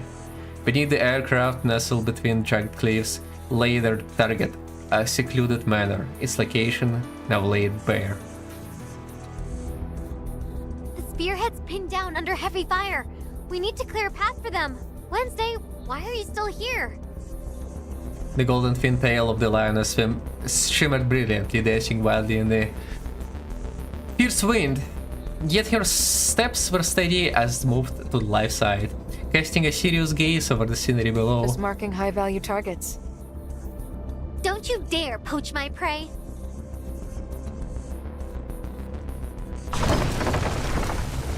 Can they give me that outfit again. Can they give Wednesday back the outfit from the beginning? I like that one. The turbulent air quivered with an electrifying tension, as heavy with the acrid tank of gunpowder and the sharp edge of impending violence. Almost simulationally, the day was within. The two girls steered. Divine power coursed through their veins like molten lava. Silver lightning and golden flames poured down from the heavens, striking the earth nearly in unison. In the blink of an eye, the behemoth machines blocked the entrance to the manor, were obliterated by two radiant beams of light. The resulting explosion hurled nearly troops through the air like ragdolls. As the smoke and debris settled, two slender figures emerged. Penny chuckled coldly. The fiery glow in her pupils flickered like crimson flames. Her gaze, bold and unrestrained, swept over the regrouping soldiers as they moved to surround her. Get lost or die. Oh, okay. The encroaching enemies remained silent, their fear palpable. Still they raised their weapons, cautiously closing in. It seems you've made your choice. In Life's left eye, a bolt of lightning flared like gleams of divine wrath. High above, Galahorn continued its relentless bombardment, tipping the balance of the battlefield in Heimdall's favor. Oh boy, that's a cool art. Black. In the illusory space, I replaced the magazine, racking the ball smoothly to the chamber the next round. Not far ahead, a tall figure stood, waiting as she had anticipated my arrival. It was not the least bit unexpected to me. Well, Adjutant, you found your way here after all. Hello, Teta. Of course I have. This intel nearly cost one of my precious operatives her life. It's far too valuable to let slip. Though we had succeeded in reclaiming Bubu's consciousness, her recovery would take time. For now, she remained under her care, the care of the rehabilitation center. That lucky little rat.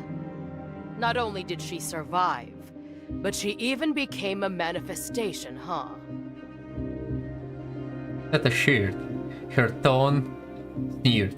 Her tone casually and dismissive, yet carrying a faint undertone of something deeper and indestructible, inscrutable. To me, such an act was nothing but a farce. Save it. There's no way Yggdrasil has been infiltrated by your spies. Whatever you know, you pulled from this space, didn't you? I had taken precautions when we probed the special data stream via spindle system. Still, it was possible that it has piggybacked on the system to intercept fragments of information. Omega and Pi met their end because of you. I suppose that's fair enough. It won't be long before the fairness extends to you. You've got quite the sharp tongue, Adjutant. I know better than to underestimate you. Still. We're doing execute. Body type, there you go. There doesn't seem to be much you can do here all on your own. She arched a brow, her gaze dripping with a cold scorn. Don't worry, there's plenty I can do. I'll dismantle your shrines, strip away your divinity, smash your clay idol, and shatter your desperate ambitions. Then I'll bury them all. A cold mocking sneer escaped Teta. Yet in that moment, a montage of faces flashed before my eyes. A surge of warmth swelled within me, filling me with strength and courage that brought a bold, defiant smile to my lips. And more importantly, where did you get the impression I was alone? That a sardonic laughter cut off abruptly. I raised my gun, aiming directly at her forehead, and pulled the trigger. Bang!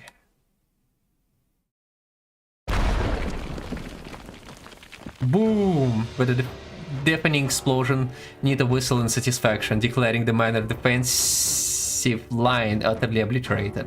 The mortar shell responsible hadn't been fired from already destroying mortar, but hurled barehanded by Nita herself. Led by manifestation, Yggdrasil elite forces breached the perimeter like an unstoppable spread head in full throttle. Indestructible, unrelenting, once unleashed, this unit dominance battlefield as the ultimate war machine. The assault of the manor has reached its fever pitch. Charge! Stop them! A heavy armored vehicle bristling with a turret bursts into the battlefield from the flank, but Katya has already spotted the threat from her elevated vantage point. Cirrus, 9 o'clock. Prepare to intercept.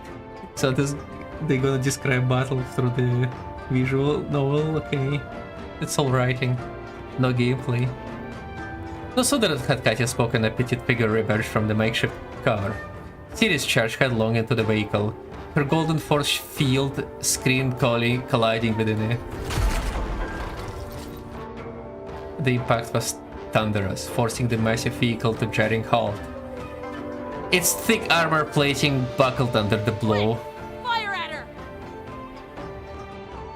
It's Warts and Boba, yeah.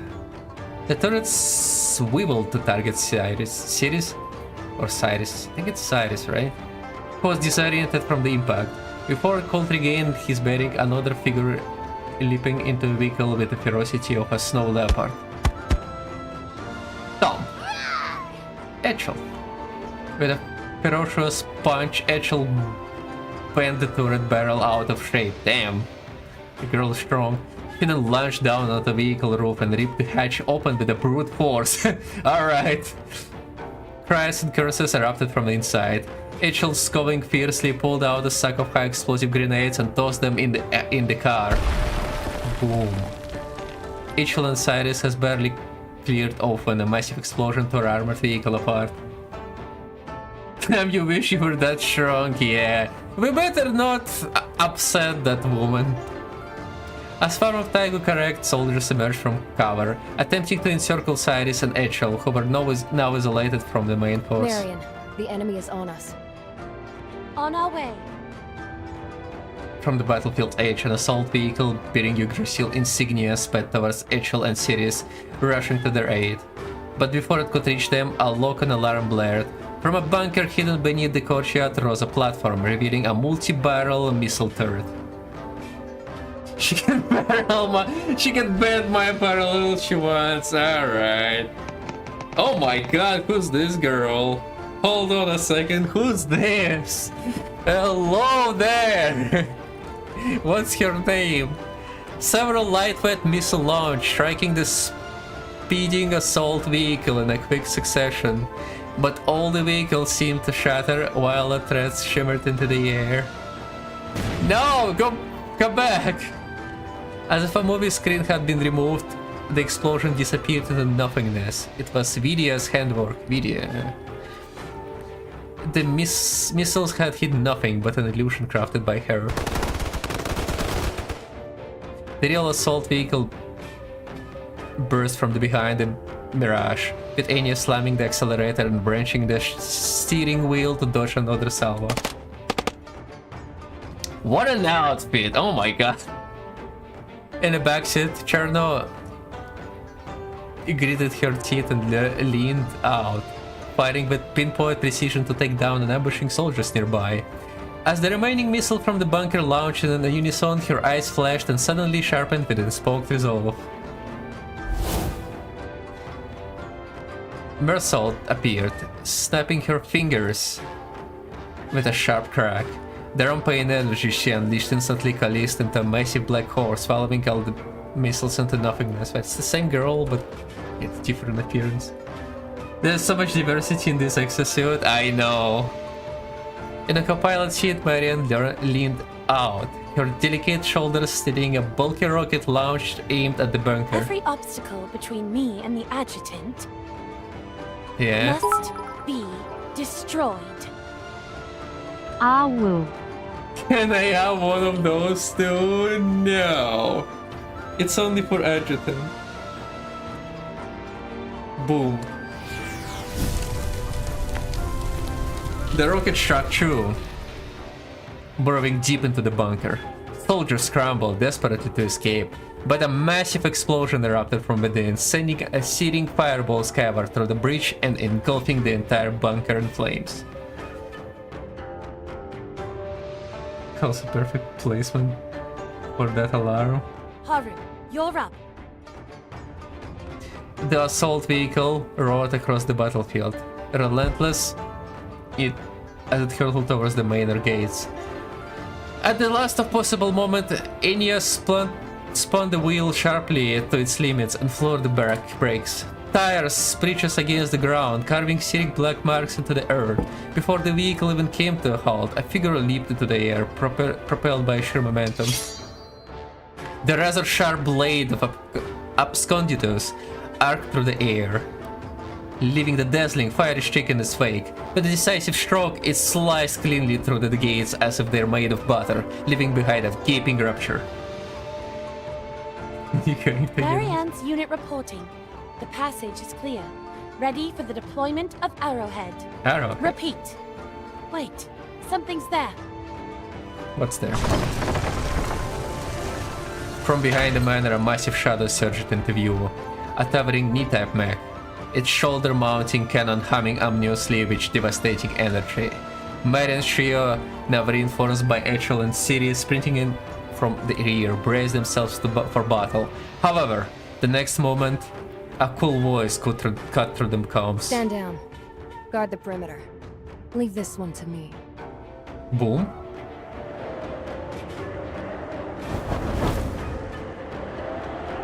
A stealth glider, veiled in the camo paint, swooped down like a falcon driving for its prey.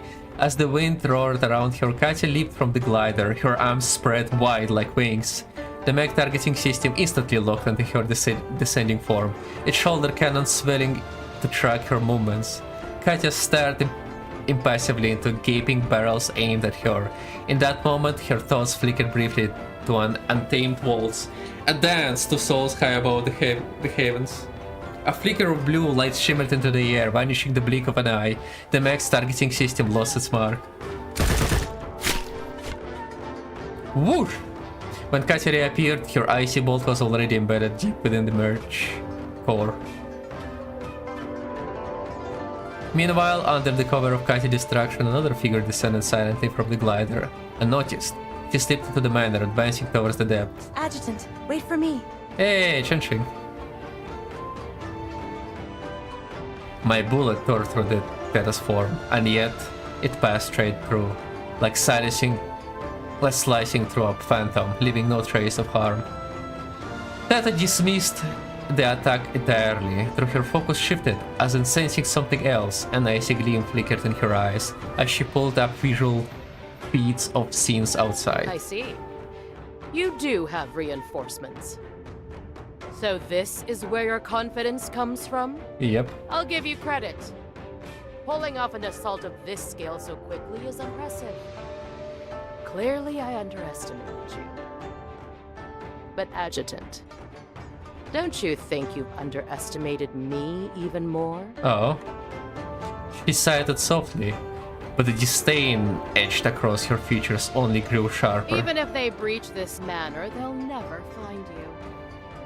Or rather, by the time they do, they'll only be recovering a corpse. Well, I thought my body was in the base. No?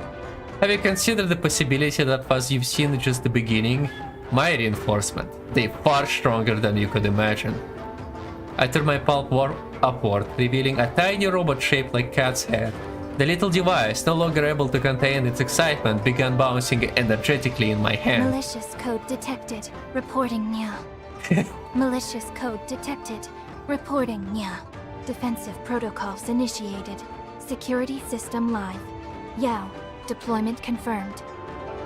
The fabricated space roared and trembled. Its structure violently disrupted. The spindle system had launched a counter-invasion into artificial Valhalla. In that moment, I saw Theta's composure falter for the first time. Oh? Is it? Is it finally gameplay? Venture deep. Oh, it's actually gameplay. Oh my god. Sing girls.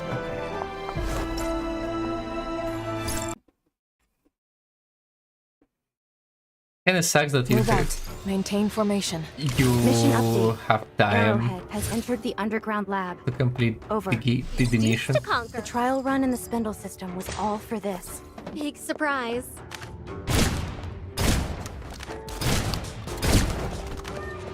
Don't you dare look away!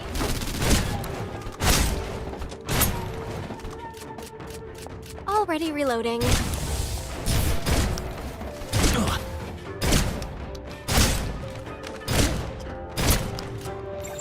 Still had no damage at all. The battlefield is mine to... Arrows, find your target. Fortune favors us. Look! Actual gameplay. I like the mission. Keep going. Stay vigilant. Hardly worth our concern.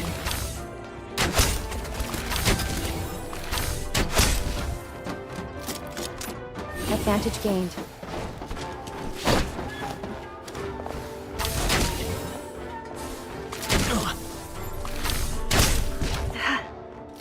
Where you come from?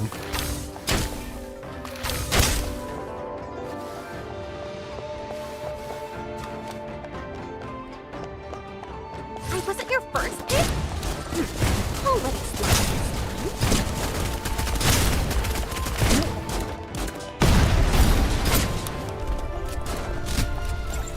Already reloading. If I need money. Girl is the Think more than weakest. that. No! Stop with the tourists. Think about exit stage right. The good thing with shotgun, you don't really need to aim. You're gonna hit it anyway. Leave it to me. If I'm gonna play as this girl, it's gonna be way too easy. Oh fuck. Stop. Wrong button. Hold your position. Objective complete. Awaiting orders.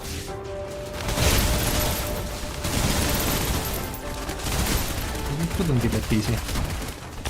How about little Wolf? Long nights. In the name of my own wounds. Fully ready. My memories no longer deceive me. Your defeat Bo was is never really good in against this question. guy, huh? Wonder if there any difference of the damage. Oh, it's easy. And cut. I'm sure you'll enjoy watching the playback. That was the girl I choose right now.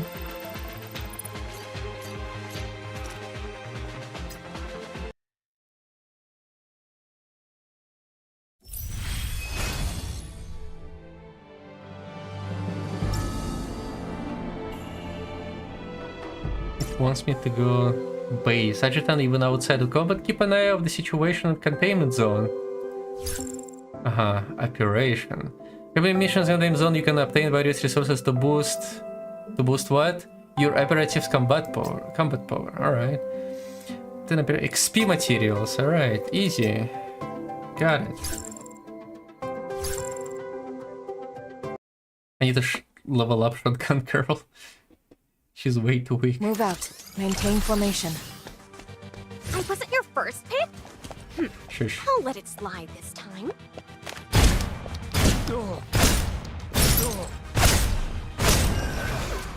Already reloading. Round of applause, please.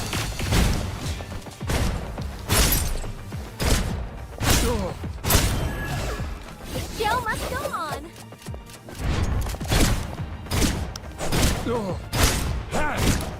Take a bow. Exit stage right. As if I need What money to about match you? for you. Do you have damage? Stand clear. What's your ability? Wait, I have only 2 minutes? Uh-oh. Are you winning? I have no idea. Am I? Well, apparently I am. Time to head back in game.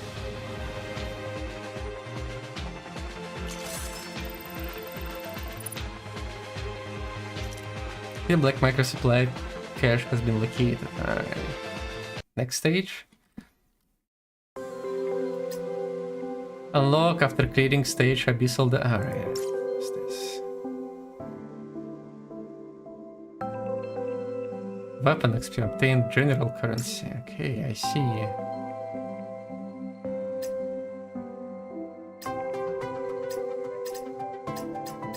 Where's the claim all button? Main story, claim. Target, claim input.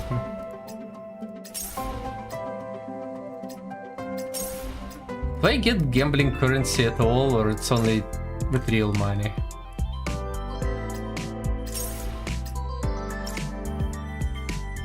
What is this thing?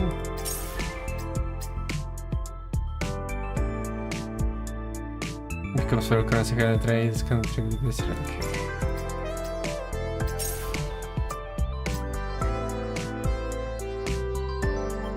Claim all bottom left? Did I miss that? Oh, I did miss that. What a dumbass.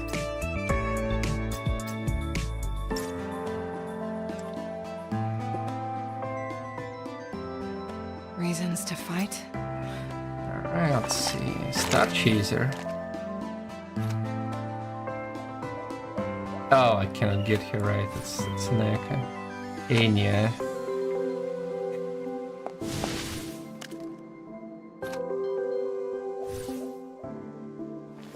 Gaba. I don't think I can do Gamba. I don't think I have Rain. Yeah, let's train you.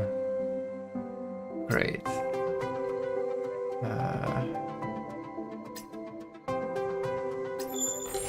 There you go. I should level up.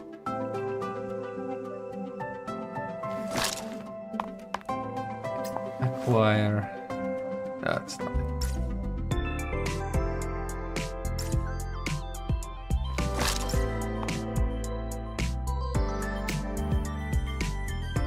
Yeah, I don't have. I have this.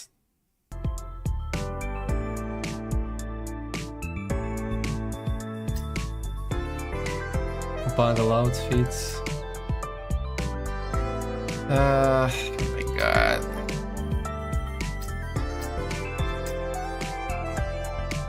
I don't know if I can gamble to get the new girls. Half spent purple? I have no idea.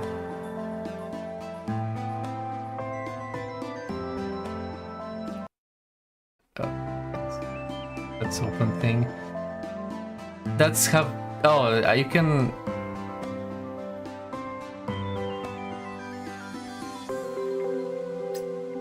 Convert 6-bit gold into 120 digital cash. No, that's not what I need.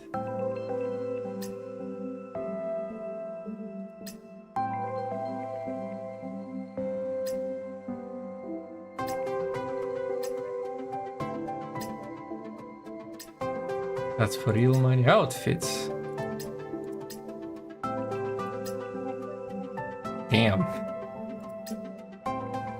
That's some nice outfit right here.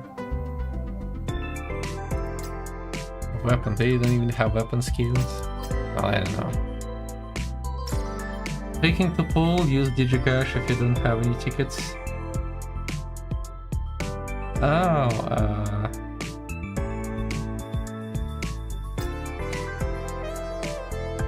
I see. But, oh, okay, I see. Alright, that's heavy. Come on, give me something good. Come on. Oh, it's a weapon!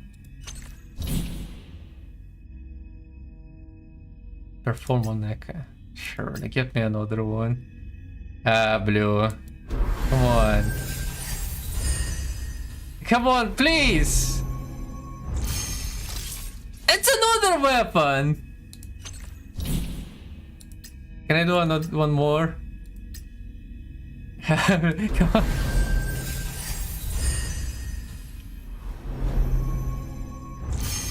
Distant. Wait, can I get something besides weapons?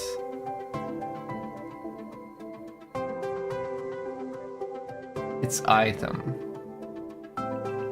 Maybe I'm putting something else.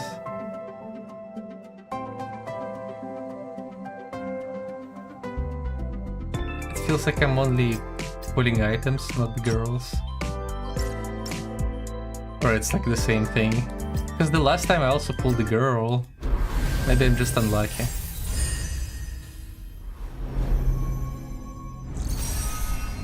I'm Anya Murphy. Hope I can be be of There some you help. go. I got a girl. Anya Big C's. 4 stars. There you go. That's good enough for me. Will do, yeah. Alright, what is it? Aperitif. Let me see. Actually, pretty decent design.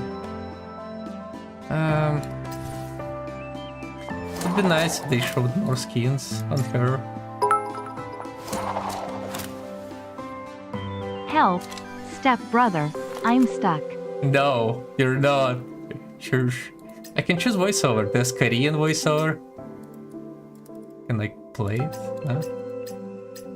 Japanese one.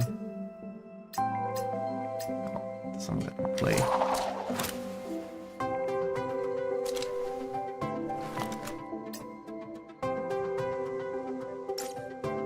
I don't. Oh, train. I should train here, that's for sure. There you go, upgrade. I got an actual girl. Have to change weapon on her. I completely forgot.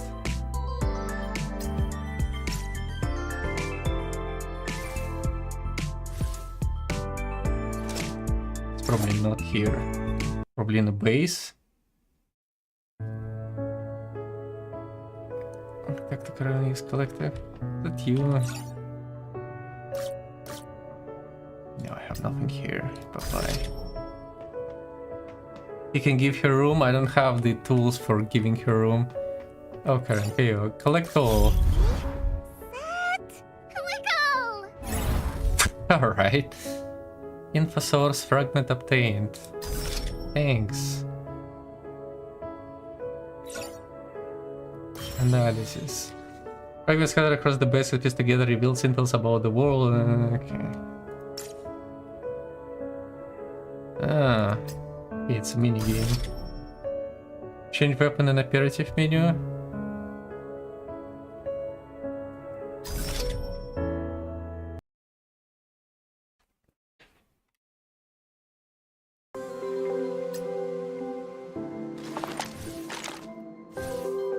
Why she is here if I cannot use her?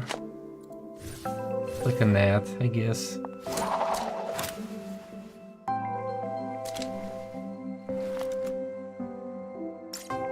Where's the button for weapon, I wonder?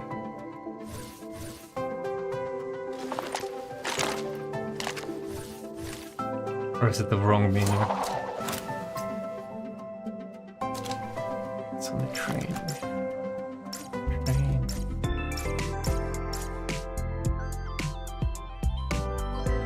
Squad. It's probably in the squad, right? Yeah, okay, I can see things here. Could change weapon. Aha! Increase electrical damage by 15%. You can do combos. And besides the list of girl access weapons. Am I that blind?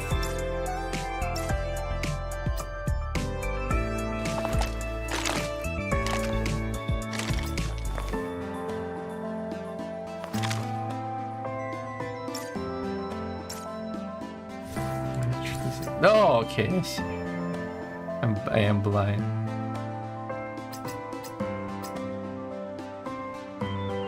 Work in progress. Ah, okay. Well, this one is the best. And then you... What weapon do you have? Only 2. Well, this one is better. Looks like ass though. What about you? What do you have? Except the guns are the same way. I am blind, yeah. Well, I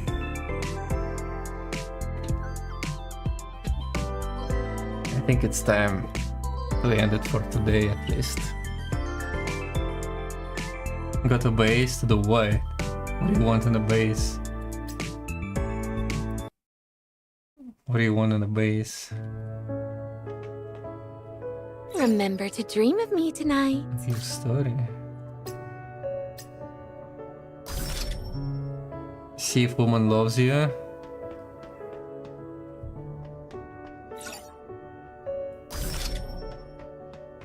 Have they visited their houses? The elevator.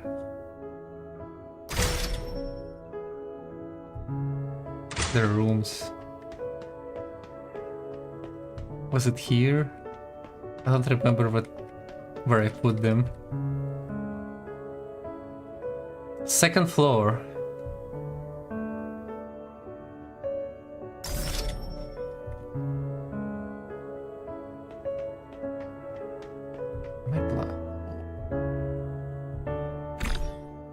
Is currently not in her room. Confirm teleport? Yes.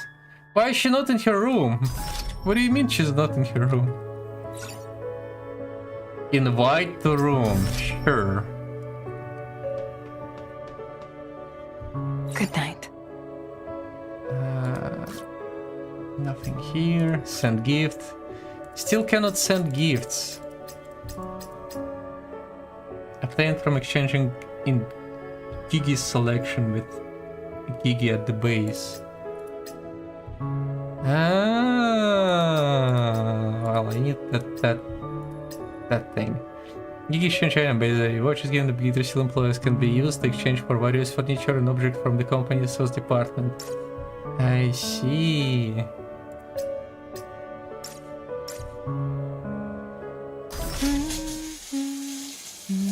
Excuse me, is she in shower?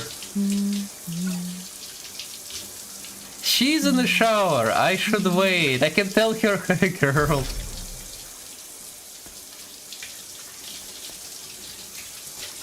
Sorry, girl. Okay, she's out. Has it been that long? Sorry, darling. I won't keep you waiting next time. Yes. Adjutant? They added one more action. Good night. Good night. Good night. I don't wait. Alright. Apparently having a woman is very expensive. None of them like me.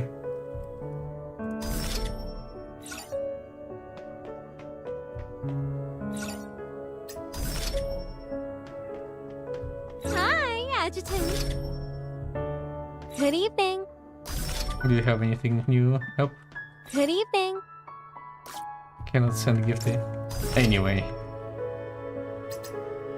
That was nice and all. Was pretty fun reading all of this, but it is time for me to leave you. It's that time of the day. It's been 5 hours. An honest man job, as you can call it. It's time to leave. And is there anyone I can raid? Ooh, Sentai streaming. Let's raid him. Haven't seen Sentai for a long time. Thank you for the stream. Thank you for saying thank you after that. I don't know, we'll see if Dirwan ever want me to play something like that again.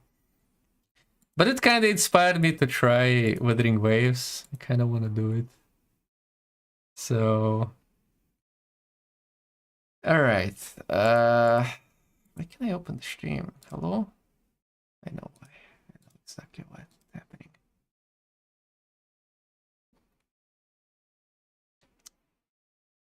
Alright. I mean, they're a bit of a letdown. It's more fun than I expected. I expected too much gooning, but it's fine. Alright, thank you for joining me. See you next time. Have a good day. Bye-bye, everyone.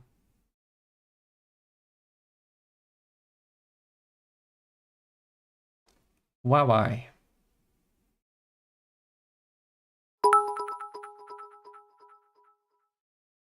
He's leaving for a wank.